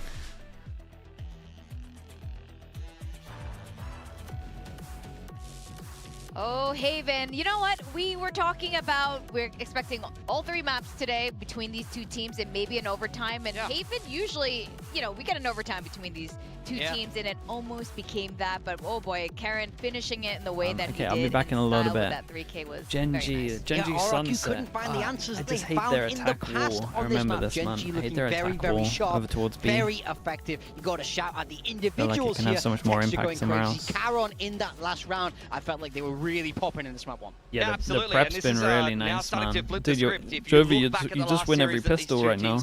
Two major things stand out to me. Number one, RRQ was able to win both Haven and Sunset to 2-1 that series. This is now GENG taking away Haven and going into the Sunset against an RRQ that is now under man. pressure. They're not even defending their title anymore. Crazy. This is just about survival. And the other main thing to highlight is that Texture was on fire. Last time these 2 teams clashed, it was one of his worst series ever on his birthday, in this stage rather. Maybe not his worst series ever, but his worst series in this stage. I think it was -15, -17 for the series. Very uncharacteristic for Texture. In this game alone, he's already gone +10 and almost dropped 300 ACS. Yeah, I mean, he was the difference maker. He was doing it all for this GENG team. We take a look on the side of RRQ. Both Duelist popping, Crazy Guy having a big game, but where were Cushy and Xfero? Yes. I think they have to step up. We've spoken a lot about Xfero. He's had big performances, and Cushy had a huge first half of the year, but they need to come online now because there's no more second chances after this. This was my major concern with RRQ going into this game is inconsistent individuals. The very last game you saw from RRQ on this map, Xfero went ballistic, and then this game, unfortunately, was just a non-factor when RRQ start out on the defensive side he's usually so strong on. So that in combination with the fact that Rookie's gone from, unfortunately, Rookie of the Year candidate to really quite underwhelming here in Stage 2 is really not good news for RRQ. Yeah, there's something, I don't know what it is. Something's obviously not working the way it used to, and they're going to need to fix that pronto. But before any of that, you were mentioning Texture and his birthday performance last time, which it's the unbirthday buff this time. It is. You have that 364 days a year. Yeah, Texture's good 364 days a year, though. To be honest. I think what's important is when you put him head-to-head with Monya, these two Neons really trying their best to get it across the line. These two guys lived together in 2023. They shared an apartment. They know each other very, very well. With you? So, not with me. Those two had their own. They were separate. Okay. But it's so nice to see them go head-to-head once again. I love both of these players, but Texture got the better of him. He did. I mean, Monya got the better of him last time in the defining map, the deciding map in that series earlier on in this stage. Monya carried RRQ across the line to be able to win that map with an insane Neon performance. We were all saying Chempkin for the longest time has been the best duelist on RRQ, the focal point on RRQ. For a while there, Monya was the best player by far on the side of RRQ, but unfortunately in this particular map, Texture had his number. Yeah, I mean, I think so many big rounds you can think of with Texture. 4K's there. I mean, Xfero just got the better of him in that last clip there. But, I mean, he is a well-deserved map MVP. You know, his energy is a little bit different. You remember we used to hear a lot more of Texture screaming. We even have that little soundboard clip of him screaming about his 4Ks and everything. He's calmed down, and he's just easing his way into the map MVP. And I mean, I feel like he's saving his voice. It's a long playoff run they've got to make. He doesn't want to start screaming too early. Doesn't want to activate too soon.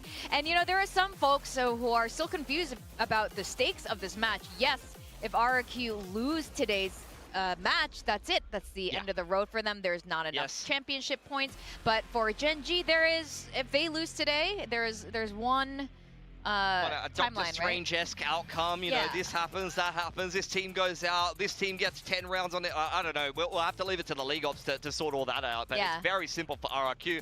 A team that doesn't deal particularly well with pressure at the best of times. Although I will give them some credit. That Team Secret game is a perfect example of just completely choking a massive lead and then just stomping on the next map. We need to see that here on Sunset, because the last time they played RRQ on Sunset, they did kind of dismantle them. It was a 13-5 or a 13-6 in that series. I think it was the opening map as well. Yeah, but the turnaround has to start right now. There's no more room for error. One more map lost today, and your year is done. It's entirely over.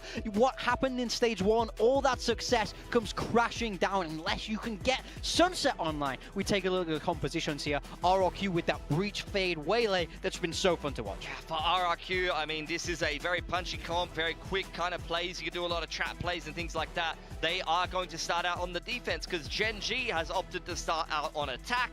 With a bit of a slower comp, you'll see a lot of A-lurks from Munchkin. He likes to get active on the Viper. You have Foxy9 on that Deadlock. You've seen a fair bit of that from him, but once again, it's going to be a Neon map from Texture, and he's already feeling confident. For RRQ, I'm feeling a little nervous. I'm worried they're not going to deal with the pressure, and I'm worried that if they bomb out of stage 2 here, that their stage 1 win has a little bit of an asterisk on it, unfortunately. Yeah, unfortunately. And earlier today on the first match with Elevated here, we were talking about Lotus and the Waylay with the breach. Elevated wasn't a big fan, but this is a different team and this is a different map. How do you guys feel about RRQ's comp? At least the last time they played it. I think it's fine. It is a comp and a style that has been around for ages. The fade with the breach prowlers. You've seen this style very popular on Lotus in the past. You've even seen teams play kind of like this on Split in the past. So I think it's a style that does work. But again, as I say, every single time I see a comp like this with the double inits, it's execution based. You need to hit your util. You need to have the right reads, and you need to be able to actually have Jemkin be able to play well off of that utility and capitalize off of it. Yeah, like in my mind, I don't think it's the optimum perfect world comp, but I think that's okay. I don't think you need to be perfect. I think you need to do what's right for your players. They clearly care about getting Jemkin very well set up with this double initiator, because Jemkin's been that guy for them. So I'm fine with that. I think you have to run what's going to be best for you, and they've shown success on this Sunset comp, so I'm happy for them to stick with it. Yeah, and they have to definitely find success, because again, we want to go to all 3 maps. We're expecting all 3 maps. Again, also in overtime, we're doing like a little side Not even sure RRQ would have expected. And now as we go into Sunset, let's see if the comms do remain the same for the two teams. I guess they weren't going to pick Bind. Change too much up. Yeah, not changing anything up. GENG will start out on attack. Munchkin is going to be on those hyper aggro lurks. That's something that RRQ has to look out for. Textil was just electric on the Neon on Haven. He's going to go back to back. And Charon on the Omen on a map where Omen can have massive impact. Yeah, there's no changes on the side of RRQ as well. Sticking with that double initiator. Jemkin on the Waylay. I think he's had good performances here, and I think he was a very strong player for them in map 1, but he needs to keep that going. But like we said, I want to see step-ups from Xfero on this Cypher and Cushy now on this Fade. I think now is their time to really upset GENG. Well, who's going to win this one? I don't know, this one's pretty open, send man. it back to our casters, Achilleos and Komodo.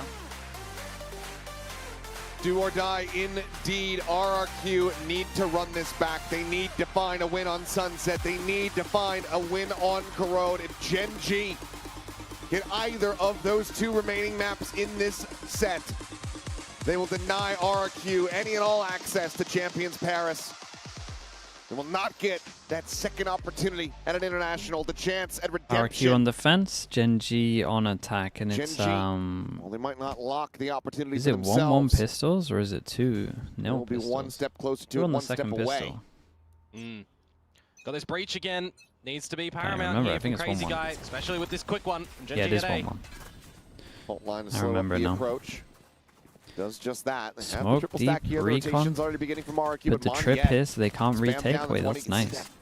Sai there. Oh, this is a drilled pistol. And man, just can't quite catch a break. Spot out onto 1 immediately. Wait, this damage is a drilled gonna be found. pistol. Crazy Guy gonna be taken down. Mon yet now finished off. It's Foxy9 finds the kill. The haunt reveal. Okay. It's big, but it doesn't mean I'm a damn thing. I'm thinking Just can't play off GENG the back of it. expected this. Oh, This is a very nice They have to pistol find from them. Another quick tap. Foxy9 taken down. Barrier mesh looking to try to be cleared here. So now break down that segment. Charon ready to strike, waiting, playing this patiently, and finds the timing. Very nice. Hey, cool Swings pistol, man. forward into the site. He strikes Jemkin. A big round from him to try to get the convergent paths online. Already going to be halfway to that, but it's going to be doesn't another work if pistol they don't over to fight sight, GENG. but So they win the opening round here on Sunset. Yeah, and I mean, when it comes to this map as well, right, we've only seen it once this Oh, stage no, it does. It's from Viper smoke there. GENG. It was Wait, that's against really nice. RRQ. And It was then a day that they Texture had have a Molly, pretty so you shocking can't fast performance. floods. He's You not having a isolate shocking sight one no today. matter what. They've already got a map under their belt. Yeah. So for GENG to be able to that's a pick good up one, on man. the pistol around here, Which on the attacking side, that makes they me looked think alright that on. their They're bonus 50-50, strat's but they going to did be better pretty than their good as defensive well. Side, that is for sure. They go up against the full eco. I want to see how far forward They they're going to take be a able B to get main. themselves on this We got attacking side. Gravnet to take close, and we got Recon to take the next layer as well. Here, especially when the B site is a little bit lesser equipped. Instant reaction Munchkin over towards hunted. B. I mean, Munchkin's in trouble, so they should just push into B. Play, but at the same time, Attack getting ready to come through here onto the B site. Saturate, slowing them up. You could do a little bit of damage here. Already. There's going to be Jemkin No desperate way, to try where'd to find that the kill second there right on the click Texture go? puts That's him at unlucky. 46, but can't quite collect it for himself. Munchkin, by the way, in death, only giving over the ghost too. That's why he's out there playing solo like that. He got scammed? Bro, he actually got scammed. Dude, I got scammed too. Where's my voice gone? I actually got scammed, man. Foxy9 back on That was this nuts. deadlock too. Always love some very proficient deadlock players. I mean, I highlighted it when I think about Ivy, right, in NONGSHIM's game. Love the way that deadlocks are able to assist the team, especially in post-plants. If you're a team like GENG, you can get into these post-plant scenarios against a team like RRQ, who generally likes to go in for retakes. It's not a good structured position for RRQ against a deadlock, so they have to kind of be incentivized to challenge. Would it not be better for Ash beforehand. to be doing this? So I wonder how early they are going to go in for a lot of these Felt like fights. they just could as have this little tail end snowballed a little better expectation here. that they go up with a spike instead of giving over some ulti points. Yeah. Crazy Guy's going to grab one. An extra death would have been pretty nice for him. Have that. Maybe it's an armor thing? 2-0 start here for the side of GENG. holding on to the more Could be an important armor weaponry thing. for the most part, as they will now go into Full armor their intact. bonus round. We're able to find a conversion in that second half of Haven. See if they're going to be able to work similar magic here on Sunset. Armor overall. RRQ. Yeah. Start to slow them down. I mean, pretty much apart from the series against RRQ last time. Okay, so after the pistol, I like the pistol a lot, man. And that normally means that the bonus is going to be good. It's a similar fast, if not the exact same rounds, right? We kind of get ourselves in this little predicament of... It's the exact C4 same. anywho. It's pistol round again. Smoke out, recon. Especially not They want to fight this, then you got to smoke over towards here, then we're just going to smoke back a sight and just hit. Allows for Crazy Guy to get over. It's got a lot of space over at this A side already, with a lot of utility Yeah, still. smoke goes out, they're fighting him. How on earth has he won that? He's jumped through a one-way and won the duel. Oh boy, they're going to snowball, man. Monyet just having to slowly creep back. Sphero maybe looking for some exits, but even then... I mean, the strat works great when that's happening, let's be honest.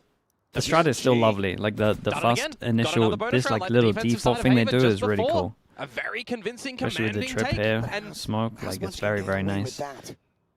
I want to avert everyone's eyes to the HP and shields of GENG as well. No, yeah, zero so damage to anything. I can't believe he's done that. 0%. That is unbelievable that he has managed to pull that off.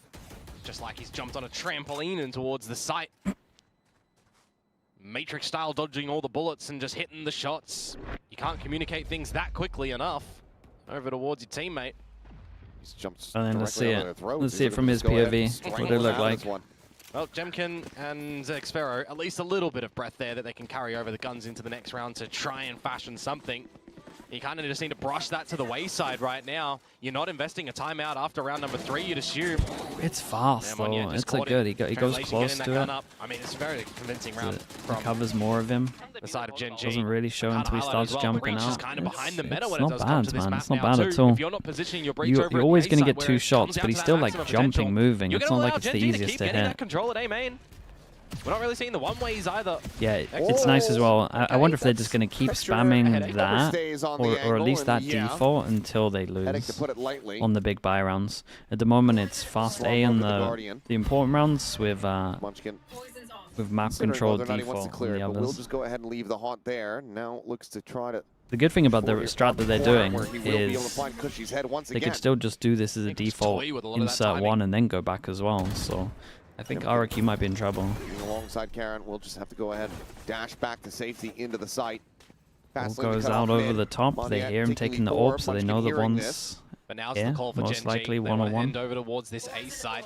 They know that Monyet was here still. I mean, it's a stinger. Is there any other bait on the other side? There's a fault line at the ready.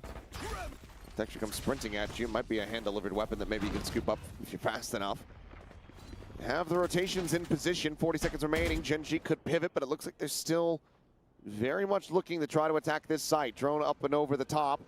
4-person stack on site. They could do damage for sure. 2 guns here. I mean, they might be good for it. Able to find 2 here from Street. Spam. Sphero previously having been noted, but Munchkin also able to find 1. No way, he nearly got that kill. Big 1v1. Brings it into a 1v1. Monyet obviously doesn't want to use flash, doesn't want to give away his pulse. He's wrapped all the way around. To make some noise. Oh. Well. The plant. Maybe just looking to try to win this out on time. Tucks back into the smoke. Well, not how I would have played it. Not how I don't. So very close. Don't think you should be playing it like that. Break at the end. He's bailed him out in that one yet again. Caron, very vocal, but sometimes the crosshair placement and the shots, they do the speaking for him as well. That was looking to be a very large drifty angle from RRQ, and I was thinking it was going to come in play. As soon as Jimkin finds those 2 kills, and it comes down to the 1v1, and there's just a tap from Caron. Angles that one 2v4 nicely. at its peak here. It's pretty rough. Patty just stayed in the smoke. Obviously, hindsight 2020. Yeah. We're looking Goes at into this the big buy rounds. zoomed There's out. been a lot of talk about A here for sure. And say, why didn't you do this? They don't really have to change too much up, in my opinion, unless they want to put like more passive trips over towards there. The problem is that the Cypher camera's doing great work over towards B main. means that they can stack over towards A, in a but thrifty-natured round when they lose the first pick like as well. I could understand the switch here because the trips are going to be good against the A stuff, and I could understand just keeping it the same and timings on the fault line, on stalling, on the aftershocks, and the paranoia at the end. How do you counter what's going on? You don't go heavy side, you go heavy one-way box to hold A, I think. Smoke, but you never really know. What if Caron even just sprays at it and hits a headshot? You just don't know. Tank an Omen flash though. 4-0 though for Gen We'll G. see. And that it's gonna be a lot of exercised a lot of thought about A main. Now, yeah, is so there enough of a they keep this over towards here. We've got a trip top mid for them to push all the way through, but it's not a good info trip. And Gen G look like they want to do something brand new on this buy round. Side of the map. This is a critical juncture right here. After the timeout call, winless in the round. It's not giving them extreme amounts of map control. Their default, no, it's giving them good amounts of map control. Not yet having those ultimates. This and this, you know that they're on the way. You know they're on the cusp of having you get everyone scared that you're gonna A pop. It's hard to hold A with 2. But sometimes they'll get you 3, and then everywhere's weak. Basically, anything on this map, if you can get one of these circles, like through one of these circles, it creates 2 avenues. So anything like for that, if you can get that within the first 5 seconds, is great. Harder with these, obviously, it's far away. And once again, exploring forward. Refract is gone. Caron this time deeper angle. Just having the constant pressure that you can pop over towards A sites is disgusting, man. So strong. Most teams will try to set one up here, and then have stronger towards the others. So if you can get A control early, it's great. Bro, RRQ are gonna. RRQ are struggling, man. It's a really nice pick. 40 seconds. That being said, though, a decent reposition here. No way. I mean, just call them back. Surely just call them back. You guys can't hit this. Surely not. Ahead of the saturate. Finds the kill, blocks off the vision, and Caron has gotten Xpero at the same time. Crazy guy gonna look at how easy it was for them. I mean, Munchkin's just insane, isn't he? He's in a different reality compared to RRQ, compared to the rest of his team. This man, he is ascending above the rest. Even outside of the Munchkin kills, there's still such a well-orchestrated round to come through from Gen G. He's hitting the 2 taps, but I'm still really liking the adjustment for their little market take that they're coming out with. Paranoia quickly in. You've got Texture to just launch himself. He's got some support from the back lane, and then they split their attention for a crunch on towards that B site. A nice Boba split. The wall is obviously good for getting B control. 5-0. That's about it, though, but it is good for that. Timeout from RRQ as well. This is just so detrimental. Force him down to another low buy. And mentally for RRQ now. Go for the push. The great sidestep from Jumping. From Texture collects a second. Relay around the corner, gets the spot out here, but Crazy Guy with that Guardian is able to steady the aim just long enough to connect in with a headshot. Weapon's not going to be juggled away, potentially recoverable here if they get bold enough to try to re-explore forward. Xpero. Oh. Sending out a shot, gives away his position, doesn't find the damage there. Wall and smoke can permit a bit of safety. Get this plant. Didn't push down, didn't pick up the guns. Foxy 9. Everyone's one shot. Around, there's a jump up, and he is instantaneous with the headshot. Didn't even need the dome like that. Oh, that's a nice shot also. Banged out of the corner. It's Rolling Thunder. It's one of their better chances at a round. Don't even blame him for rolling here. Cuts their odds down. Like they need a hero play. They need to get some rounds on the board. He will be the finisher. The Grim Reaper ends up costing them, but it's not like it's a battle. Is looking to be death incarnate, unkillable. 7-0-4, 6-0 for Gen G in the map. Yeah, the controller's going crazy, man. Absolute crispy shots come through at the moment from Munchkin, from Caron. And an effort by committee affair for Gen G as well. They are wanting to seal this deal 2-0 today. You bloody well know it. A large Rolling Thunder investment as well.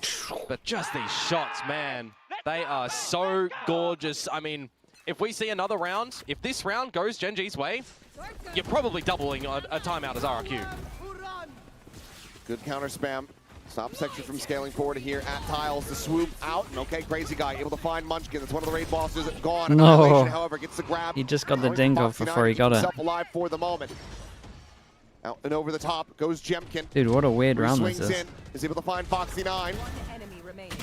As that's going to be the cleanup. Nice okay, shots, man. RRQ 4 people surviving as well. Gets him a little bit of money. With 2. Get them on the board. How many can they get? 6-1 online. Convergent pass doesn't do too much, but it does actually permit Jemkin a way into the site to give another angle. Such a heavy mid taker. RRQ to play with.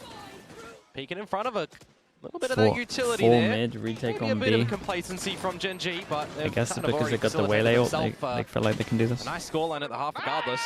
Nice guys. Nice, what was the timer on Crazy Guy's death? Felt like he was suspended there in the cocoon for quite some time. Same thing again. A bit more emphasis on mid now. Maybe not with the Waylay ult. Recon cleared, just the one weapon firing out. Karon sliding forward to tiles, but this is being watched at the moment. A little bit of they actually switched it around in terms of who's where. In these moments as well, that push into the box does go left. Dude, look at Munchkin, man. Look how much early space he's taken. With 20 seconds, he's walked all the way up over towards A. Ooh, didn't spot him. He's already moving away, so maybe. It doesn't see that second layer, but yeah, Cushy already just backpedaling, shutting the door here. That leaves GENG feeling like the A site's going to be a little bit weaker. You've already got Munchkin kind of slotted in towards the elbow too, so they can go for pass the pressure of the wall again over towards get B. In Foxy9's grab net, get in the paranoia. Pressure mark gets cleared. If you get into a post plan, of course, you do have the pit. Yep, very strong. In full middle, might be able to get 3 here. Theft, but if they can get a kill, that could be GENG's undoing. Crazy Guy for now under duress. It's a great omen flashback. Paranoia there to try to peel. He swings no out. Way. Can't quite drag that crosshair fast enough. Texture collecting one, traded out, but traded up as Ash finds Jemkin. The pit now in play, but Munchkin immediately dealt with. But such a fast trade. On the spot. Vengeance is captain in IGL. You'd love any of these ults here as RRQ, really. Anything to try to make a go of it. Question is, can they find him? Disconnected. Is she not going for the spam here on the box? Position known for now. Dude, they're just always together. Just two it looks so hard to get multi kills. And that's Xfero now. Left to his own devices. And it looks like the call will be a quick check around to see if he can get a safe path out to safety. Yeah, because even damage here is not going to be too significant over towards GENG.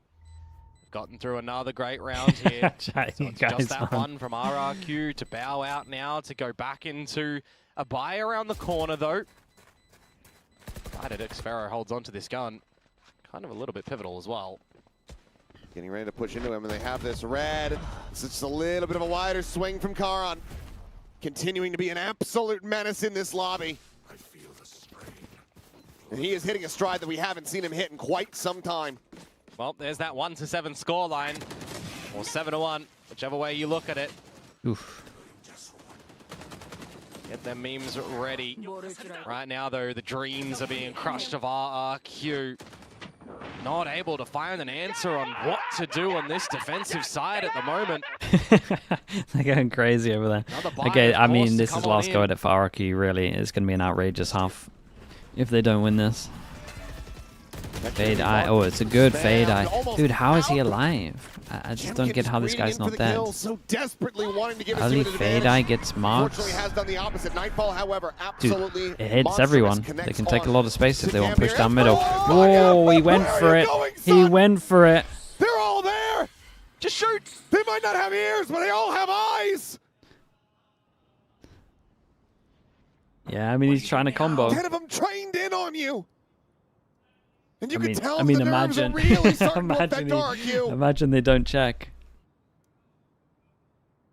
Imagine they don't check. We'd call him a genius. It's always a thin line. Sink in. You cannot let that be a tilter, though. It's 3 versus 5. Texture's low. The re-hit towards this A site. No connection on the spray. And now you just got to go for that save call. You're not getting back into a retake in this scenario. Yeah, I gotta save the guns. I think it is the time for that second timeout to come on out. Yeah, I think because you need a massive focal adjustment for RRQ.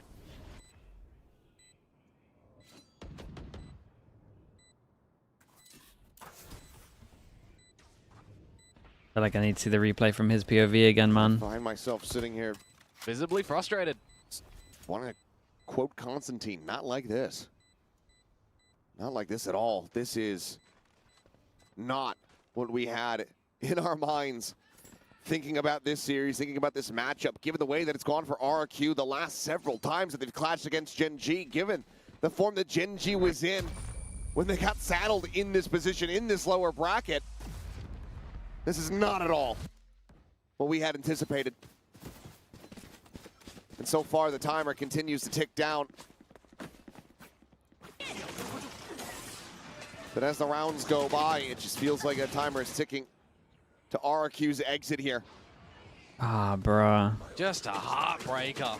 Dude, Ash was the only one that checked, man. Got that visible Ash was the only one that checked. And dude, honestly, he misclicked, man.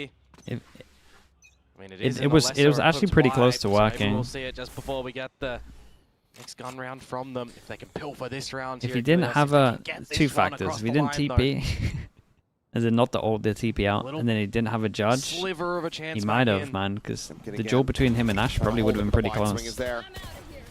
There's just no exit, and then if he takes Ash down, I don't think the others are reacting. No sound on it. Ash would have just gone down. It would have been comms. It was really close to working. Just wrong gun also. Okay, finds the kill here in the end. Needs to try to get rid of Cowan and is able to do so, but Texture at the same time finds Monyet and Ash. He just places the remaining Dude, players. Ash is like, again, it's Xferal Ash is kind of saving him back-to-back rounds there. To save the weapon. No reprieve, no mercy. And right now, it is looking like there's no hope for RRQ. Oh, they're just trying to cross the highway. Dude, Genji are a scary team if they get their Sunset good. And it's a flowing rush like the Sunset was pretty good at Tokyo just because, sorry, Toronto, just purely because people hadn't really seen it. But now they've seen it and they've actually got some nice stuff down. I mean, I even want to just, in this little settling on the situation, cast our minds back through the journey of the stage for GENG. They do dispatch of DRX in the opening week. They lose that close series against RRQ. They drop a map to Global. They 2-0 secret. They hold on to this gun, maybe. Well, Texture's frustrated about that.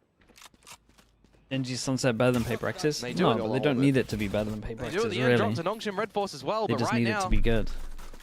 In this current 4th seeded spot for GENG, they are showing in the server, where it matters the most, that they are still a Pacific Titan.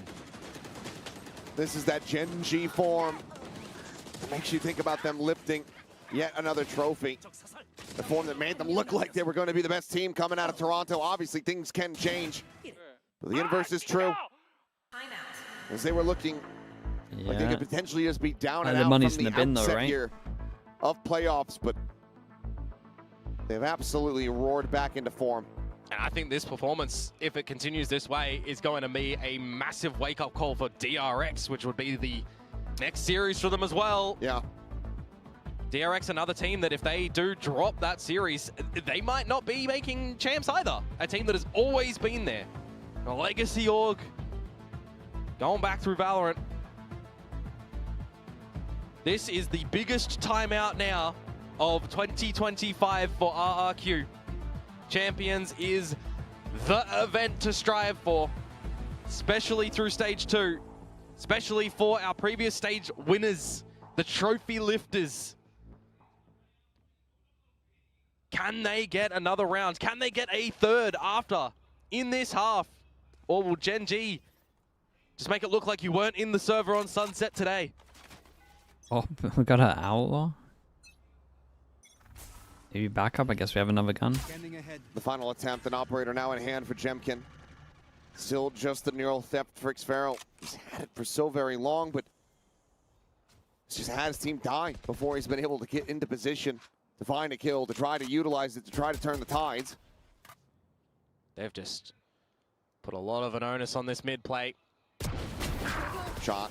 That'll do. Slides out of there as well. Took Cushy down with the same bullet. They lined up. Refract is faded for Jemkin as well. Just needs to hit a quick shot with that op if they want to try and get something back. You know, they're seeing no pressure over at this A site. No breach fault line on timing.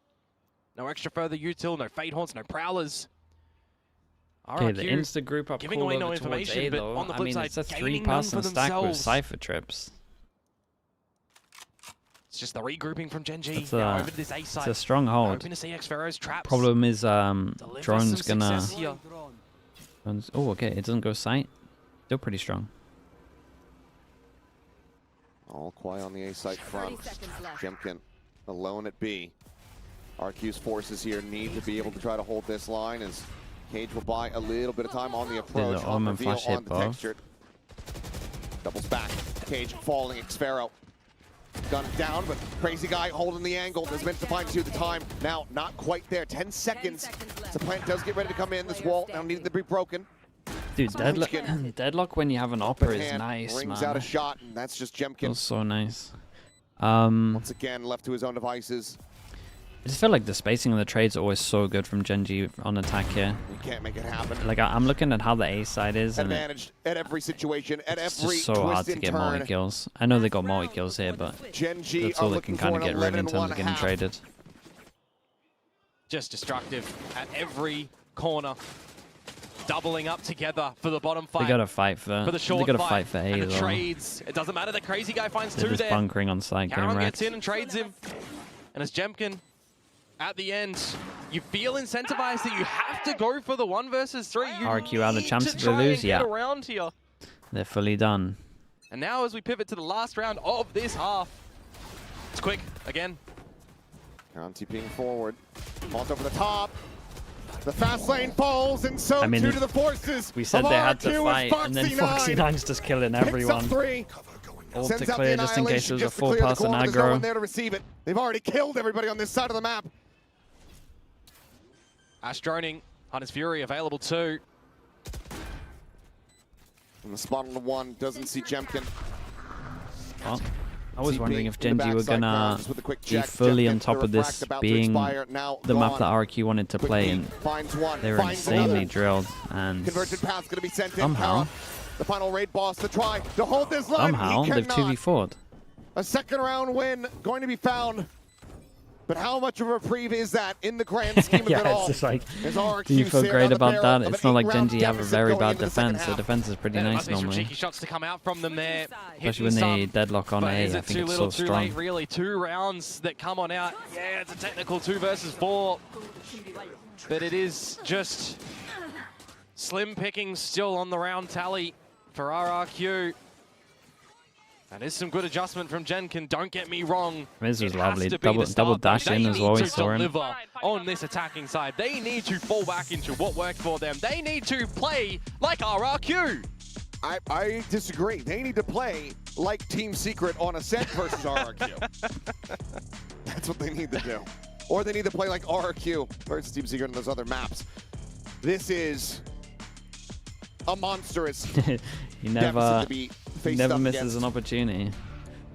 2-1 in the pistol so far with GENG in the lead, and if they can find a third, that might just be curtains here for RRQ. So you're saying it does have to go 12-3 first? What the hell is this question? They would prefer that to not happen. Yeah, it's got to start at the 10-2. It's got to start with the pistol and the 2nd and the bonus and the 4th and the 5th and the 6th and the 7th. And it's just going to keep on going. Sage Res doesn't count. Sage Res does not count.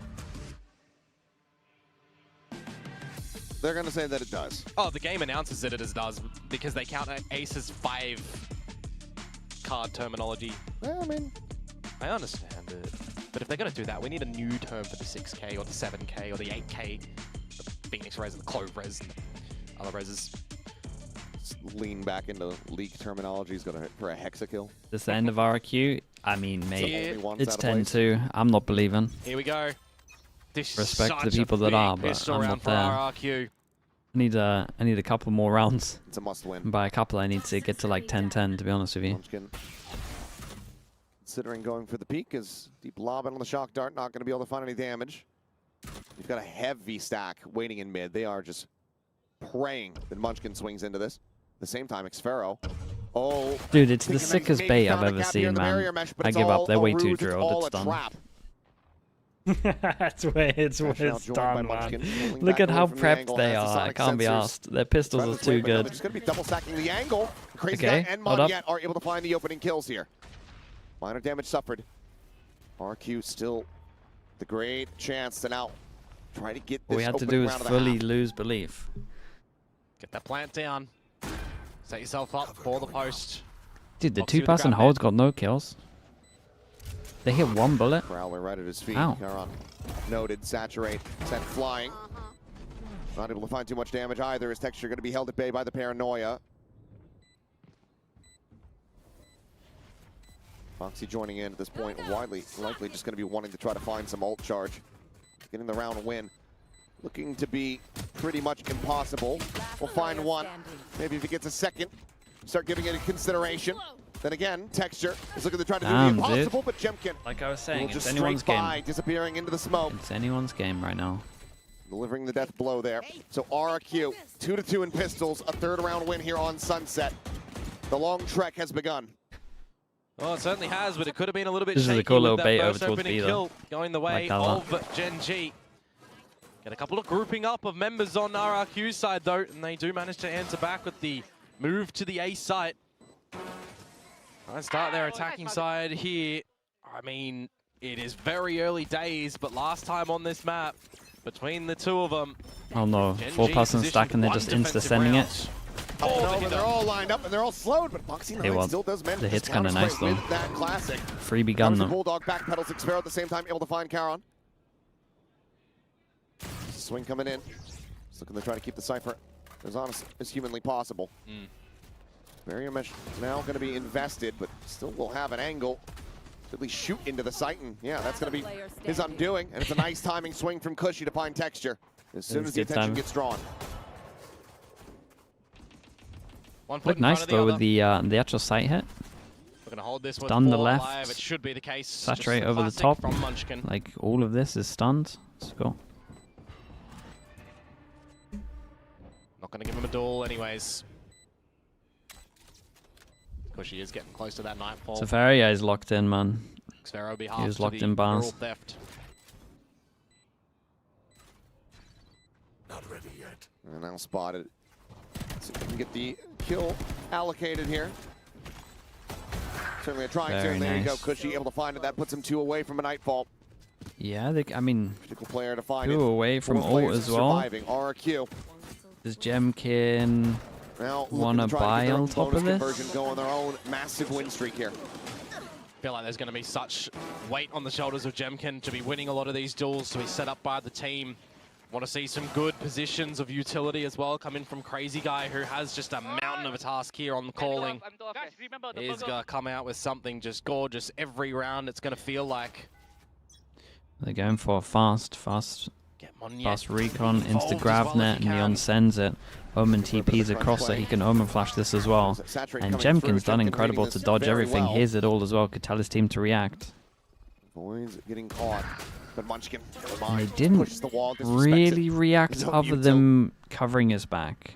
Play the numbers in this bonus round now, GENG shutting the door. Need a re-clear mid first. It was a RRQ. 4-person hold of anyone that was overstepping. More of a focal point in towards mid. I like this from GENG though. They now put the wall over towards here, so they get early info in case they've re-cleared. But Crazy Guy has popped so many through the smoke. Nor do these sonic sensors. Flip the table in that position. Even Texture's been tagged down to 8 HP.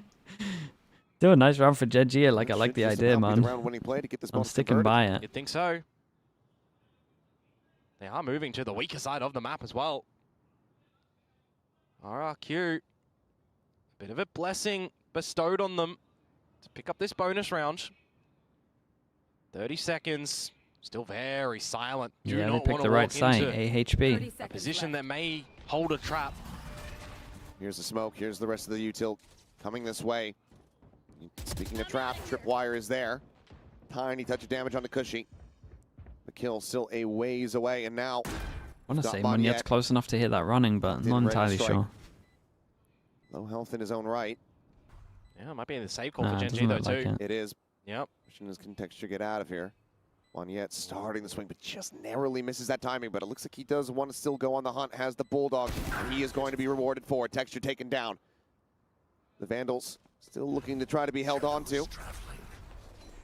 Monyet just happily collecting a no weapon extra greed on there. it, just the upgrade. RRQ I mean, it's a great bonus. Money's incredible from there. At the halfway Dude, everyone. I need to see in the replay, did Crazy Guy round spot him before out just this. before the smoke was there, or did they just all start spraying the Requiem corner Veil, on thanks the so much for the expectation 15 that there's months, a man. I appreciate rotation and it. disconnection from GENG or not? Whichever way you slice it, RRQ winning Damn, the dude. bonus round. Winning at life at the moment. 100% Respect, man. required here. And with 2 weapons survived for GENG into the next round. Thanks for the 15 months, mate. They will most likely be the only weapons that they'll have to play with. They got shot at. Yep. That's why. Tracers. You guys need to be ready in B main, okay? Still, GENG wins this. I mean, it's not the borders call, mate. They're 10-5 up. Already. Like, odds are... Next round. Yeah, odds are you're pretty safe. And it's going to be the right thing for them as well. The stacking of GENG members over at that A site for a bit of a faster take and a faster execute. A set play. Gonna see nothing there. Yeah, Similar bit of aggro. Instant reaction this time over towards B. Janine, thank you so much as well. Janine Sarah with the tier 1. Appreciate the 30 mums. No funny business here from RRQ. Yeah, I agree. Onto the site. 2 guns and the annihilation. I don't think they will, though. Maybe 2027. Even that Nightfall going to be coming through. Okay, RRQ wanting to make sure they can keep this one clean. All goes in. Get a good amount of info on this. They still got a lot of better util. Eva, Prowler, Flash, damage. Smoke just come up. Jemkin holding close. Experiment Yedov's camera, able to find some kills for themselves. As it's now just Munchkin and Ash. Finch with the prime. Thank you for the 5 mums, mate. Try to see if they can find any kills whatsoever, but the answer is going to be no. Okay, do GENG timeout because RRQ at least have enough money to do this. That's what I talked about previously. I mentioned it slightly. It was 1 round on defense that GENG did find last time, but it was closer at the half. It was 7-5 in favor of RRQ. This installment has a very different halftime scoreline, but we're starting to get some momentum built up for RRQ. Not going to be stopped here by a timeout from GENG. Got a buy present. No timeout.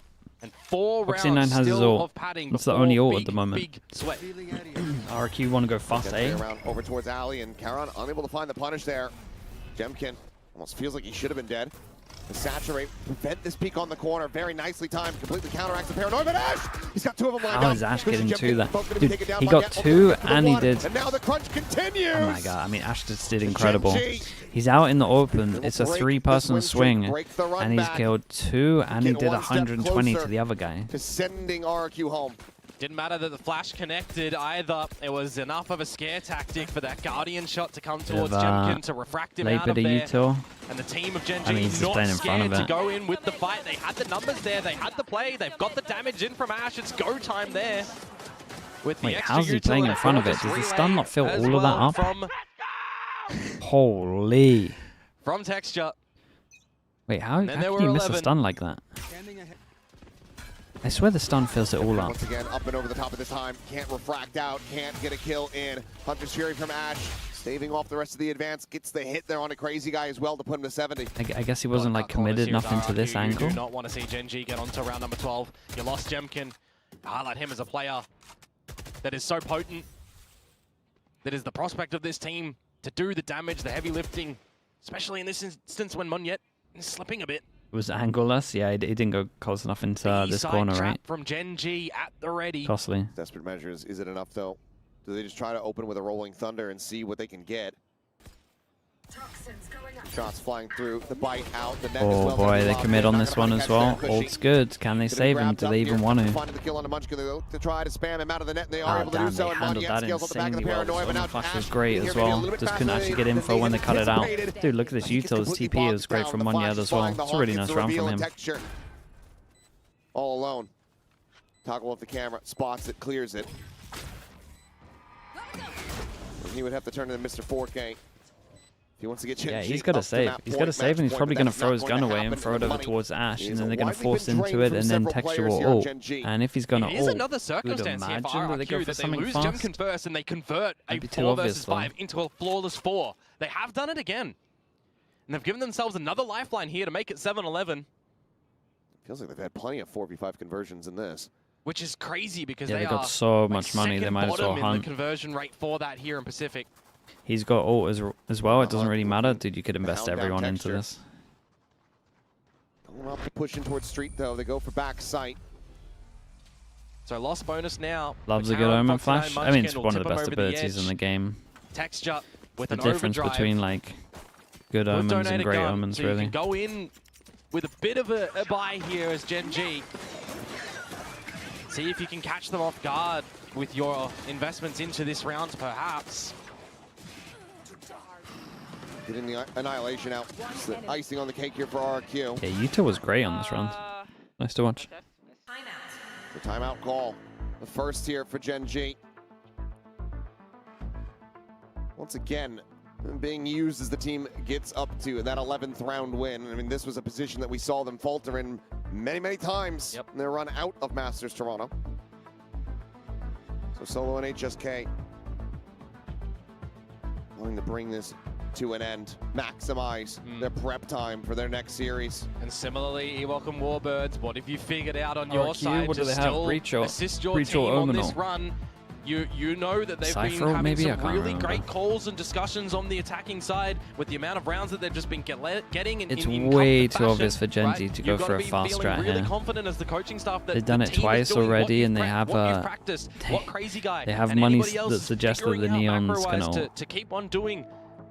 On this attacking side, you could, if you were GENG, kind of bunker a little bit. You would imagine that RRQ are just going to not cross this line for the first 20 seconds. So I think bunkering, saving the ult would be pretty nice. Instead, Ash just takes the hit. Gets a ghost on this. Like here for GENG. Yeah, just a bit more of a default around the map too.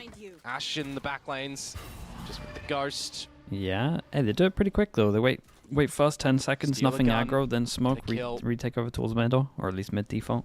Call for RRQ to group up in towards tiles. Break the door, give yourself some options. Smoke top mid. Refresh if you want. We'll go for a pop play. Change it up a bit. GENG would kind of like that at the moment, wouldn't they? Break of the door coming through the sonic sensor there in front. Scares Jemkin enough to refract out. Lob it on the bite, but now if they continue to scale forward in towards mid, it's just Ash there with that ghost, but it looks like they're going to opt to back away. The drone now chase and try to identify. Gets a spot onto at least one, maybe a shoulder spotted of Jemkin. This is really weird, man, because it's pretty nice for GENG. They're going to get that early info with the wall. Surely that breaks soon. This is definitely looking like a rolling thunder angle to me to get yeah, they're going to get close behind it. Smoke goes over towards A to create pressure and hopefully cause a rotate, but it's actually not too bad, man. Gravnet, 20 seconds, pretty scary. It's everyone behind, can't really follow him up for a little bit. Into the corner. That spike. Blind shot through the wall because you got to be taking down great kill, man. It's a great kill. It makes everything so much easier. Maybe just that rolling thunder here for the post plan. As Munchkin trying to play on a timing, but ends up getting headshot. Oh, double ult at the same time in the same place. Not sure about that one. I mean, they combo well, I guess. If you push, they're gonna be stuck in the air. But on either side, a 3v3 as they look for the retake. Karen situating a smoke. Munchkin trying to go on the push, but Monyet is able to find the kill. TP forward.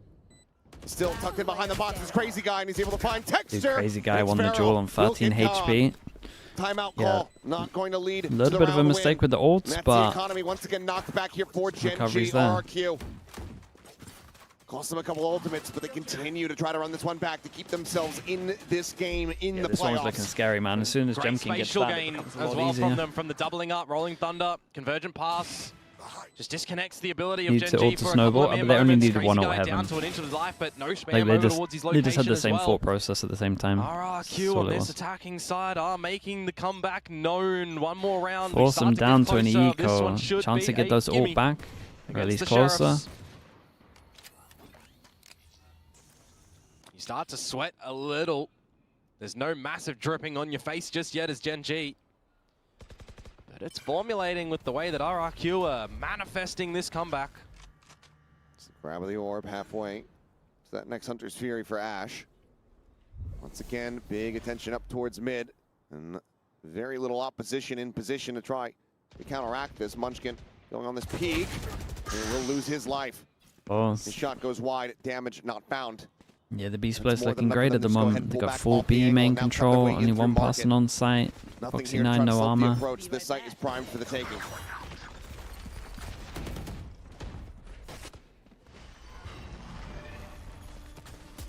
Paranoia onto Foxy 9. Pushes out of the smoke and will just be met with his own demise. His Texture similarly tagged down to 60, making that overdrive a lot less tempting. Cage triggered. Just good strength again on the side here for RRQ, really. 5v3. Just the pistols, as I said, for GENG. You don't want to be dying here to somebody got, like Pushy too, who's getting closer to that Nightfall. Dude, they actually want to die to Spike. Wouldn't They don't want to give him Pushy all. going for an exploration for a bit of these kills too. They got so much money, man. man. RRQ can kind of just keep sending it. Be Jemkin finding one. You can pick and choose who they want to get the kills now. Sparrow to claim it.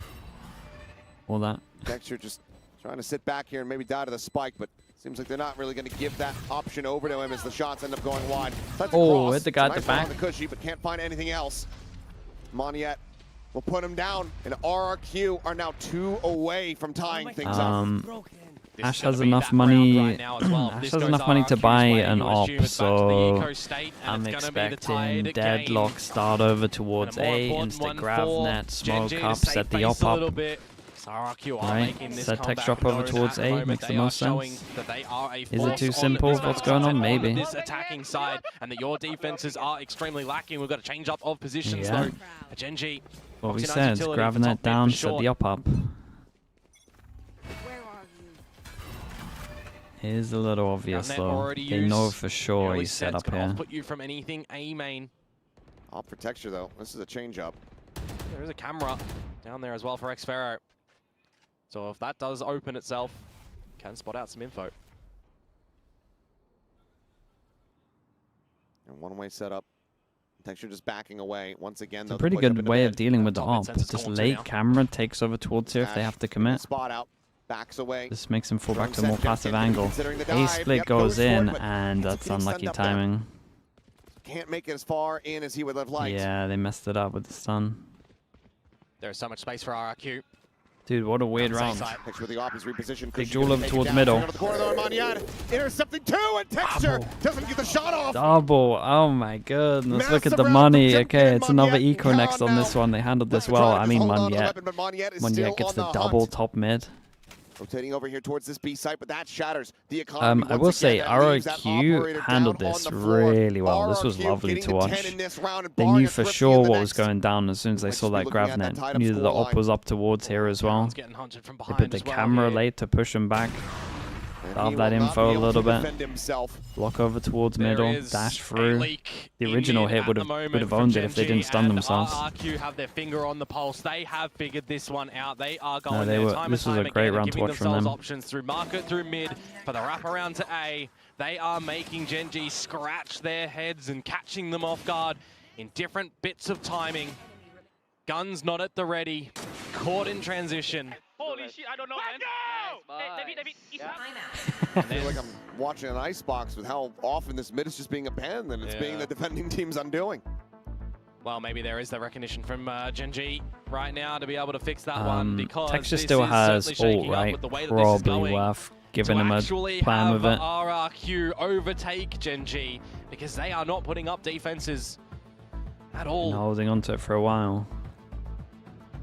Almost feel like we need a bit of an aggressive force to come through from GENG. Jinx this? I mean, I said I'd stop believing when it gets to 10-10. A lot of passivity basically there. During these run back rounds here.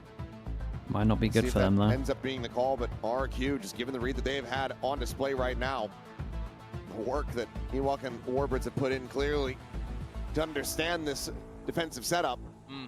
They might just even have something up their sleeve to counteract any, kind of aggressive crunch plays. They've avoided the ones outside of A main. Yeah, well, that's do you still do observing? Nah, I haven't done observing for 5 years now. Gotta let Prius have his job back. Don't want to take all his jobs. Handsomely getting the space back anyways. So for the mid battle, now is GENG with the lesser weapons. And it seems like the timeout call is 3,000 hold top mids. Go for a paper X. And it's just a bit of a speed up for RRQ. Yeah, looks like they're keeping it simple. They find one luck over towards middle. It's, I mean, this is fine. Texture sends it early. Ooh. The overdrive comes in from Texture, fishing for anything there. Dude, I imagine the Omen Flash went somewhere else. Now he does manage to find it. Cushy, some good damage across, but Caron getting taken out. Smudgekin will also fall. Moniette survived on... Okay, no. I was going to say he's in by Pito. Nice shot. Recoverable weapons a world away. Net on the crazy guy. Leaves Jemkin on his own here on the angle, but he is more than fine. As it's 11-11. Okay. RRQ looking to pull off the unthinkable. Big GENG have so many ults. And they are one round from gaining the lead and getting map point for themselves. Surely they got something. with the server all planned. Well, this is certainly turning into a comeback of all time. Gotta be pretty happy if you're RRQ though. Got the Viper pit out of them. It's a big one. Maybe even still win it in the regulatory phase. I mean, I was looking at Texture at that moment on that overdrive. He's getting some damage, but not collecting on a kill. You're seeing no real value from the pit that gets used as well. Those are some costly investments for GENG. Still 3 ults to try to utilize here, but how are you meant to make this work? Texture about to try to go on the peak and doesn't manage to find one, trade but though. Instantly traded. Crazy Guy has been a great very trade. on point with this. Lobby With leader that, as far as the kills question are mark concerned. created over towards middle. A lot of these 4 versus 5s or 4 versus 4 conversions when Jemkin has lost his Question mark life. created over towards middle. Can Question mark RRQ created over do towards it B again? main. They pick up the neural theft from Xfero, grabbing that orb in B main. They've got the Nightfall as well. It's going to be op the op, but much of the peeking of the angle on Xfero is absolutely So favored. ready Now the for it. They neural get theft full comes through, and that info. is going to reveal all. And the final call is one Where do person they send opt it to into go to? B. Looks like the spike is going to be ushered over towards B at least here Break for a wall and moment. go back, or Oh, he's found the timing, no? hasn't Okay, Yes, he has, Oops. but he hasn't found the shot. did So the looking at one locking Karen up. getting closer. I'm not sure if Xfero is going to be quite ready for this one. Damn, Never dude, mind. he's doing incredible He's work. absolutely on He's it. doing incredible work. Good trade over towards A as well to make this one Can he hit easy. the last one? Answer is no, but it Missed a might not matter couple, at all. but The heroics here from At least Xfero he hit the most important ones. to get them this far into the round. Absolutely gorgeous. Retrieval of the What spike, an get that plant insane down, map a very this has large been. Open plant. Paranoia Prowler. Here. On the side of RRQ and Ash with a recon. Couple of shockies. Would need to push them silently, you'd assume. Where do you think they're going to play? Even then, this Paranoia could absolutely just end up Yeah, being it as could be undoing as a anywhere. Prowler. There's still a haunt here. Checks the corner. Recon. Finds the headshot Oh, God. immediately. Recon in case they're double stacked, and yes, he now knows that they are. Clear the Prowler, looking to try to hold this one to half. The haunt reveal clears it, but Cushy is right there. Whoa. Ash cannot That respond was scary, fast man. enough.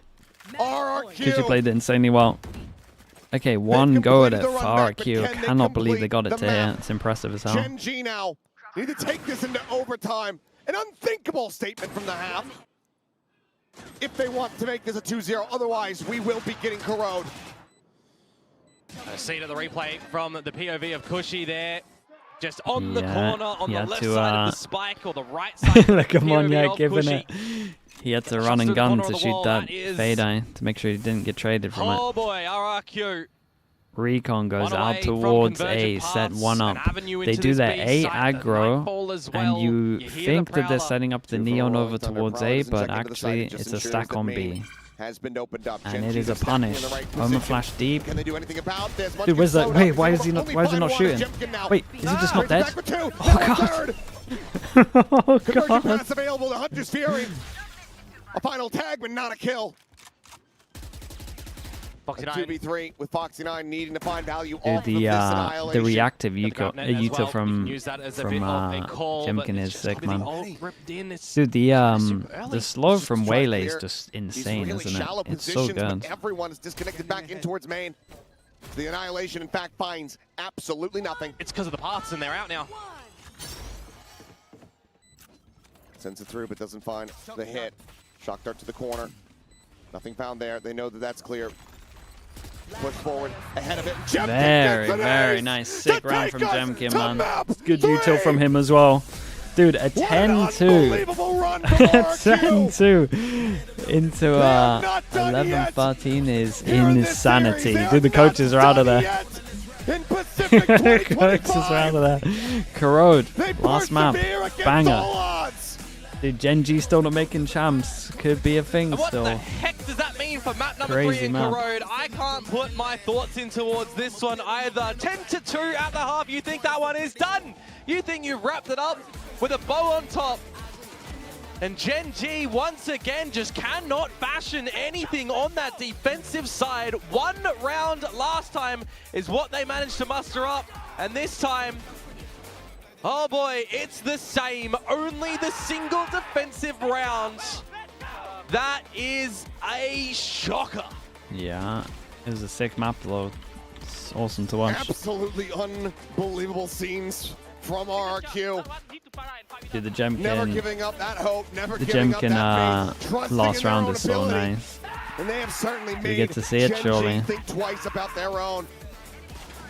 That is going to be a tough loss to recover from. Every ultimate, every shot, every opening the stun was kill, good as well. meaning absolute Breach-Eater was jack shit really for good, Gen man. G in trying to convert this into a 2-0. They cannot get it done. Clean. RRQ now have the upper hand The reactive as we get meter was ready to go so into nice. Corrode. The onus is on Gen G to be able to rally back. Whether or not they could do that, we'll have to wait and find out. For now, we send it back to the desk. Okay. Okay. I'll be back in a little bit. We've got Corrode coming up, and the king probably of the most kings important are Corrode. still in the Whoa! game. What a comeback! I would say the comeback of stage 2.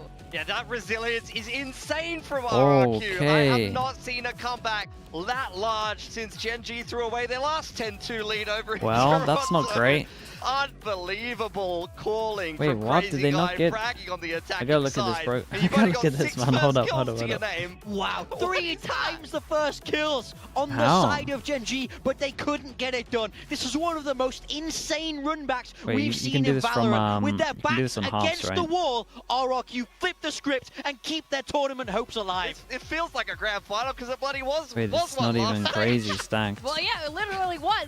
But what I really like from Still RRQ, got 3 they are a fast little kills. bit infamous for crumbling under pressure, but this was the complete opposite. Damn. Round by round, they came back, and They you all can see got- Crazy Guy really they all got 3 leading fast that kills charge, on it. him and Jemkin. Crazy. Man, we Okay, have I'll to be back in a shout little him bit. out, not only in how he played, but the resilience he has been able to bring to this roster is absolutely insane. He's attack FPS veteran, and now spearheading this team. We've not seen composure like this from RRQ in previous Okay, years. back in a little bit, chat. 10-2 down Big map in coming an up. elimination map, and they flip it around. It's unbelievable. Yeah, ace from Jemkin to close things out on the waylay. It's been a signature of theirs on this map and a style that they've adopted even before this stage started out. They trusted themselves, they backed themselves against Gen G here. Last time they got it done a hell of a lot cleaner, so the fact that it was down 2-10 there, you are able to actually see them complete that comeback. It was fantastic for Gen G. They've got to be kicking themselves. They had this game on a silver platter. This should have been done 2-0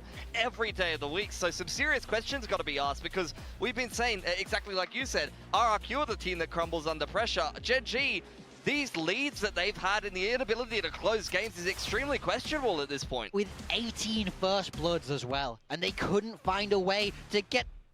Oh...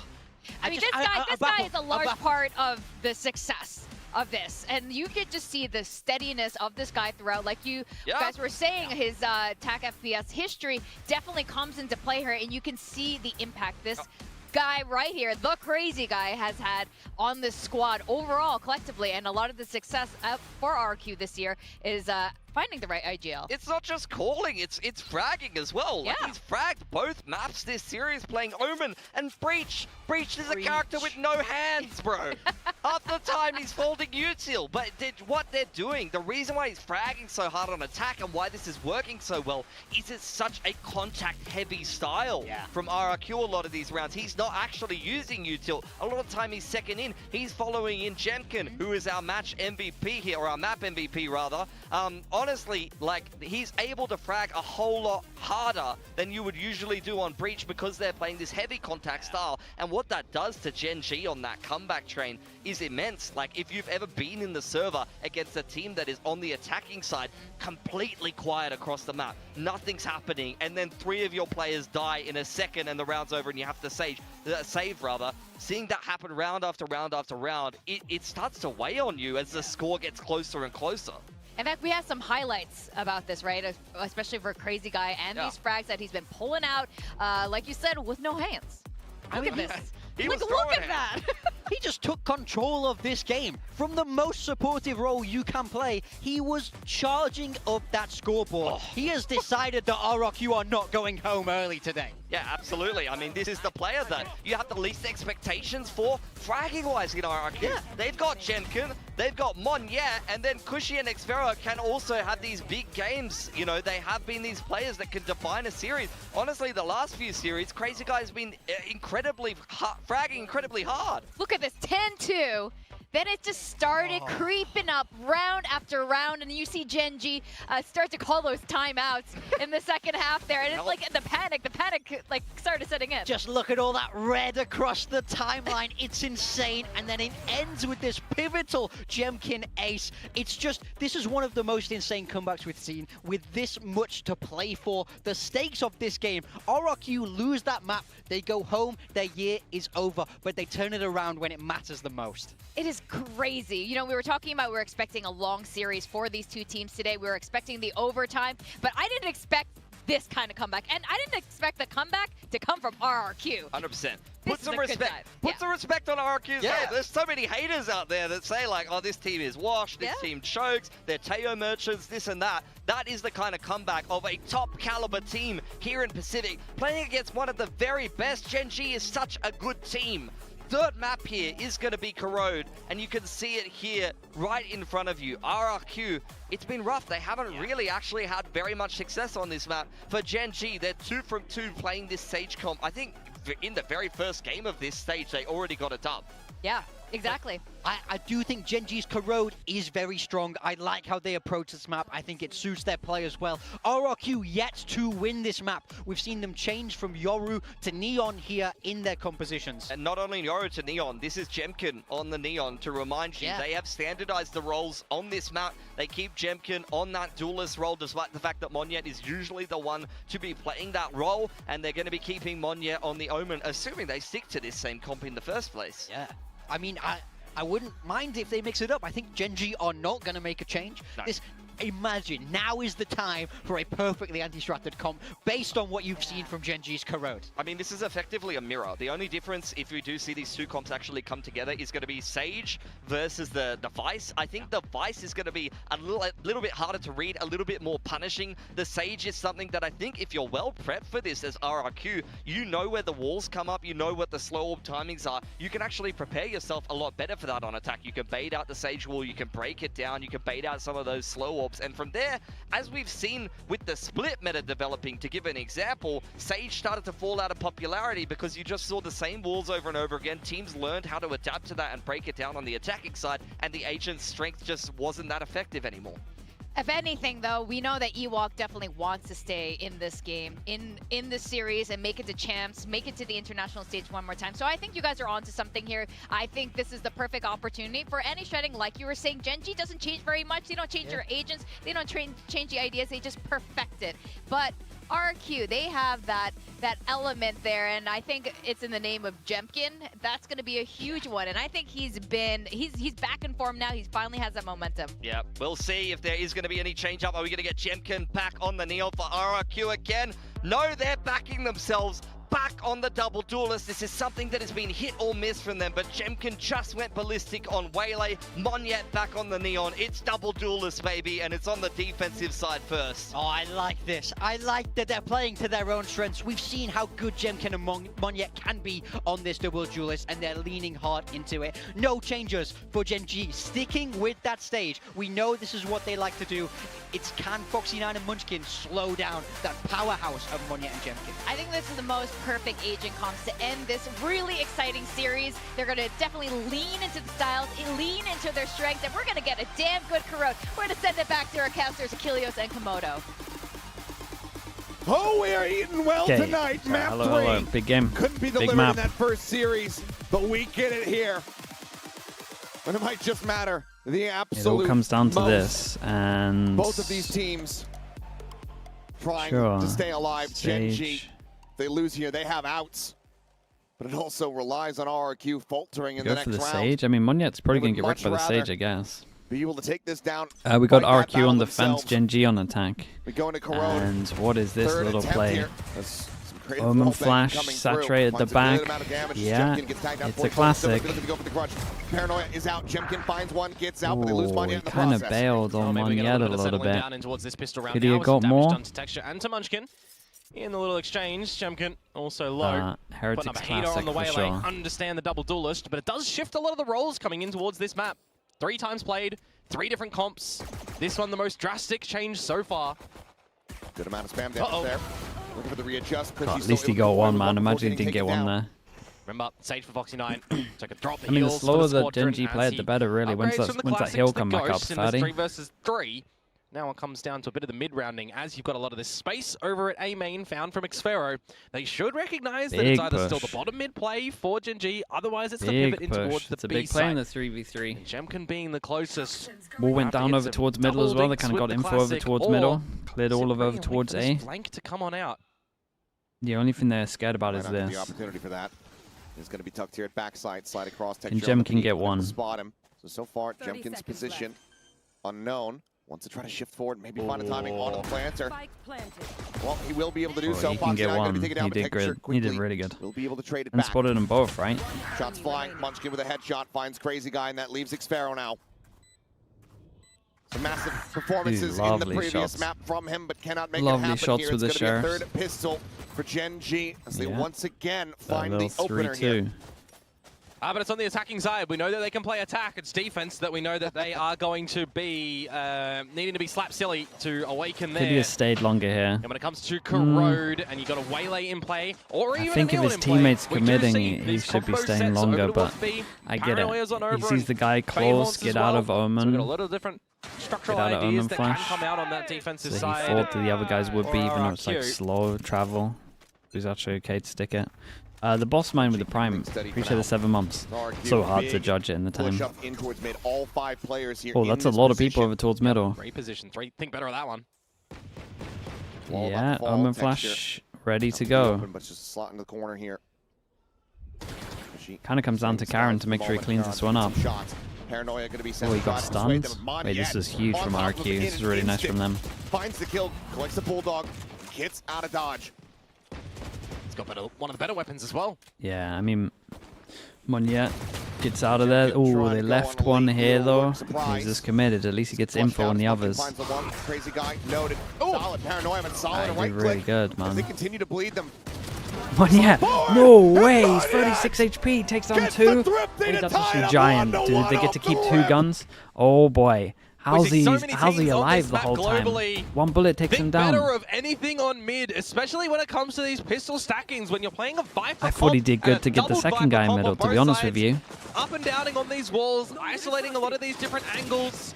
Fast lane thrown into the mix as well. You have to have your head on a swivel. They did You not have to be expect him ready to do this. for chaotic Oh duels my and goodness, the capitalize transfer's on the fast. moments and space that you are given, and that's exactly what Monyet just does there.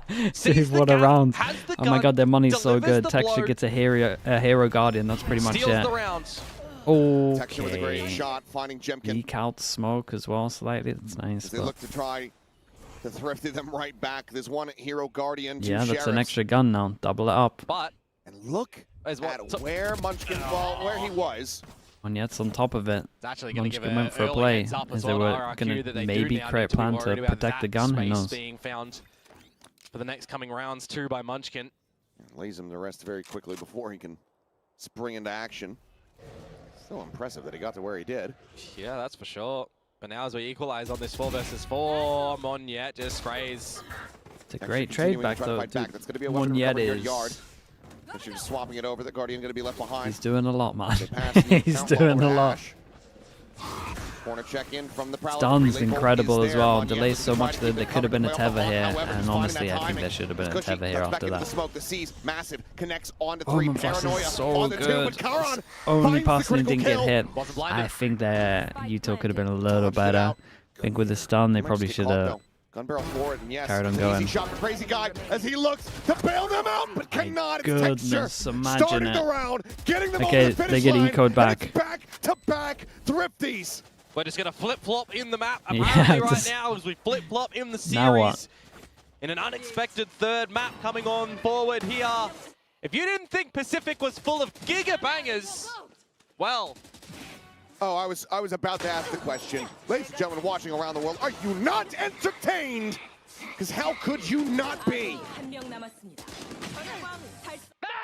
It might be scrappy, it might be messy, but my God, if it isn't fantastic to watch. Okay, and GENG just want to straight up RRQ sight do hit the this. Kim, though. 2 Monyet passing has here overdrive, with the has fast rotate. Phantom, but is at the wrong Problem is side Monyet's the of the passing with the map, gun and and a he's bit of a miles away. speedier Fader goes B over towards position. middle. It's a great Spot hit. out. It's a The great blind sign there, hit. Jemkin It's a dead good to stun right. as well. Monyet is going to be the danger man here in this round, but Texture fishing into the Is it smoke. just a neon off? Another as Cushy does get taken down. Should have full control of this site. Got the wall to block off Link. You got a flank hole too, My but okay, goodness, man. Xfero. What's going on, Able to dude? cool him off It's a a nice bit. shot. 7-2 with that one, but Karan able to find Xfero here at the end. He's not going to go deep enough to actually get the grab here onto Crazy It's a Guy. GE off. Looks GE like the call from Monyet to 2023 just hold off. onto the weapon has been made, so he'll drift away. Crazy Guy wants Yeah. to go down to the spike. Actually is. Try to stem the bleeding a bit, but RRQ not going to be able to go for the three-peat here. You are getting very close as well to a massive amount of ultimates on GENG's side. You've got your own overdrive, but you're one away from every other ult bar the Viper's Pit. A map that when it came out was very defensive sided. We've seen a lot more prowess lately with attacking side successes. And I want to take a little bit of a breath in this scenario. We do have to remember, even though this series has been absolutely chaotic through the first two maps, in the I mean, we history haven't of seen a Corona buy v for buy. these two teams, we I have don't blame not it seen for there success being no for timeout, RRQ. really. They lost to GE, they lost to NONGSHIM. We see GENG's first play against DRX who pick it, and they shut them down 13-6. And they followed that against a win against Global. So we've got a team with 2 losses, a team with 2 wins, and again, a new look to RRQ agent-wise. And if you believe in transitive property, that means they should be favored here, given that they were able to best GE where RRQ could not. That, however, is pseudoscience, and we throw that out the window. Like, I'm down to Monyet's stun.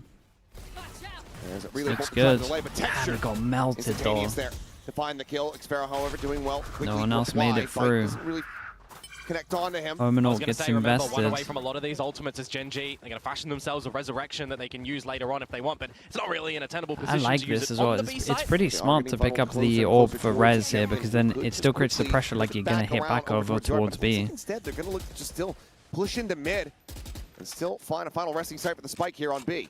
Yeah, and then they end up going over towards A. They got the lock, and then say they get a there. 1-for-1 here, they find the might first get the shot. kill over towards middle. Slowed Dude, up, Cushy gets floating that kill. down. Ow. Plays from GENG now. Absolutely pinned in. Karan not going to be able to find the shot. Snappy from Crazy Guy to immediately dispatch him. And that's Foxy9 now left to his own devices. The res, a bridge too far.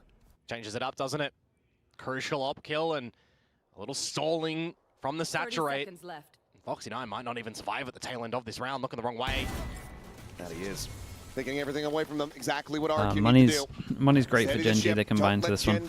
Nice for RRQ. 4 people surviving. Money gets good. 1 armor rebuy. Yeah, maybe RRQ are going to be a couple of pirates here and find the fallen ship of DFM. Little by little. I just clearing missed. a lot of these angles. I'm eventually expecting Odin plays. Dude, to I was come looking in at the on this minimap and how he defensive peeked side as it, well. and I was like, I just don't get how he won it. We know I'm Cushy just likes aiming it too here low. and there. It can happen. Especially now that he is back on this fade. Well, so far, he is playing a very honest game of Valorant, so I appreciate that. We don't like honest Valorant here. When it's the Odin now, I certainly do. We like messy Valorant. We like Wait, does that work? scrappy APAC average round Valorant. Sure. Probably. Be a little bit sneaky beaky dodging the haunt though in your own dark cover, but it doesn't look like RRQ Do it on the roof, give I a guess. care at the moment because they are all still surrounding this B site on the expectation that it might still pivot What here. ults have we got? Say ult. You got the operator still There's watching a mid. lot of ults for attack here. old mate Gem Crazy can 1 Guy kill away off from to the ult. A side. That's about it. I mean, I have the GENG feeling that actually this in may a be pretty a bit good of spot, a man. more A-lent round, or B-lent round rather. They would love to for not get GENG. picked before this ult, though. Frag has been used. Prowler goes deep enough to get the spot here. Okay, on well, they know where the op operator. is. That helps them out a lot. Now puts Knowing Munchkin that it's into over motion towards A, to try to draw Munchkin some starts attention prodding here. over towards the A. op's on the line now. He doesn't want to go too far because most likely... It's getting in deeper and deeper, and yep, that's Damn, gonna be it's good for the fast, shot. though. Expecting 2 some rounds more where Munchkin pressure might feel like he coming could have their done way, but better.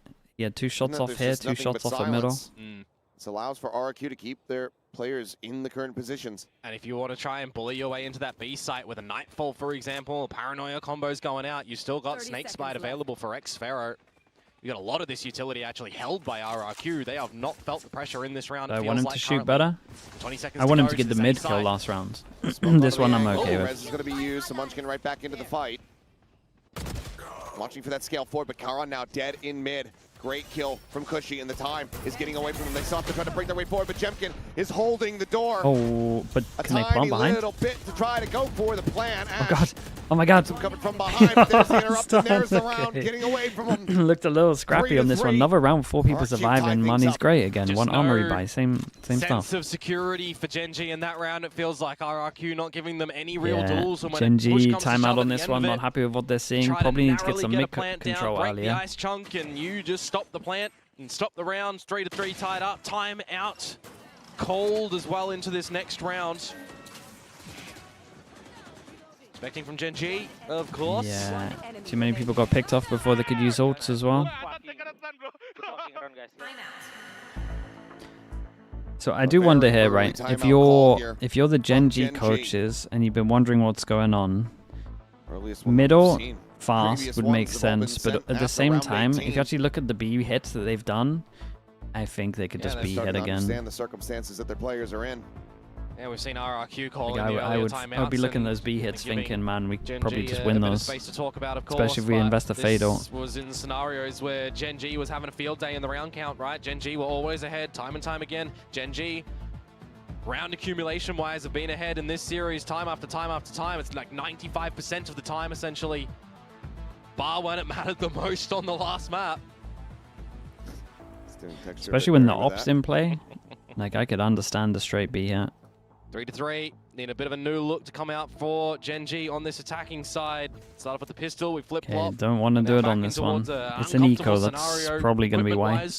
We'll look out for next round. Looks like maybe just a big fight here in mid. 4 players poised for it. Only Ash split off towards A main here for the moment as Karan does get noted. Munchkin got melted from the mid spam. Looking around that wall.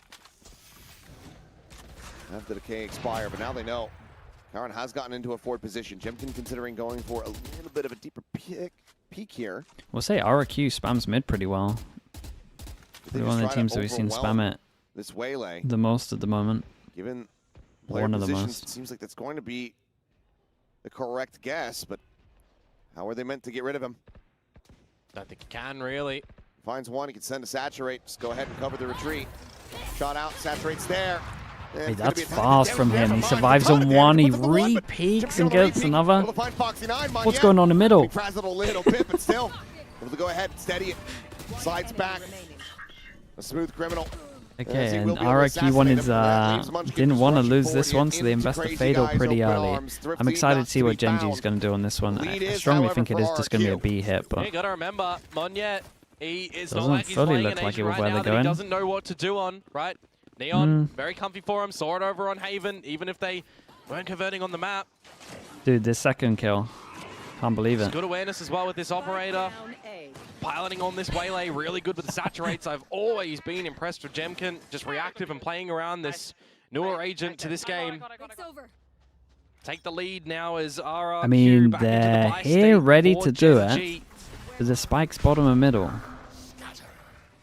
Omen all over towards mid, make it look like a fast B, pull them away from here so that you can then pinch middle. That's pretty cool. Oh, they have no idea. This is going to go unexpected. Strikes for one, knows it because she's going to be nearby. Maybe played it a little bit more patiently. This is a cool plan. I like that. So you can see Cushy pushes really fast over towards middle. He's here insanely fast. Nightfall will show that the A site is clear, but do they lend credence to this back box position from Crazy Guy? An isolated spike over towards site. Dude, what a weird round this is. Munchkin's in so much trouble. Munchkin's alone here on the site. Needs to fight his way out. He cannot. Karan now going to be struck down as well. Cushy did incredibly well. Into the buy round does not work out for GENG unless Texture. Took a bit of a risk. It was a heavy payoff. 3 quick kills all round. It's a shame, man. I like the idea from GENG. I thought it was good. They're just going to regroup together on the site now as well. That 3 versus 3 point to try and get a plant, to try and get the pit up. Not the option for GENG.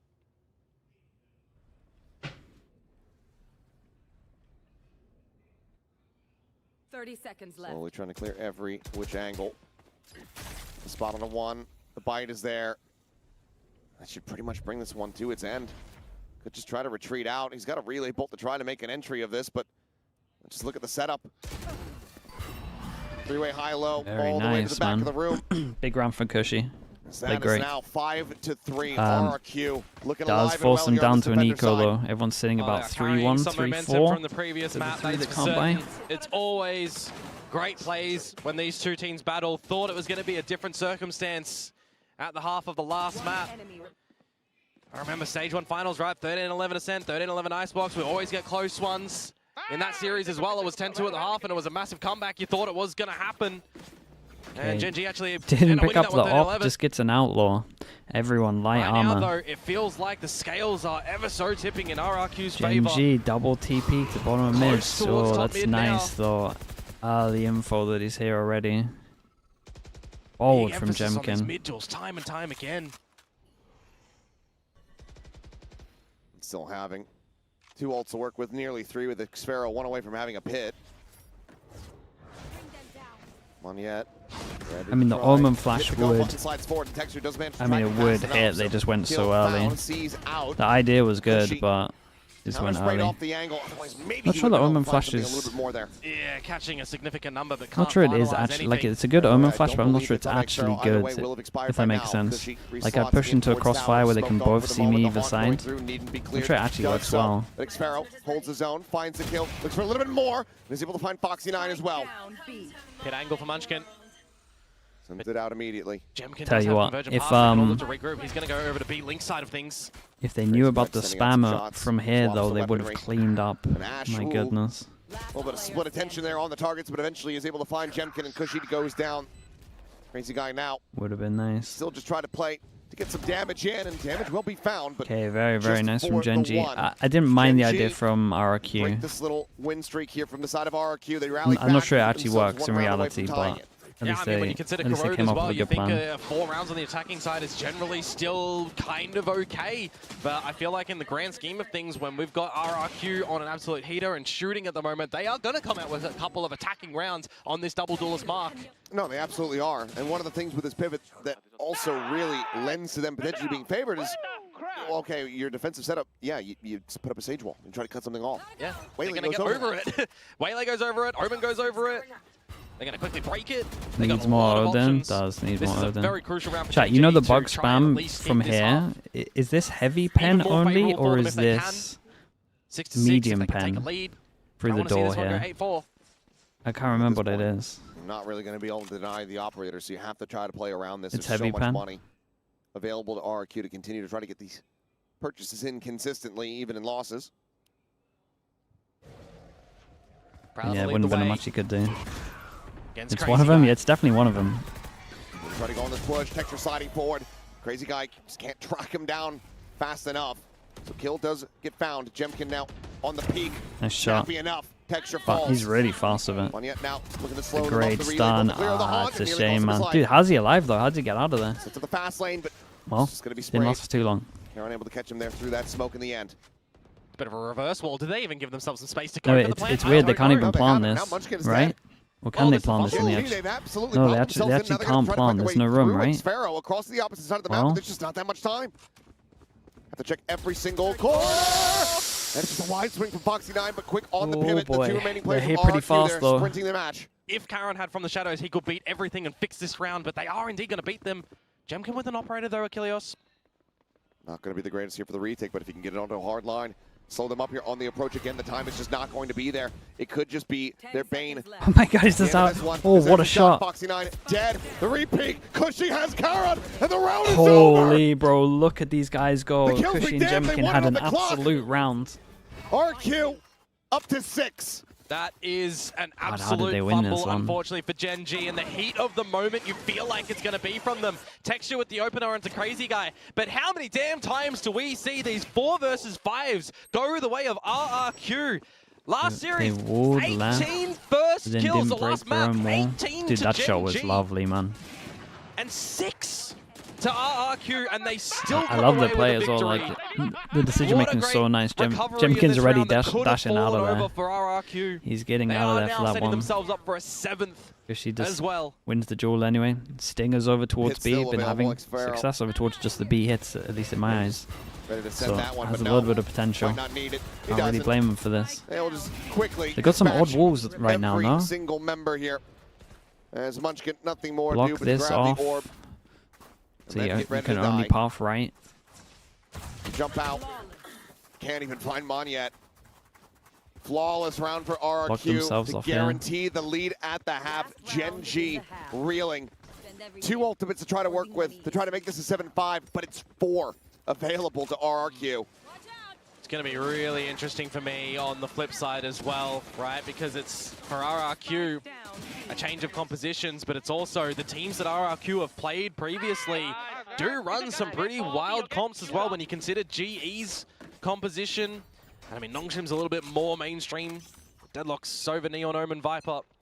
Double controller state. GENG? Oh, dude, if they lose this, it's crazy. On comfort positions, comfort rolls. It makes Pacific insanely exciting, though. My goodness. Here from Karan. Tries to get slotted, but it's a little bit too late. Break of the angle, refract back and texture. Rez goes in. Cushy's out in the open. Surely he's dead here. Yes, they would love to get this Rez's Cushy. Going to be blinded out, taken down. That's the Nightfall now removed from the equation. Overdrive still available. 5's good, man. 5's actually good. Don't tell me this is going to be another way that RRQ went around from a deficit, though. 3v5. Munchkin to find the space here, but there's still just so much pressure at the top of mid. Xfero's there, waiting. This time it was GENG suffering that first loss, so maybe it'll be a little bit different for him. Maybe. There is 2 people that could, like this push from Crazy Guy is, it could be the rounds. There's 2 drills going on at the same time, and GENG win them both. Crazy Guy dies off screen at the same time. Jump peek, I don't think he actually got the spot. Karan, yeah, he certainly does. Gonna relay that over as the Nightfall goes in, and Xfero now needing to hold his own. Has a good try. There's a nice off from both teams, man. A hot start. And I feel like the defense is where we'll actually see the main Sage impact. Don't really love the Sage on attack. Living does great, but on defense, the Sage is awesome. You'd think for GENG as well. 7-5. Like the Sage is nice once you get over towards sites, but I feel like once you get over towards sites, majority of the time you've won, unless it's B. Just blown out of the water. Like a 10-2 that'll be in their heads from the last map, or hopefully not. RQ will be happy with this though. Focus Lost pistol, got 7. Map right now. Obviously there was madness that happened after. We need to still see the great lurks from Munchkin that we know. We need to see Foxy9 bunkering down. We need to see some good combo plays come out from GENG now when they do go to this defensive side, because you know that RRQ are not going to give you easy options. They're going to change it up. They're going to layer things. You have to be so reactive, or maybe even a little bit more proactive as GENG now. You can see just a big difference in the cams here. GENG. Yeah, RRQ looking kind of be dialed in, trying chill, and GENG looking a little worried, focused up. Feeling very good about what they've achieved there on that half. So we now get ready to go into this one. 3-2 on the pistols. GENG out in front in that regard. RRQ take that first step. It's advancing forward here in this lower bracket. 3-2 on pistols, 1-0 on this map. It's going to be the start. That is for certain. If you allow RRQ to get off to the races on this attacking side, well, they are going to take it far. Smoke over forward. The fast A split. Yeah. We've always spoken about this crazy high win rate. Oh, the Crazy Guy can't do that. There on a Crazy Guy will be able to find him through the box. The hinder out on it to Karan. Turns away the worst possible moment and ends up getting taken down as Munchkin. Similarly, ends up dying to Xfero's hand. Player advantage now with the spike getting ready to be planted. Jimkin swinging out, might even just go on a big world tour all the way back around through mid. Good. There is no wall here for Foxy9. It's 2 slows. Yeah, it kind of all comes down to when does Jimkin check over towards this, because none of them are even watching it. Util's going to help him. No attention paid to it. Prowler forward. No Sage wall. Out, swing of the corner. And that is just going to be a bad timing for Ash to try to have Util in hand. Okay, it's pretty cool though. Last map goes 1-1 in terms of pistols, 3-3. 3 rounds the lead now for RRQ. Yeah, a little bit surprising there. Send out the Prowler, goes into the wall, you send out a slow, and you want to get out a little bit more utility. But it's just appreciate the prime. Not coordinated with the team. You're trying to go for a peek. It feels like one player and the other one wants to throw out some utility. It'll be close, really big disconnection there at the it's going to be close. moment that it kind of matters the most. When you've lost space in mid, when you've lost position through link, through yard. Plant goes down for the side of RRQ. They're hitting their shots as well. So they start getting a little bit happy. They can feel they're allowed 2 deaths. for We've got 1 sure. sheriff on secured. texture. Lengthen that lead. 2 pistols in hand and good amount of damage on him on Yet. Granted, some of it's okay, but what the hell? At this point, you take anything that you can get. Munchkin checking forward. Sees nothing and just backs away. As now GENG all wrap their way in towards mid.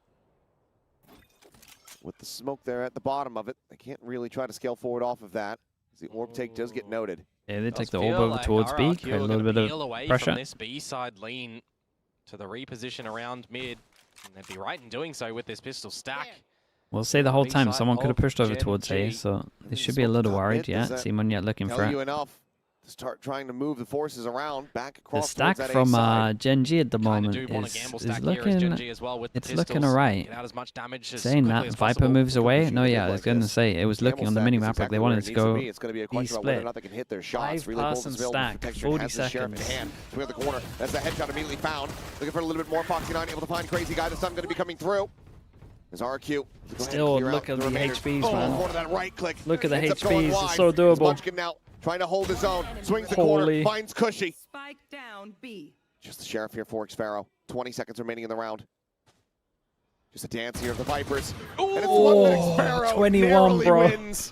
21 Fantastic damage dealt for GENG. Nearly 1v3'd with a classic. Like that round win God, that's expensive, though. It's expensive, but they'll be happy to win it. Xpharaoh that he comes away with that round, and a bit of a heartbreaker for GENG. Again, they had the right numbers. They had the shots collecting. They weathered through the utility. There's low players as well. And in that 1 versus 1, you kind of get the feeling for Munchkin. Imagine a world he could upgrade a gun. Imagine. Well, a world where Xpharaoh doesn't have a sheriff in half armor. Yeah. RRQ. I mean, the bonus is okay. Obviously, 2 saved the... Okay. We went for a TikTok wall, and we've absolutely messed it up. And he's meant to see out towards here, and honestly, it would have been incredible, but... It's all good, man. It's not like it's a big buy round or anything. Not the whole of the champs on the line, it's all good. Slides back over to safety. Foxy9 for now, getting wrapped on. Is RRQ going to make their way into the site and go? Recovery's incredible, though. Might have been better not to be on the wall. He certainly made up for it. Yeah, he really made up for it. He did not want this to cost him. It was all just a ruse to bait them into a false sense of security. To be fair, if I do go into a site in a bonus round such as that, and I see that wall, I actually get the idea that now you know that that's there, we have to take A little bit differently. We have to make sure that the hole is checked. We need to make sure that we're going through main, but also checking a new gotta watch out for an extra angle. I agree. That's been revealed to us. Would have been nice if we got a kill from the angle, but it kind of is a bit of a blessing the for recovery RRQ was still that now good. they can recognize that that's possible. They got Sage Res as well with it. Could have fixed that if you want. Feels like Sage Res must be pretty hard to use on defense on this. For sure. Unless we just duel the middle at the back the whole time. Yeah. Bad situation.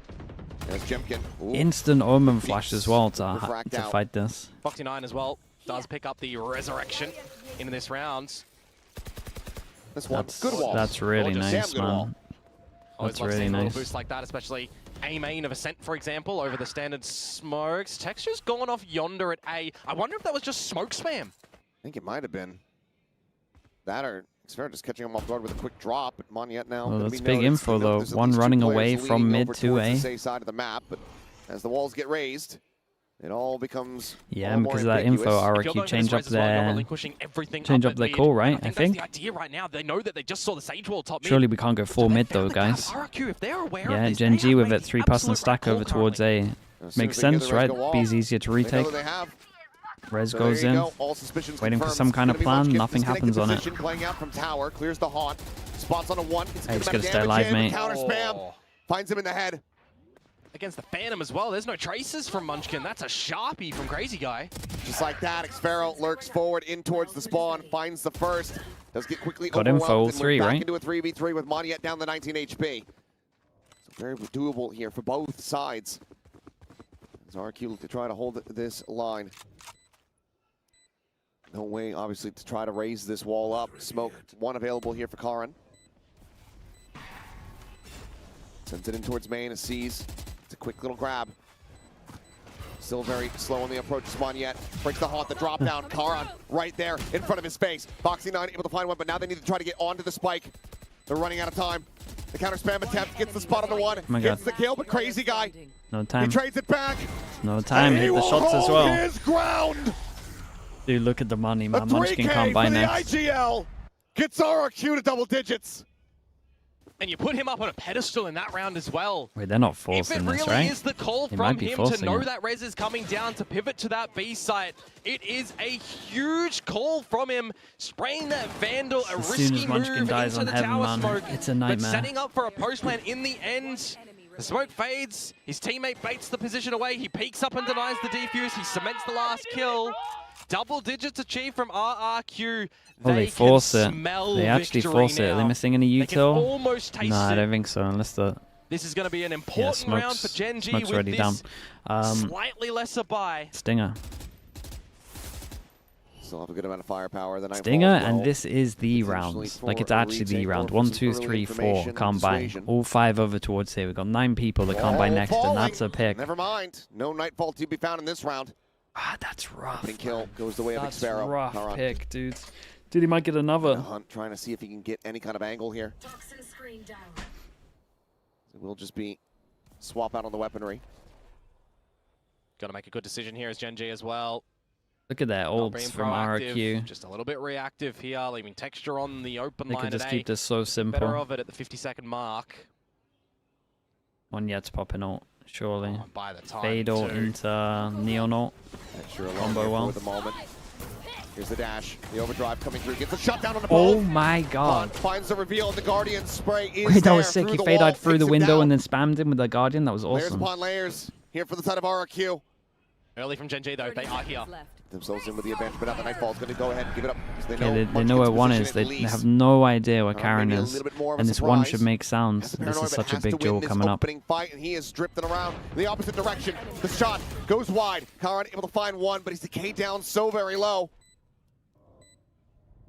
And I as his mean, health 40 regenerates, HP, it it's should be only done, up right? to 40. Oh. Would have to be 2 Oh. instantaneous shots. Oh. One HP now remaining. Finds the first player. Some noise made. Cuts back. The peek from Crazy Guy. And he is once again perfectly poised. That was 11 close. to Dude, 6 that should be it, RRQ. chap. That should be 2 it. rounds away. Oh man, Crazy Guy is going kind of silently nuclear in this series as a whole, really. Why did he turn? The smoke went over towards the side. It created the pressure that he could have got in the smoke and pushed. Like if he had carried on going, timing-wise, after getting the kill on the side, he would have been in the smoke already. To victory. I mean, on the breach as well, remember, and he's even getting there in the fragging department, but on Corrode at the moment, still calling well, shooting well. He made the exclamation point statement earlier one hell on of a at timeout. QEON. What do they got? They're going to be Korean Slayers. They still got Neon They ult. got to go They through a got couple Fade of them ult. here on the journey to get towards champions. Do you wanna do it all in this round when you got like stingers, or it is a rough spot to be in? TRX. You kind They're of just on got the to save horizon. everything and just accept 12-6. Get some stingers here. Crazy Hope someone Guy. hero plays. What a glow up, what a way I'm so fine with a Neon ult, man. to silence the Neon ult doubters, hero the round. haters, the naysayers, the people who just sat there in chat, sat there on their forums and said, he's nothing but a Teo merchant. He loses that agent, and he loses everything not to be. And certainly not today. Crazy Guy has been incredible. It was in the beginning, but he's learned, he's adapted, and he's evolved with this team. Really stepping into a situation and defining their own twists to the styles of the agents. Okay, Now Sheriffs. as we look into round They're number basically 18, is they're this gonna basically be the way that accepting GENG it. get back We into got it on armor a just in Sheriff case. Yeah, okay, he's going and a ult. Bucky Thrifty, or I will say RRQ though, gonna be finding the leaning over series towards point his site here. at the moment. Be default. It's the last ditch effort. Ruben, Last thank you so much for the timeout prime, call, man. I unless this ends up in appreciate you, overtime Ruben. for GENG. Thank you for doing Or that. take puts Jimkin one away from the convergent paths. Texture, the jumping Bucky hit here from is potential post line as disgusting well. from you. Munchkin tucked back around the corner. A couple warning shots coming through. Wall goes down. Oh, they just started spamming him. Did he not silent jump? Texture I not thought he killed, but now silent jumped, but they started pinging it. Sage is a world away. He cannot get a res right now. Again, I guess he didn't silent jump. And Ash 2 tagged to 65. They insta started pinging it, unless they just started spamming and then they saw the ticks on very low. dink animation. Can contest the idea of using that overdrive, but RRQ know this. Can bait out a little bit of this utility in through They mid. go all over towards A. They can gamble middle. Prowler goes out. They're ready with the flash. They cleared middle. Full passing. What are we doing? It's just about to be the timing now that They hear so many people breaking the wall.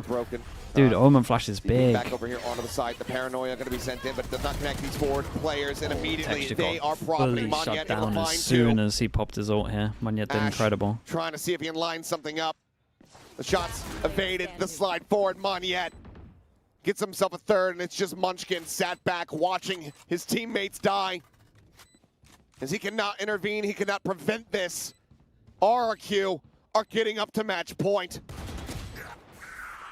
Not flawlessly, but they are still getting there nevertheless, and it's going to be 6 rounds of flawless variety that GENG need. And I'm not talking about 5 players alive. I'm just talking about getting these rounds done cleanly to build up that confidence. Because everything right now is going into the favor of RRQ. This series looked done. They looked out. But they have answered the call. This rivalry yeah, dude, the sunset. Sunset's haunting him a little bit. Let's see, we've seen crazier things. 6 goes at it. RRQ, no backup option for this. They're just straight up hitting over towards B. Beta goes towards middle, so they can have a 3-pass and stack. See the smoke early, surely. All goes in, gets dodged. Thrown down the relay bolt as well. Jemkin, a little bit of damage going to be taken in the entry with Texture. He's dead to a bite. Munchkin now having to eat the damage. There's the slow. There's the kill. They smell the blood in the water, and RQ has them surrounded, tearing them limb from limb. They can't retake this, chat. They cannot retake this. It is done. To bring their hopes. The chance of GENG going to champs is insanely low. They need Talon to lose. They need NONGSHIM to lose. Foxy9 can only find one more. They need RRQ to not get top 4, right? He waits out the Dude, they're in trouble, man. There's so many players. They're in trouble. The chances of all of that happening is pretty low, bro. Holy RRQ. Dream is still alive for RRQ. One more win from them and they go champs. RRQ. And man, this region is stacked. GENG just came 7th to 8th. As they face off against DRX. We've seen some mighty comebacks in our time, but this one has a different aura in the air. For the Kings of Kings, they are looking to make a new legacy for SEA Valorant. It is a stepping stone series today against GENG. They have another contender around the corner, but by oh my, if they haven't gathered some new fans today, I don't know what the hell they can do to get more. I mean, they wrecked them on this. Monyet and Cushy played so well. For GENG, they're going to be kicking themselves all the way home. That's their run in this playoffs. Dude, that sunset, man. That sunset. So hard to recover from. For Champs Paris, but a lot of things need to perfectly fall into place for that to happen. They need for DRX to best RRQ to eliminate them from the running. They need for Talon, for NONGSHIM to not be able to make their way to champions themselves, to not get into that top 2. Challenge quickly, look at the bracket.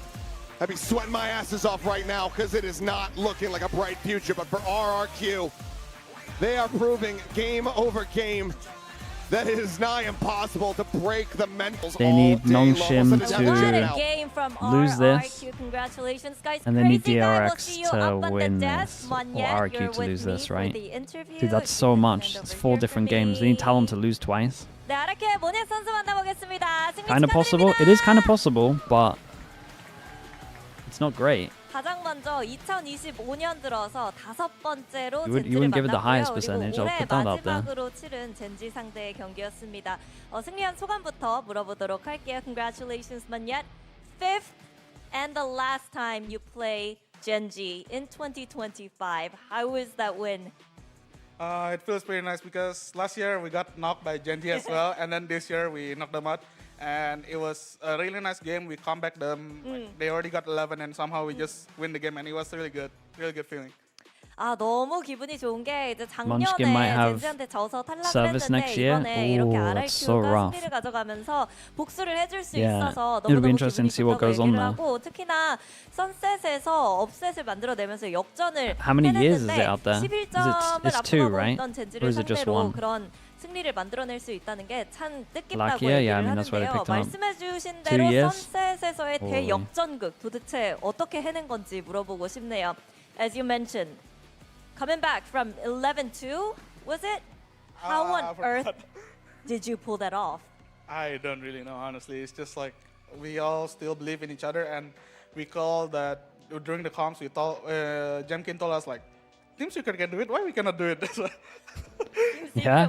Because he keep like trying to combat us, you know, and it keeps happening. And then Jemkin told us, Team Secret can do it. We also can do it. 아 먼저 진짜 어떻게 그렇게 컴백을 했는지도 모르고 사실 뭐 점수차가 얼마나 났는지도 잘 기억이 안 나는데 어찌됐든 어떻게 꾸역꾸역 하다 보니까 역전을 만들어내게 됐는데 근데 잼킨 선수가 중요한 말을 했다고 합니다. 아니 팀 시크릿이 우리 상대로 이렇게 역전극을 만들어냈는데 우리는 젠지 상대로 왜 역전을 못하겠냐 우리 할 수 있다라는 얘기와 함께 좀 역전을 만들어낼 수 있었다고 얘기를 하는데요. 11대 11쯤에 좀 모네 선수가 일어나서 소리를 지르는 모습이 카메라에 담기기도 했거든요. 그때부터 분위기가 정말 확 넘어온 것 같았는데 그때는 어떤 기분이었는지도 여쭤보고 싶네요. I think it was 11-11 when you tied it up. You stood up and you were like shouting and excited, right? So what was going through your mind at that moment? It was a relief, I think. 안도해. So I just screamed it out. 안도감이 느껴졌기 때문에 그 안도감을 정말 소리를 지르면서 표현했다고 합니다. 그리고 마지막에 코로드 농심을 상대로 마지막으로 플레이를 했을 때는 사실 잼킨 선수가 네온을 잡았고 It's so exciting, Pacific. It's only Paper X at the moment that 100% in champs for Pacific. Which is mad when you got 6 teams there. Against NONGSHIM, right?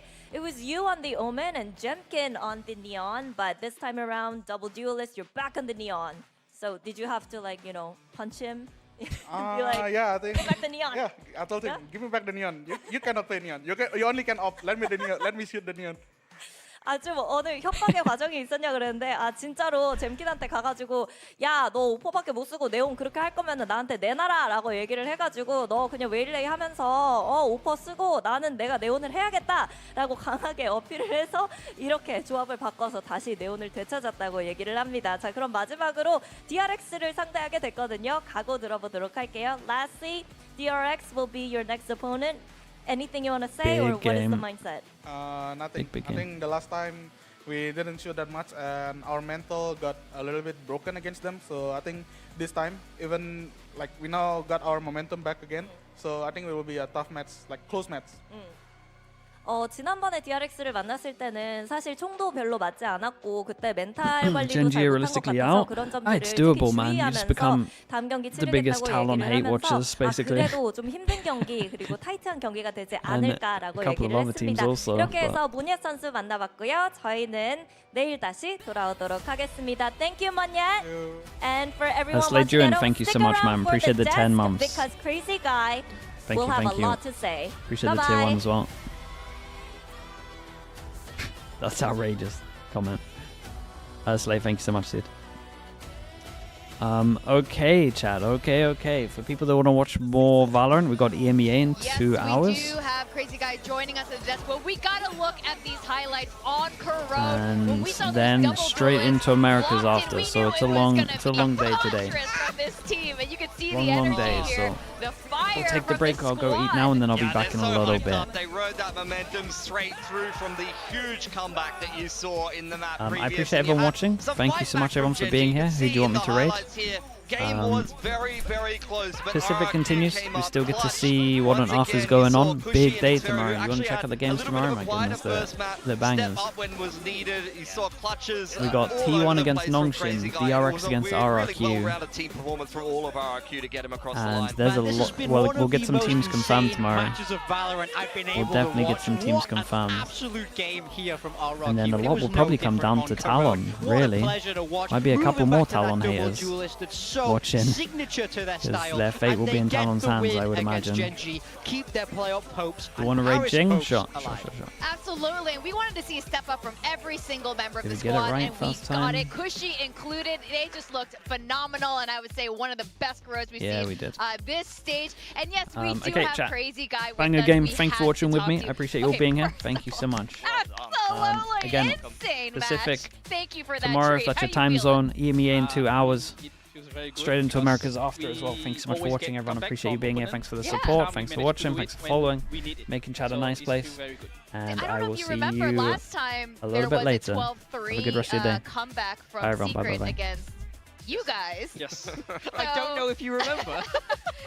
very clearly. YouTube chat.